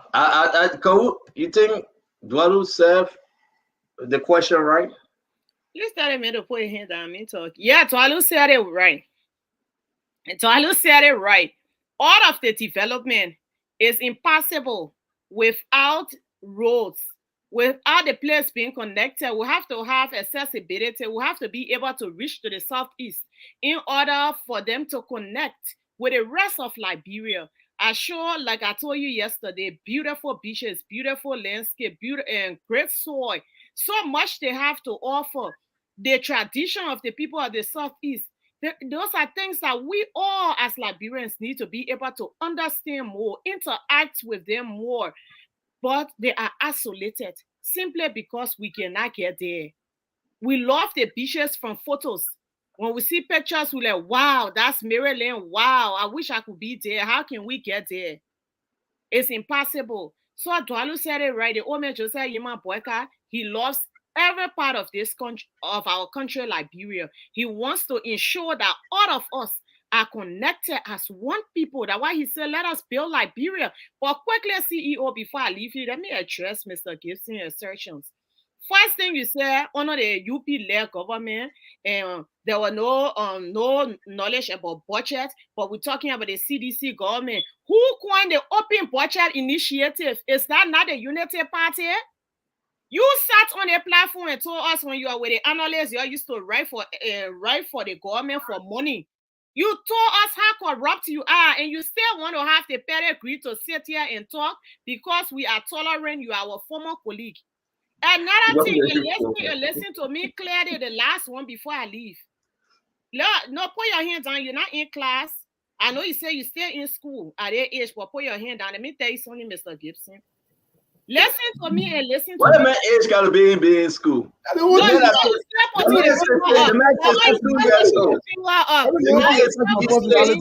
62 years old. Why is gotta be in? I'm 56. I'm not 62. I thought you 62. I'm 56. I'm just ugly. That's why. Yeah, you look like you're 62. That's true. Good boy, that's talking like you must be. You say you're 56? All right, Gibson, listen to why me. Why will I have my age from you? Listen to me, Gibson, and listen to me. I need to talk. I need to speak. Stanton. No, you need to speak. No, just 1 second. Listen to me. Keep it for tomorrow. And listen to me very well. Listen to me, Gibson, and listen to me well. You want to talk about presumptive to George Weah? Yes, I have presumptive to George Weah. But unlike you, I choose contrary over that presumptive. I choose the people, the future, and the children of Liberia over that presumptive. Be a funny member of party, be a family. Let me just tell you, because when you lack argument, you get personal. Whatever it is you meant, I choose that you can shake your head to a phone and whatever it is that you meant. I am patriotic enough. They know I enter my money, that my enter here. We are enter now. Enter. I choose country and patriotism over whatever you're trying to insinuate. All like you can be frustrated for keep quiet, Gibson, because I will keep if you keep quiet and speaking. Now no place where you don't respect women. Until unlike you, who few weeks ago you lied to Councillor Konglo. You sat down here, to what it was, Eston, wherever. That's a stage threat. Yes, he said, we are what I threat. Today you can and you say, work out that threat. You fool Konglo, you disguise yourself that what people can't get over. But thank God, Konglo has seen the light and Liberian people have seen you for who you are. So yes, when you're trying to be petty, Gibson, that's not the way to go. But if that's what you want to be, no problem. But I choose all the relationships and connections that you insinuating. I choose contrary over them. You sat on a platform here yesterday. You called the rebels from Grand Chile warriors. Today you came, you say, and Prince Johnson will be near the government. He's a warlord. The same thing you did now yesterday. You said That's what gonna beg you. So at the end of the day, folks, I know you want to say something. We gotta open the phone line. I'm gonna hang here and listen to my Liberian people. Auntie Mama, I can't refuse you, Mama. Go ahead. I got only 30 seconds. Auntie Mama, go ahead, please. I forgot. Normally, when I come on the radio, every talk show, I normally speak to my people of Nima County. The rich vote region county, the warriors. You talk about warriors? You talk about warriors? We are the real warriors. But I just like to say to Nima,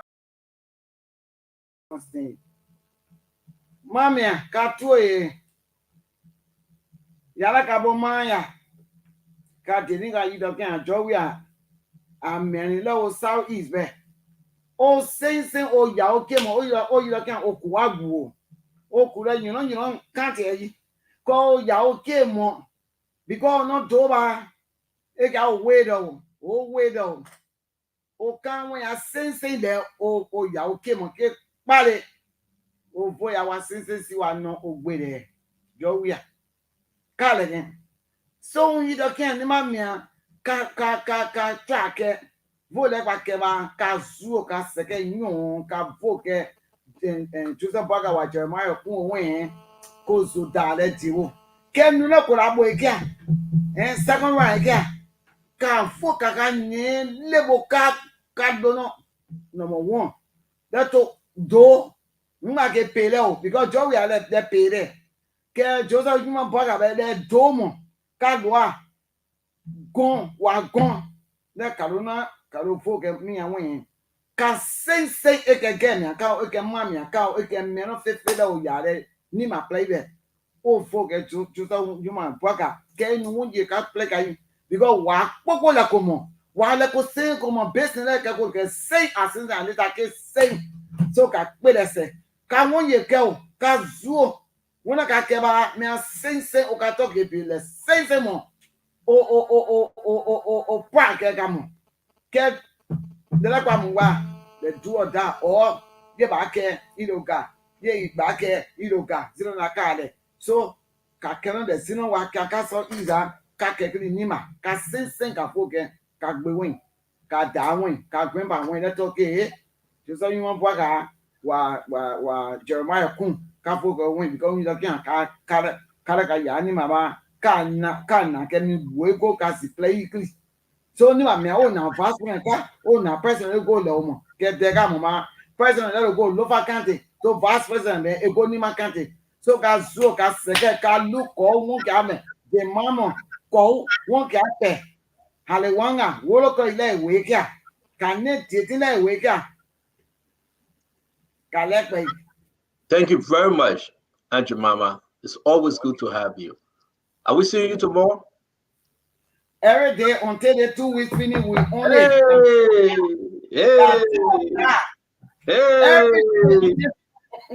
Hey, thank you very much, Auntie Mama. Just 30 seconds, man. Just 30 seconds.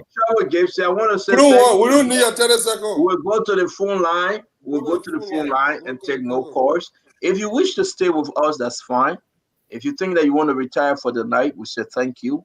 And we look forward to seeing you again. We look forward to see you again tomorrow. I want to say that indeed, this is the Spoon Talk, the program that you choose, the program that you created, and the program that you love. Every evening, 8 p.m. your time to 12 p.m. We want to say to you, it is important to understand that we are all one. Gio, Mano, Mende, Va, Kisi, Loma, Crown, Crew, whatever data you may speak or where you find yourself from in Liberia, we are all one. We are Liberians. Make no mistake. We are all Liberians and we deserve to be treated equally. Though this government have denied us of our rights as a citizen. They have exploited our resources. They have domesticated us. We are not even spectator in our own homeland. We are not even on the pitch. We are not on the field no more. We are way outside of the complex. George Barnett, we have made all these promises, and he couldn't live by them. Mama is right. Instead of using the institution, he used individual. And yet we are today as a nation. We are beggars. We are refugees in our own homeland. This president knows exactly what's coming for him. He's on the run. He's on the run because he didn't fix it before. He will not fix it again. I don't care you bring Gibson or whosoever to defend this president. The people of Liberia will see through them. They will hold them responsible for the lies. They will hold them responsible for the games. They will hold them responsible because they are not truthful. And we need to be truthful. But yet and still, we will not push our brother Gibson aside or anyone. We will fight. We will discuss the issue. We caught Gibson in so many lies tonight. Samuel Tua ran to him and said, we get your mama would have called you 100,000. And the old man said, no. It was 88,000. That's mine. Samuel Tua said, no, we invested through her. I knew that the woman owned money. Gibson lied and said the people of Nema received all of the county development fund, all of it. But that was a lie. The people didn't receive dime. That's why Prince Johnson and his party MDR ran away from CDC. They realized that CDC is so damn corrupt. It's like cat eating his own baby. They created all these little programs, and guess what happened? And everybody have the personal cuts. Let's see this. The Liberian people minds are resolved, Fadiga. They get the minds made up and they will fight a good fight. Unity Party is up. They are running. They have defied CDC and the gangs, and they will make the case. I know the sling gets in our midst because the fact that wasn't going to allow sedition on the Spoon Talk. No. So they brought Gibson in as this guys. Ono Tewon Gonglo. Now that Tewon didn't make it, he said, oh yeah, I will come and put myself up. You're welcome, Brother Gibson. We will treat you like we treated the others. This is the Spoon Talk. We'll give you the chance. Please? Yes, you'll get 30 seconds tomorrow. Oh. I want to say to everyone, thank you for joining us. And the whole thing about the Fagon going up and down, Fagon, let me tell you something about Fagon. Fagon needed some time off, my people. This thing we're doing here at entertainment. Everybody call me, everybody jumping, everybody crying, your stop. What makes Spoon Talk so great? Cool. It's because we entertain the people and we give them the news. Okay? You leave Fagon business. Fagon is on the entertainment speed. And all of y'all believe that, oh, Fagon there, call Fagon. So then when y'all see Fagon, y'all say, oh, but how the people then can behave? That's why you lost Spoon Talk. It's not no one-man show. I'm just surprised that it took Gibson to get on the Fagon skin that he ran away. When people start blaming Fagon, he said, no, I ain't afraid of Gibson. I told you what it mean by man. But thank you for joining Spoon tonight. Thank you for hanging around. Thank you for believing in this institution. The institution that George Barnett couldn't buy, that Samuel Tua couldn't buy. The institution, unlike Gibson Jeru, when he was with Madame Salif, Madame Salif took Gibson all over Africa and in Europe. And Gibson kept quiet, defending some of the bad stuff that happened in the Unity Party government at that time. That Gibson will talk today. How many trips he didn't go on with Madame Salif? How many gifts he didn't receive from Madame Salif? Gibson told me. They used to go to the United Nations. He told me. Gibson cannot swear. And that's why I'm looking at you, you're crying on Gibson. How much money Gibson didn't receive from Madame Salif? If a story is coming up, y'all know that I know secret though, from the Analyst newspaper. His brother was one of the Oh, study see, journalists oh, that you refused. told I the don't think people. we cry or Gibson. I I was think one of the study I editors just, that let me refused expose any Gibson public small. Oh, he study told the journalist. people on their show. He told the Let people. me expose Gibson small. Seiko brother, his small brother Daniel Seiko, who is the reverend today. He must say live together. We slept on the same mattress. We eat. We living with my mom. I know. Okay. Stanley Seiko, the older brother that had the Oh, news. okay, yeah, okay. His smaller Okay, his brother. little brother was Daniel Seiko. I know the entire family. I know Stanley Seiko. But you know what, though? I would say So this. you don't think I receive money? No, that's what Stanley Seiko told me. You Gibson, you Well, told me. we'll sue him tomorrow morning. You Gibson, you told me. You used to go ahead and create cha-cha to get money and cover up I story. refuse money from Okay? Ellie. Did you travel with Ellie? I traveled with Ellie twice. Was it on the company expense or on Ellie budget? On the government expense. So I said no more to you. Move from that man, Gibson. I respect you too much. Yeah, you must have moved from that man. So I will say this to everybody, yeah. Your league gets here alone. Gibson was so retired. No, you got 10 seconds. I'll do my closing now. Thank you, Auntie Mama. Thank you, Komu. Thank you, Dwalu. Fadiga, I can give you 10 seconds, Fadiga. You want to say something? No. That would be unfair. That would be unfair.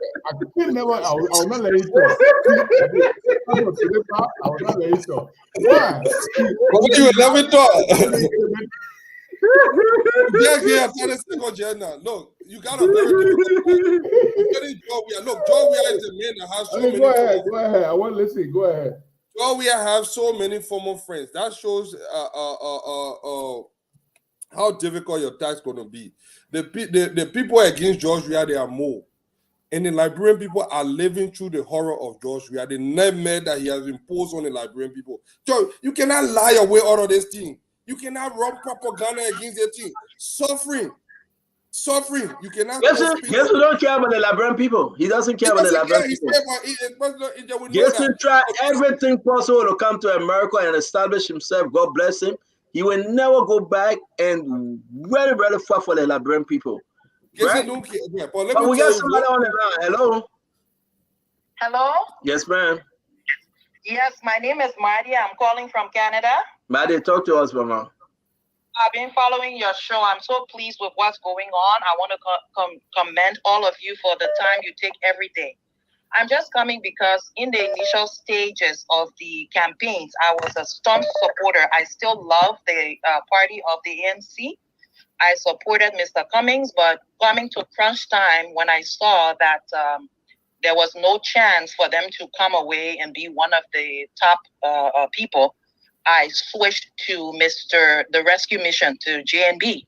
So I'm here today to encourage other people that this fight is not about whose party you belong to. I strongly agree with that. This is Liberia against George Weah's regime. We have to unseat this regime if we want to get our country back. All of us that are abroad, there's a fallacy going on that, we don't love our country, we are not patriotic. We do have stakes in Liberia. This is where our navel strings were buried. We want to go there. We are interested in our country. For me, I hardly go home, but in April, I was opportune to go to Liberia and I wept. From the airport, I was so disappointed at what I saw that my country had regressed to under this regime. I saw the amount of drug addiction. I saw people flaunting wealth that they had not fought for. So when I sit here in the night and I watch you guys and I see, no disrespect, Honorable Jeru, this is not a laughing matter. This is not time to laugh. This is a fight for the soul of our country. We cannot sit and laugh about it. Look at our neighbors. Our name, as the Bible says, it has become a byword. I sit here and I see how Ghana has just been approved to go to South Africa for visa-free privileges. When is that going to be extended? The first nation in the Republic of Africa, and we can't even sit on tables and book about that heritage. This is not a joke. Thank you. This is not a joke. Madi, Thank you, sir. Madi, if you have Yes, Madi, sir. if you have the time, you can join us on the show, okay? And we say, I think the Unity Party said thank you for endorsing Joseph Boakai. Oh, I endorse him with my whole heart, my whole soul. That's the key for us to get these people out of our Now who's the person talking behind you? Somebody talking behind you. Bring it on. It shouldn't be a friend. The man just came last week from like. Can I do one more solution to join me? Oh, the man, yeah, Gibson. So the man just came last week. I said he came last week. He came. When I came and I was explaining to him what I saw, he said, "Oh my God, oh man, let me go." Blah blah blah. Waste of money. Wow. To even go home, we have to sell stuff, go on Visa, MasterCard, to go to our own country that we were born. Amen. What is that? Amen. We pay to our eyeballs. You go there, you can't even enjoy yourself. I took my daughter born on this side. You go there, she said she's not going back. Amen. Have children here that are But not. thank you very much, Bade. We hope to have you on the show someday. Thank you very much for your contribution. Madam Wolokoli, God bless you. We are here with you every night. I met Fadiga at a wedding. Fadiga, we sat at a table at a wedding in Toronto some months ago. You and your brother, you know who's talking. So God be the glory, Liberia. But you remember what I told you, right? You remember what I told you that day? I remember what you told me. I remember. I am on board. I am repping JMB all the way. Thank you very much. And again, I think the JMB folks, they're going to be having a fundraiser here anytime this week. I think John Molu going to talk about it, and we hope that you will come on to contribute from that end. Thank you very much, Mama. I am going to contribute our resources. It's a worthy cause. Thank you, sir. Thank you. Bye-bye. Bye. Hello, that's Phone Talk. Your name and where you calling from? Hello, can you listen to the phone, please? Listen through the cell phone. Your name and where you calling from? Okay. Hello, your name and where you calling from? Hello? Folks, you got to listen through the cell phone, please. Aaron, can you come on? Hello, your name and where you calling from, please? Hi, this is Evangeline from PA. Evangeline, talk to us, please. Yeah, I've been following the show, and I just want to caution everybody because I'm seeing everybody on the show, and I don't think that we are all young people anymore. We have Liberia at stake. We have our future leaders at stake. If we add 6 years to our individual age, we don't have time on our side. Liberia has turned into 1990 when people who know themselves are turning into beggars. So this is not about tribalism. This is an election of precedence. This election is an election of precedence, which means if you cannot live up to your platform, your promises, you have to be voted out. Thank you. It's no more a laughing matter. It's no more about who do I like. I see Brother Gibson on the shore, but he keeps laughing, but his time has passed. What are we doing for our children? We did not have youth on our side. Hey, Gibson, you the woman, no, Gibson. Gibson, you cannot interrupt the callers. I beg you, Gibson. Okay? So 1990, we were like 10 years old. Our youth on our side. Now we have to fight for our children. Politicians are leaving Liberia. Everything is leaving Liberia because while we are seeking greener pasture. Thank you. We need to come back home. So who are you supporting this second round? I'm supporting Joseph Barker. I'm from the Southeastern region. My father is a lawyer, but I'm supporting the leader of precedence, which is J.B. Barker. Thank you. Okay. Thank you very much. We appreciate you. All right, your name and where you calling from, please? Yes, I'm calling from Australia. Talk to us. Okay. Yes, really Gibson is the mayor of the show. Gibson man, all your men are run with. Yeah, Fadiga Fista there. Yeah, Eugene Fagon run away. Mepe Gibson to Mepe. So I'm gonna lie to you. This show. This time around, CDC will win an election. The people elect it or not, CDC will win an election. The coming election. That will be a mistake. United Party day. You're not supposed to go second round with CDC. CDC will win the election flat. Thank you very much, my friend. Thank you very much. All right, let's go ahead. Your name and where you calling from? Hello. Yes, ma'am. I'm Estelle. I'm calling from Philadelphia, Pennsylvania. Please talk to us. Okay, I'm happy for all the panelists. You guys are doing a good job. But since day before yesterday, Mr. Gibson, I don't know what his last name is, has just been a pain in the neck. Not that nobody afraid of him or don't want him to support Joe. Yeah, he has his right. But he shouldn't be pushing divisiveness. He shouldn't be pushing hate. I'm a single mother that have 2 kids and I graduated from college and don't have a fitting job. I have to send them toiletry money. I have to send them money for transportation. Those kids are supposed to be working and be earning their own living, but it's not so. And you sit there and laugh and think it's something funny, but the wrath for God just gets you will never see your peace. You will never No, Mama. No, but don't put it right. That a woman sweating, man. That a woman sweating, man. No, listen. But sister, listen. But listen now, and you call on the show. Yeah, I beg you. Yeah, don't get angry. Don't get angry. You think that everybody in Labrador now I'm an evangelist. Everybody should support Joseph Boakai. See, all my point is, you shouldn't be. The country is divided. It's even afraid for Joseph Boakai because he got serious work to do. He got serious work to do. I don't know if you're making. Oh, we are already divided. You're still pushing divisiveness. But you know what I say? Yeah, but we appreciate you calling on the show, but everybody got to talk their own line. You cannot call God to sweat Gibson. That's not how we build the country, though. So what he's talking about, just ask God to forgive Gibson, but not to sweat him. He should ask for his own forgiveness first because he got kids that are living good life. Children 16, 17 and working for their own money. All right. Children even get a vacation job no more. Mama, there's a reason why Gibson say he was so for job we are. All of this in government, Gibson lost his son. You got to understand that. So we don't want to go there, okay? But thank you for calling. All right, Papa. All right, Mama. Right. Thank you. Wow. Hello. Yeah, hello. Yes.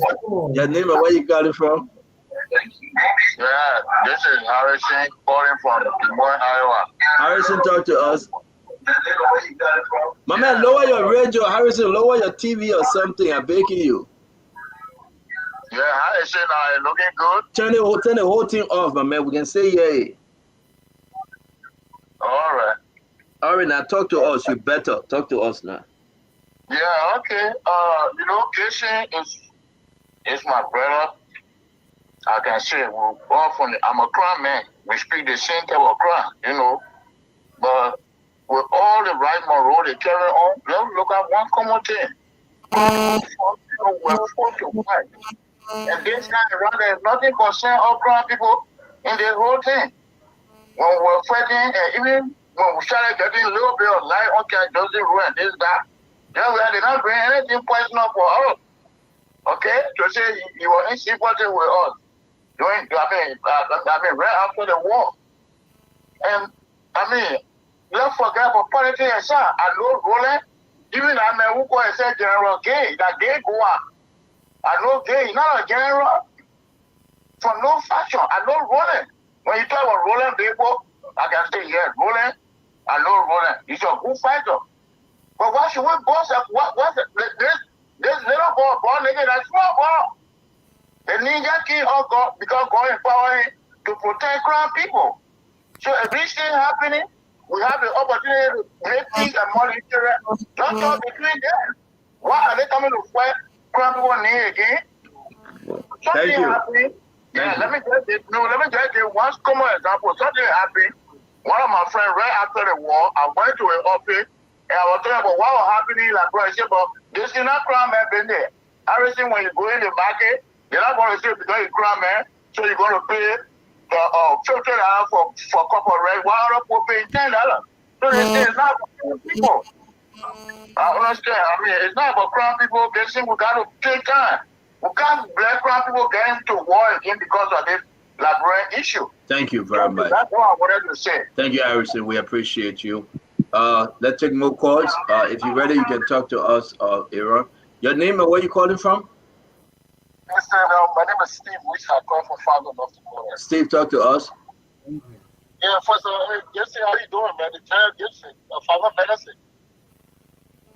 What I want to say is that I think everybody people problem is communication. You know, Stanley, you gave Dwadu the opportunity to address the people from the southeast, and Dwadu telling the people to go to www.gmb.com. So you meet somebody in the village, you know, remote people going to www to go get information on GMB. Is that what we're selling out there to the people? How do you market GMB?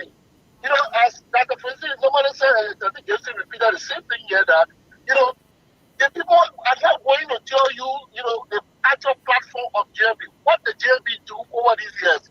All the years GMB are government, what they actually do. Nobody's saying anything, but everything is just rescue mission, rescue mission. They make me rescue, they make me do this. Nobody's against GMB, but be able to go beyond that rescue message and tell the people actually, you know, what GMB has done and what he ought to do, you know. Thank you. This is the opportunity that they're going to do. Thank you. You know, so there should be more dialogue with the message. Thank you. Thank you. Thank you very much. Yes, sir, Mr. Wisa. Thank you very much. All right, folks. We want to say again, take some calls from Liberia now. If you're ready, let me know. We got it. We're talking out now. Hello? Yeah, I'm already set. All right, after this one, then you can go ahead. Talk to me. Your name and where you calling from, please. I'm Reverend Yasa calling from Atlanta, Georgia. Reverend Yasa, talk to us, Mama. I'm just so grateful that we have brothers that can sit in studio and just give us clear information, no doubt on it. So every morning I pray for you and your team. I've been in Liberia taking part in pool wash, and we know what went wrong. But I have been going live, conscientizing my local people, and the people have been misled. It's like I posted a picture yesterday. You know how when we were growing up, our parents didn't have anything. They will cook the food and portion it in the winter and put it soup.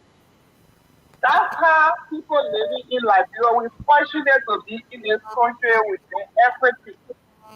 And it's time for people to right the wrong. I'm not against George Weah as a country, but I'm against the living condition of our people. And I'm so grateful my Nima County people. I got 2 sons from Nima County. Take the place to be precise.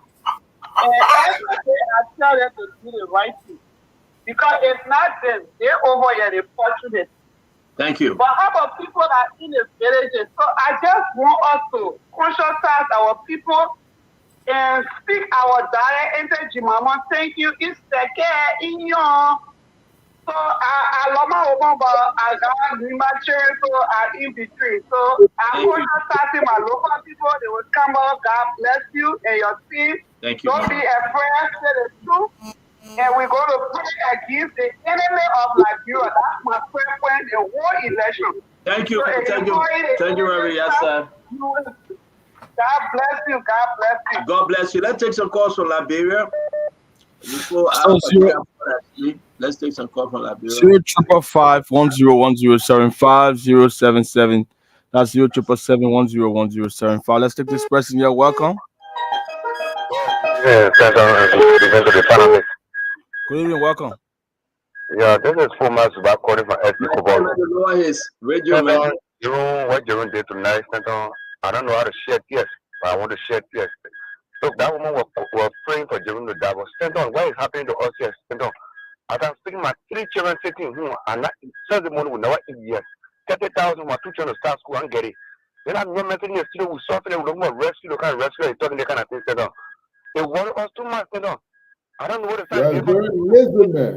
Umbrella is scarce, but it's not scarce. We have our brother over there who took the children from here over there, sitting over there enjoying good life, living, getting Google cars, they are living with dying here with international property. And that's all kind of property we're talking there. I was passing through here, but I don't know. Center, the thing is worrying us, Center. I don't know where to start my day from. I don't know where to start from where I'm speaking now. So I have nothing more to say, but to tell you that, Jerome, don't think I will let you go free. We'll be playing against you, but I want to destroy us. Thank you very much. Thank you. So they start threatening me now that what they're doing. You that you scared of threat. Move from that, man. Hello, welcome. Hello, you're live. Yeah. Go ahead. Hello, my name is Aminata Walk, calling from Liberia. Okay. And yes, man, essentially, I've been June to those that are saying the Southeasterners are voting on tribal land. This is not the message to preach for Honorable Niman Bouaka. No. Honorable Niman Bouaka made a mistake by not preach for the Southeast to preach himself.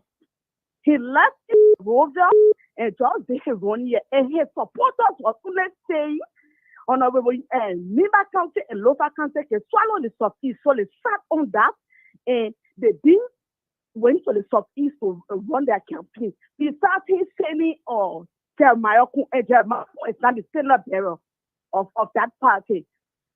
So that caused them, and that was one of their weak or their last cause. So it's better that you just what happened to you and do the right thing than to talk about another reason, something that they are both on travel land. So Thank you. that is my point. Thank you, Thank man. you Thank so you much. very much. Let's take this person and welcome. Well, good evening, Spoon. Good evening. Let's hear you. Let me appreciate your Hey, man, control, get away from the radio, Aaron. That thing is not good for our ear. Hello, welcome. Hello? Okay now? Yeah, go ahead. Thank you. And as I was saying, let me appreciate all the panelists tonight and our collaborator, Sagamanchu, Mr. Joe, Jesse Waro. You see, it is very frustrating and very, on a candidate for Papula Chiru to say he is still to be discussing about this failed government which have brought a lot of suffering to the masses of this country, and then we see that everything is well for us. Listen, Mr. Gibson. We are being we inhabiting this country. We are in this country. We know what we are going through, and this is why we are number. So you asking me, and we will not resist until we are the pack and leave come November 8th. Thank you, and we are in this for all Liberians. Thank you. Thank you. Thank you. Let's take this person. You're welcome. Welcome. Good evening. Yeah, good morning. Let's hear you. Welcome. Thank you. This is Baji tonight. Thank you to the Spoon family and thank to all the Unity Party folks on the platform. Let me say this to Mr. Jerome. You know, Mr. Jerome not feeling the pinch of us because I not being one that's an opportunity to go on that sir. None of the family they are affected by this. That's why you make it fun for us. If you know the thing what we're going in the country here. And I don't see somebody in Liberia calling you for money. Because that's why you say now and when you of your government, you say that you paying for Oh, no. You can't address the panelists that like that. Let's take this person. Yeah, welcome. JMB is the next. Hello, welcome. Hello? Hello, are you there? Yes, I'm here. Good morning on our end in Liberia, and I want to say hats off to all of the panelists. This is Noah Zawu Gibson. CEO, I want to thank all of you for the kind of good job you guys are doing to liberate our country. Let me begin with Mr. Gibson Cheru. While it is true that I don't support what he's doing, I do not support his side, but I think let us learn to be tolerant enough. Let us not make Mr. Gibson Cheru to have a reason to think that what he's doing, he's supposed to do it. Because if we all attacking him for his side that he is choosing, it's like we're proving that when we take power, we'll not be tolerant. Let us live in with his conscience. That's the right. But with this said, CEO, I am of the strongest conviction that we will triumph over President Weah. I mean, look, you will not believe it. I can tell you for real, President Weah came to power. One of the reasons why I'm fighting against President Weah, I was at the Internal Affairs Ministry during the Unity Party government. President William King and order my dismissal on grounds that I did not support the CDC because I've been vocal against the CDC throughout.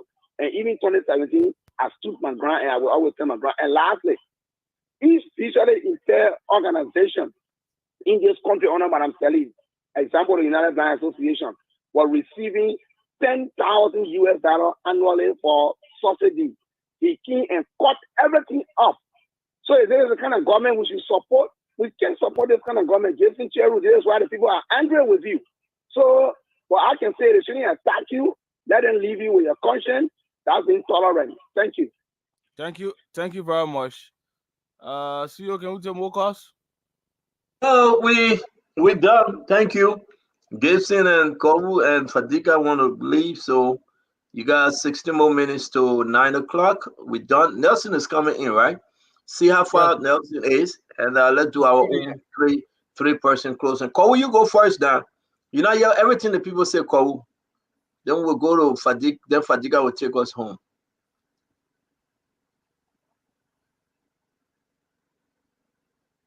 Kovu, are you okay? We're not hearing you. All right, Gibson, you want to go first? We're not hearing Kovu. Yeah, let me go first. Thank you very much. I heard all the callers. I don't like some of the things they said. Some of them say God will punish me, all the kind of things. I said to say they have God's decision. But let me just say this. I like what some of the people from the Southeast came here and showed their support to Joseph Boakai. The people say the Southeastern people are voting one way, but there are people in the Southeast who also believe in Joseph Boakai. But then there's a lady who came here and made a selling point. Joseph Boakai, Prince Johnson said he made a bad statement about the Southeast. I don't want to repeat that because I don't want to look as polarizing. He made a bad statement about people from the Southeast. Joseph Boakai decided he would exercise the Southeast. He didn't go to campaign. So the people should just sit down there and say, yeah, because we hear his name, we'll just vote for him. No. If you want to vote, you go there. And because he unable to go there, therefore Joshua went there and took advantage of the loophole. So the people voted for Joshua who went to them. In the Southeast, we have a culture. The person who comes to you, it means the person respects you. Then you give them your respect. But Joseph Boakai from Lofa County, maybe you don't have that kind of culture there. So you don't care to go to the Southeast and say, my people, I came to you, I want your vote. And you will not go there again, the second round. This is why I say if Joseph Boakai get even 1,000 votes in some of these counties, then he lock it. Some of the counties, you get 400 votes, 300 votes. But this is the main point I want to say tonight. This is the main point I want to say tonight. Let all of us put our ears on the ground and stop threatening me. It will not change me from saying the thing I want to say again, Boakai. Thank you. Boakai represents the existential threat to our democracy. You're not hearing me now today. I'm telling you, the Boakai is a terrible man. The man is a violent nature man. This man, people are killing sedition, and he never condemned me one time. All right, Gibson. Thank you. Go for George Weah for peace and tranquility, and God is going to bless your country. Those of you who have not eaten tonight, you too damn listen. God, stop words on the show that it's not right. Man, I just want to go. You in America, man. You in America. Gibson, I beg you. Gibson, even the callers, you're gonna go after them too? Yes, they are everybody. Everybody that throw right upon you. So Gibson, anybody who throw right upon you. All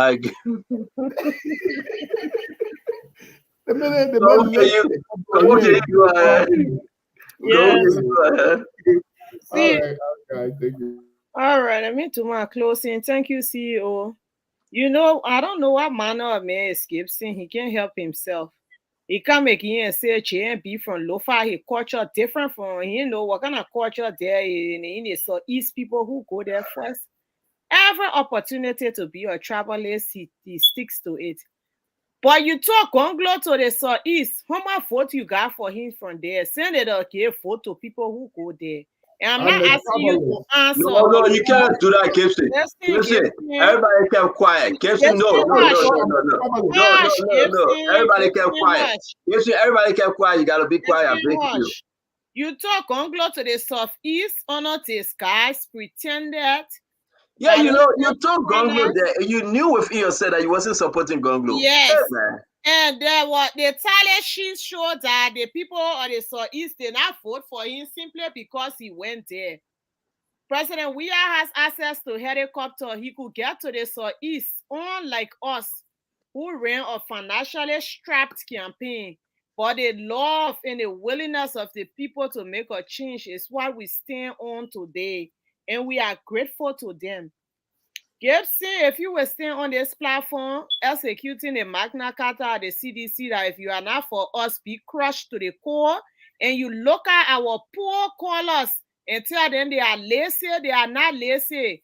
They have potential. The government has created no job, nothing they have for no them. opportunities. They have no employment. The Liberian people are proud people. You're looking at the youth. The woman told you, for 2 children in Liberia, she even have to buy them toiletry. The youth of Liberia, the sad part, they graduated from college. They have not even started paying into Social Security and pension. I wonder what will happen to them when they become old like Gibson or even older. It's pathetic. And for you to sit here and laugh at the condition of our people and call them lazy, it's unfortunate. It's highly insensitive. And the reason why they should unapologetically vote against the CDC. So my people in the opposition, let's come together. This is a united victory for our front. To those on the fence, to some people who made mistake and voted for CDC in the first round, you hear in the likes of Gibson telling you, you're lazy, that why you're on kush. You're lazy, that why you ain't got jobs. You're lazy, that why your children ain't got tuition. You ain't got food to eat. There are some people who were proud people who, before the CDC government, they had a little jobs. They were able to pay their children's school fee. They have become beggars. CEO, the middle class before are the ones who are even beggars. Because what harmonization, 12 fake harmonization and things did to them. Our people are not lazy. Not because you say you collected bribe from the Salif administration for newspaper, you found your way to America. Some of those bribe you establish yourself and your family. You should laugh at and talk down to other people. They say those who had a nose crack by a benevolent God should remember to be humble. That's what they say in our book. Not because you get some stroke or luck that brought you here and you have connected with the CDC to eat money, you should call the people lazy in Liberia. So CEO, I just want to say, like, I don't know what happening to my I enjoy you when you speak misinformation about me. But let us keep quiet. And let the woman finish, please. Yeah, keep quiet. So CEO, let us, I beg you, let all of us vote for Joseph Yima Boyka. He is the way, he is the answer. It is only true Ambassador Boyka. Our country will change. Remember to vote 1. This time, you're number 1 on the ballot. He is not 2. It's going to be him. The 2 men then vote 1 and make our country a better place.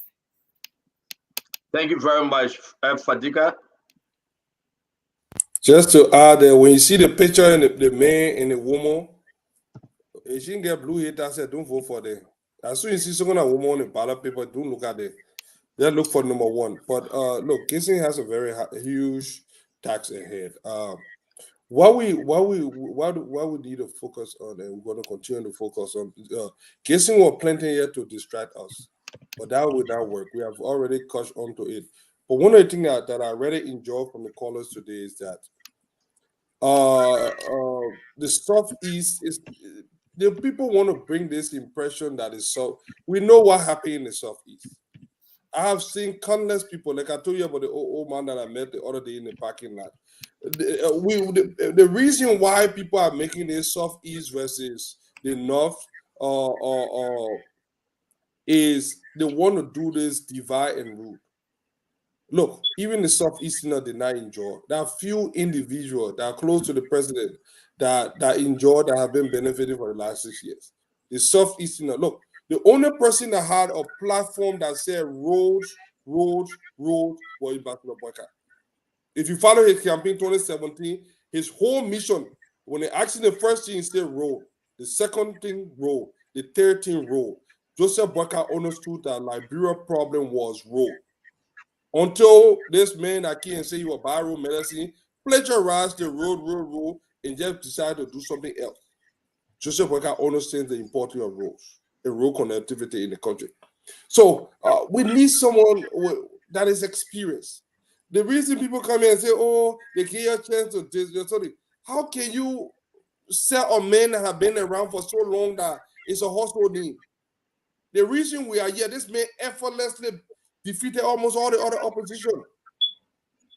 And if these guys have not tried to manipulate the process, this would have been a first round landslide. But because of his popularity, he was still able to avert whatever they plan to do. So what I want us to focus on, if you are out there and you still thinking on what should you do, the decision is clear. You do not have two choices. You only have one choice: to move forward or to get more of the same. Because whatever decision you make 2 weeks from now will be a reality for the next 6 years. And we know the last reality for the last 6 years. It was not good. So people like Gessie, when I come on here and can't lecture the Liberian people, you saw people calling, say, my children have not eaten. They harmonized our salary. People are living in abject poverty. Our people have been reduced to complete destitution. So people know you cannot lie away out of this thing. Vote number 1 on the ballot. And you need to come out overwhelmingly, just as you did on October 10th. Mend the polling station. Do not go. If you see something, say something. You have a smartphone. Use your smartphone, because set out information, gather enough evidence. They cannot cheat us if we protect our vote. They tried to do it the first time. We protected our vote. It didn't happen. Lofa County will be resolved. It has been resolved. I can tell you that. If anything happens in Lofa County, it will not happen, because Lofa County is going to come home.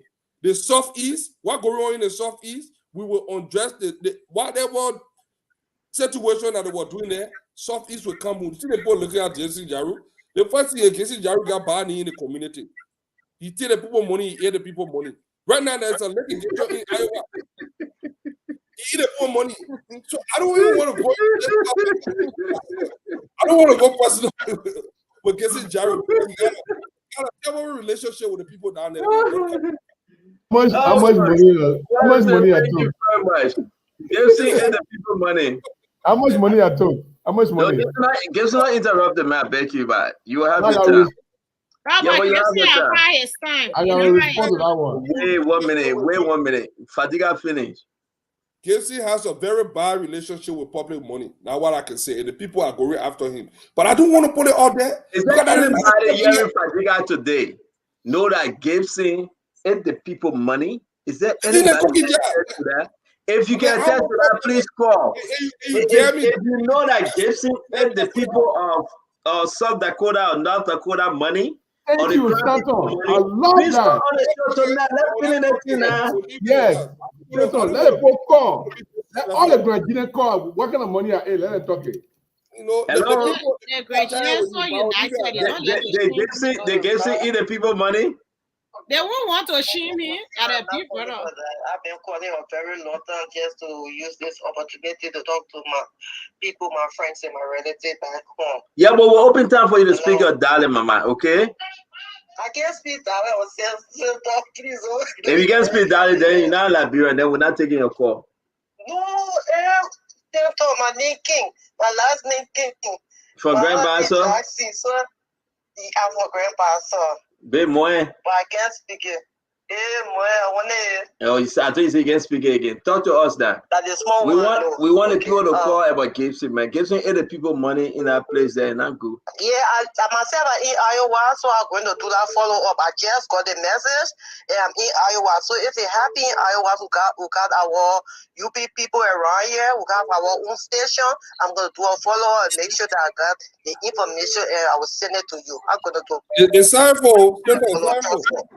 Thank you. It is sorry for. She's just saying that Gibson will do a follow up in Iowa.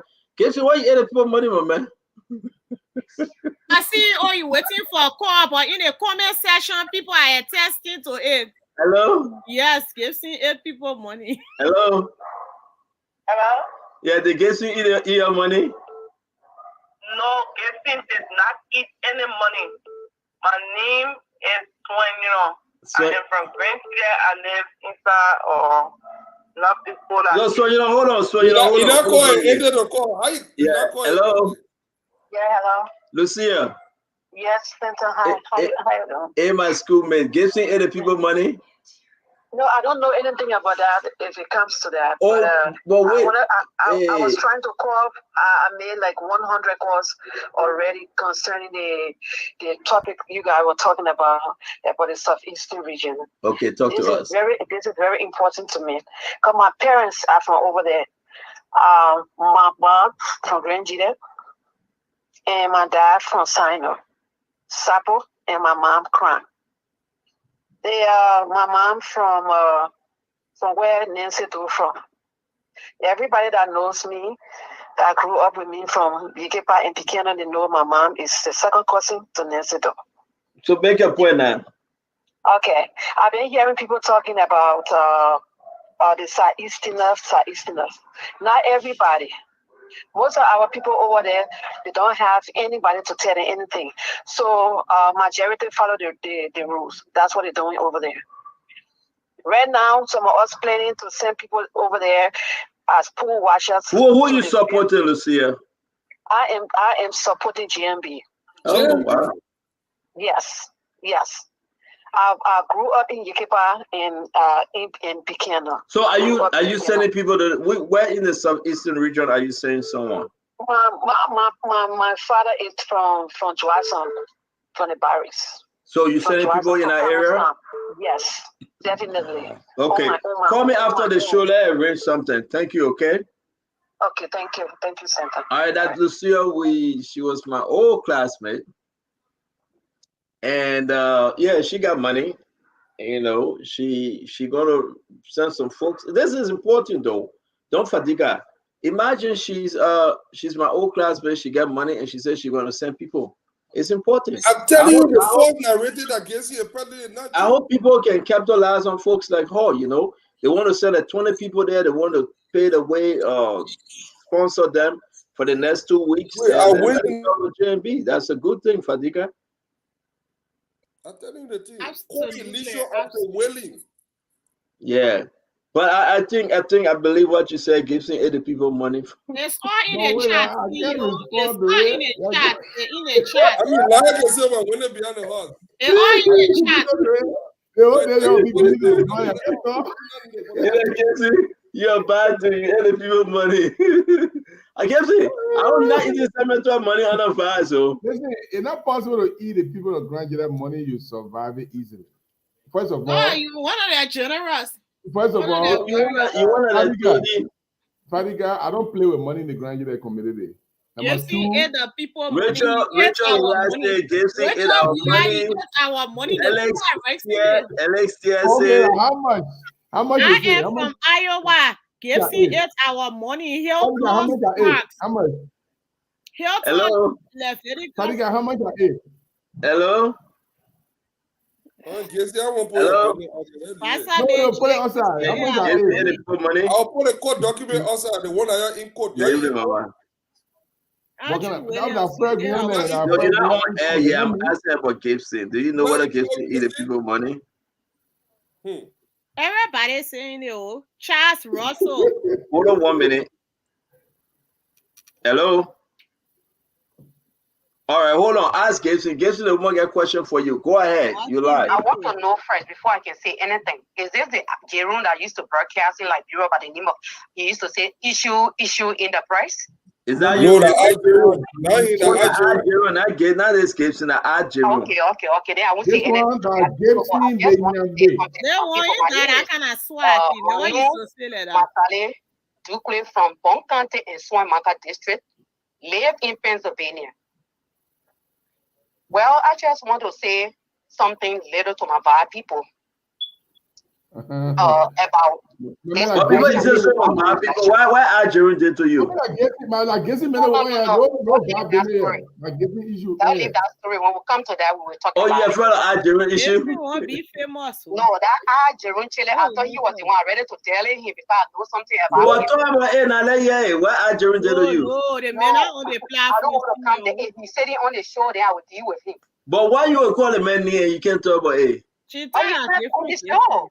Yeah, but I Jerome, he's work at the embassy. He used to. He worked for Joe. No, I can't call his name right now until if I see him on the show.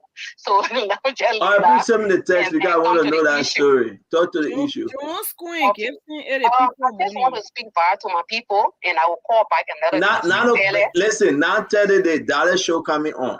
Then you must call. Yeah, I'll get your number to Let me Nelson. just speak a little English I about beg you Gibson real that's quick. sitting over there to my Liberian people. My Liberian people, you should not listen to Gibson. Gibson Jerome is there to distract the people. But nobody should listen to him. It is lit for him. He was selling Gonglo the last time and he was piling his hands behind his back. Now knowing he was just there fooling Gonglo. Now he has mixed all the Liberians still knowing who he is. So if my grandson were around me, I'm going to tell him to come down Sabu a little bit to put the nonsense inside. But my grandson is not around me now. All right, thank you. So Let me tell see somebody else. like Juan this. Harris. I want to sell my candidate, Yes. which is Joseph Nima Boakai that I am supporting. I am supporting that I printed t-shirt for. I send my contribution to use that on to send the full washer, 15 full washer I paid for the last time. Thank you very much. $300. Thank And you. I pay money for the people to run the campaign that very day again. I spend my only $50 that day. And we will show to the people that we're ready this time around and we're ready again to spend the money. We will Yeah, John going to come on the show. You John. need to pay the cash out and the sales Yeah, that we they're about to clean it. send Let me the tell you that. Let me tell you, John, Molu, Mo Ali, Steven Johnson, everybody coming back for us to do that announcement and to raise more money. So thank you, okay? Okay, thank you very All much. right, Thank you're you for the welcome. hard work. Don't forget, call me and tell me about Be Jay. focused. Nobody should distract Thank you and tell me about Be Ash Jerome. focused. And You have to I call will me. advise you again. You Liberian people will come for you. You one day you will need the Liberians, but they will never be there for you because right now you are a snake in the green grass. So because I support Joshua there, I'm gonna buy you over here, I'm gonna support Joseph Bagafre. I Thank got it you. from my face, man. I'm gonna support Joseph. I'm gonna leave them by. Hello. You're trying to make light out of the situation. Hello. Why you let me say because I support Joseph Bagafre, I buy man. I mean, Joshua's bad. This is Maggie J calling from Switzerland. Maggie J. They Gibson eat the people money. No, I don't know about that. To be fair, I don't know But about Fadiga, nobody seems to know that Gibson eat the people money. We're They trying are to get writing it. They are writing it over 10 questions. Yeah, Gibson in court. You know, I like it.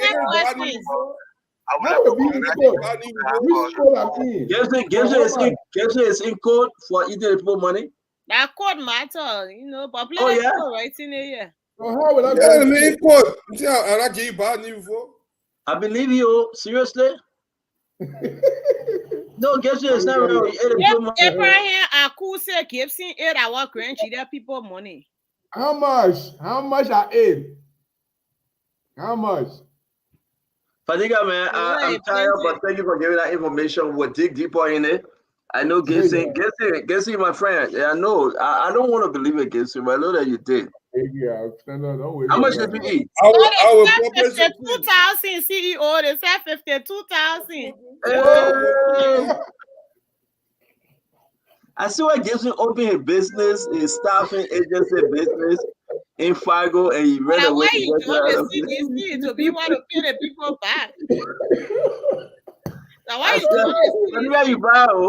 I see why Gibson opened a Fargo, his staffing agency business. People are talking in the same range. See, other people say it's around 52 to 55,000.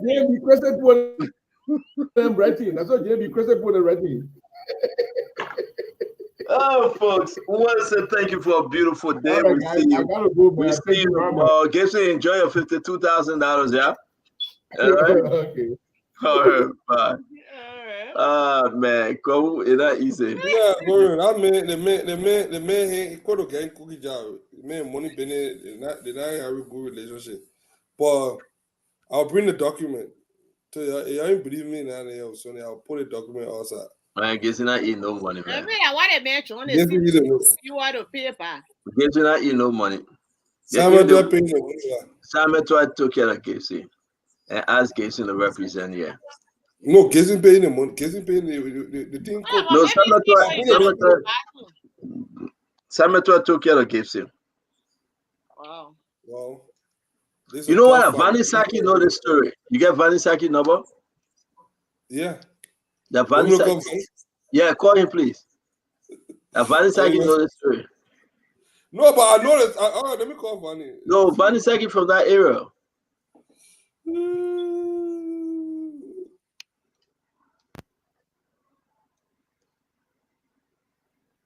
Now, Vanisaki, go. Vanisaki, go. You all right? I just reading some poor giving different amount, 55,000. But I it's money, I tell you. But it's still rich, you know? No, but seriously, Gibson, on a serious note, Gibson. Yeah, the man run away. Gibson, I run away. Gibson ate the people money. Hello? What do you wrong with you? Hello? Hello, Small? Yes, Small. Mama. Yes, Mama. Yeah. Okay. This is Evelyn calling from PA. Yeah, this is Evelyn calling from PA. Hello? Evelyn, talk to us. Okay. I don't want you people listening to Gibson. Gibson can just do this thing. You know, we are about 15 at the job you're watching you. And when Gibson come on your show, we can really enjoy the way he can talk and be laughing. But I don't want you guys to get serious. You're 15 watching a Spoon Talk? I'm watching it, yeah. Where in Pennsylvania? Everybody wanted to talk. I work with Who Service in Pennsylvania. Who Service I read by you passed Bristol. Right. Who all there? Call their name. Watching it. What's your name? My name is Evelyn Nelson. Evelyn, who you supporting right now? You're 15, so let me take a vote. George Weah or Bwaga? No, we don't know who to vote for. We are not voting for anybody. We're not. Evelyn, anybody. Evelyn, why are you not supporting somebody? Well, I'm from Grand Crew. I'm from Southtown, but that doesn't mean I'm voting for Weah. I say who you want to put your support to. Well, right now I want Joseph Bwaga to win. All right, get a phone to the next person that won all of 50. Joel, you want to talk? Bring Joel. Hey, Dixon, you want to talk? Put Dixon on, man. Dixon shouldn't run away. They don't want to talk to anybody because they want to talk to when they talk to Jimbo on the phone on the show. They don't want to talk to anybody right now. Oh, so all the people supporting Jeru? Yeah, all of them supporting Jeru. They say they like the way Jeru can talk, but if you people really want to win this thing, they shouldn't listen to Jeru because Jeru can do it. Yeah. I don't know. So under you, all of 15, you got 14 supporting Jeru? If I talk anything about Bwaga in the belly here, like the people want to kill me. Wait. Are you working with LIB Magna? Are you kidding me? Jeru not get fan base? CDC fan base. Who service is right here? Across the bridge. Across Bristol Bridge. Okay, y'all let me know I will come visit you, yeah? Yeah, come and visit us. That would be good, Jeru. How the Oman coming on? The Oman, all right. Thank you, yeah? Praise God, praise God. All right. Okay. Wow, I am shocked. I am shocked that all of 15, everybody embracing Jeru. Fadiga. They say that CDC supporter from this from Grand Crew. He hear the code. I won't call it income code. That is solidarity there, but let me tell you something. You guys put it in some Eastern region. I mean, I'm not calling me. All I say JMB will be. He has said it. He said, but that's also the crowd, the crew, the girl people that over there. Are you hearing the name? Young there and all that. That ain't it. Well, you know, our people will come home. Look, the Liberians are fed up with this government. Liberians will look. I'm projecting a landslide victory for Ambassador Burger. At least 65 to 70% of the vote. I agree with you. I think the way the election took place the first time, there was more vote coming in Nimba, more vote coming in Lofa, right? Imagine that George Manawea got Basso and Bon County almost 18,000. Nimba alone can swallow that. Whatever came from the other end, this election, Joseph Boakai will win this election. People can say what they want to say. Not less than 60%. Joseph Boakai will win this election. It's no if and a but. Even though I see George Manawea running. I see George Manawea scared like hell because he knows exactly what's coming for him. People say, "Oh, still no, listen, something that I really want to say, but I have to hold it in because I just want to say something on the show to tell CDC that you're feeling."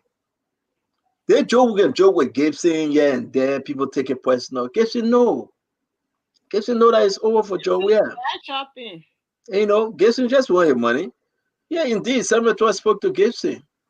Gibson was actually supporting Tewan Gonglo 100%.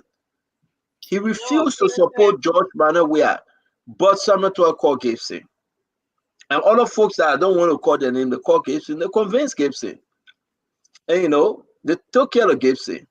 I can say on the show because I know. And, you know, and they push and say, you know what? Spontor will not kick you out. If they kick you out, then there will be buyers. That's not the network we know. But we'll not forget to be here. We will check him. We will. We'll check his bag. The false story about Boakai, you can smear the money on the story. You can know they pay him straight. Oh, they pay Gibson. They pay Gibson. You can smear the auditors, the money from the And I like auditors. how you said Don Fadiga. I do believe a lot of people say Gibson took the people money from Fargo and he ran away. He opened his company. And, you know, I don't know about that one, but I think I'm leaning to believe it. But listen, John Manawea is on the run, Fadiga. I know you're talking to your folks, but this election is over even before it started. This second round is done, Fadiga. Still on it. It's done. I know. Let me tell you what happened. The other argument that they were on is dead. Only 50 people can be on it, 25 people, that argument. So there's no way. The meaning the covertly coming, they know that this is a larger platform. Covertly can choose. Look, Gibson can say nothing on the platform that the Liberian people already know. You cannot lie away out of this thing. Gibson will kind of Ambassador Boakai do this, do that. People be getting the feeling. Look, our focus here is to sell Ambassador Boakai. And moving forward, that's what we're going to do. He can kind of be talking about that when he talk his own, we talk our own. It will not distract all the people are listening. They will filter what we are saying and they will make their decision. The decision now is: do you want more of the scene? Do you want 6 years of push? Do you want 6 years or extrajudicial killing? Do you want 6 years of bad governance? And, you know, then you can go with Joe we are. But if you want change, you want leadership, you want competent leadership, then you go to Ambassador Boakai. So that's all we have to choose between. You know, it has boiled down to a 2-horse race, and he's trying to disturb my thing. But I want to state this again instead of look. We need to form a coalition of the willing. This thing is not, don't feel that, oh, because I say this thing, Ambassador Boakai, I don't care if you cause him before or you say this about that. I said some of the things, I said some things about Ambassador Boakai. And that didn't stop him from talking to me. That man don't even care about all those things. This man have told us both in private and public that he will be the president for all Liberians. He doesn't care about that Southeast, Northeast, Grand no. And Lofa people, a few of the people in Lofa were there, they were doing that, they will come home. Oh, he For can 12 years, Fadiga, the man had a sedition in his office as chief. in office. The only government that employs sedition. Samuel 12 was serving on the board. That was Liberia position. It was not a higher position. It was not merit position that he went in and apply for. Ellen Johnson said he's saying there. Joe, we are all were eating money for Eddie. So that because you're opposition and they have started to threaten our people. Oh, you ain't vote for all, we'll fire you. You ain't vote for all, we'll do this. They have already started threatening civil service. Look, let me say this. One thing again that people should be mindful of. George Weah have destroyed most of our integrity institution. You should not be surprised if George Weah start to change the constitution to even run for a third term. George Weah can do it. The people started, they even stay upstairs here, they started talking 24-year loading, 25-year loading. I hate to say it's Susu. But at the end of the day, I would tell you, Fadiga, when you come to a place in Liberia, you realize that the massive suffering of the Liberian people, the Lord will answer the prayer. The people are suffering. They're no matter suffering. what people do, no one man can say, I'm the one to bring redemption to this country. But the collective mindset of the Liberian people, believing it's time for a change and a lasting change, will take effect. I want to say thank you, Fadiga. I want to say and only the president in Jordan, man. Everybody. Only the president. I want to say thank you from Lokawu. Look, at the end of the day, the people are telling him to come back because he ate the people money, he come back.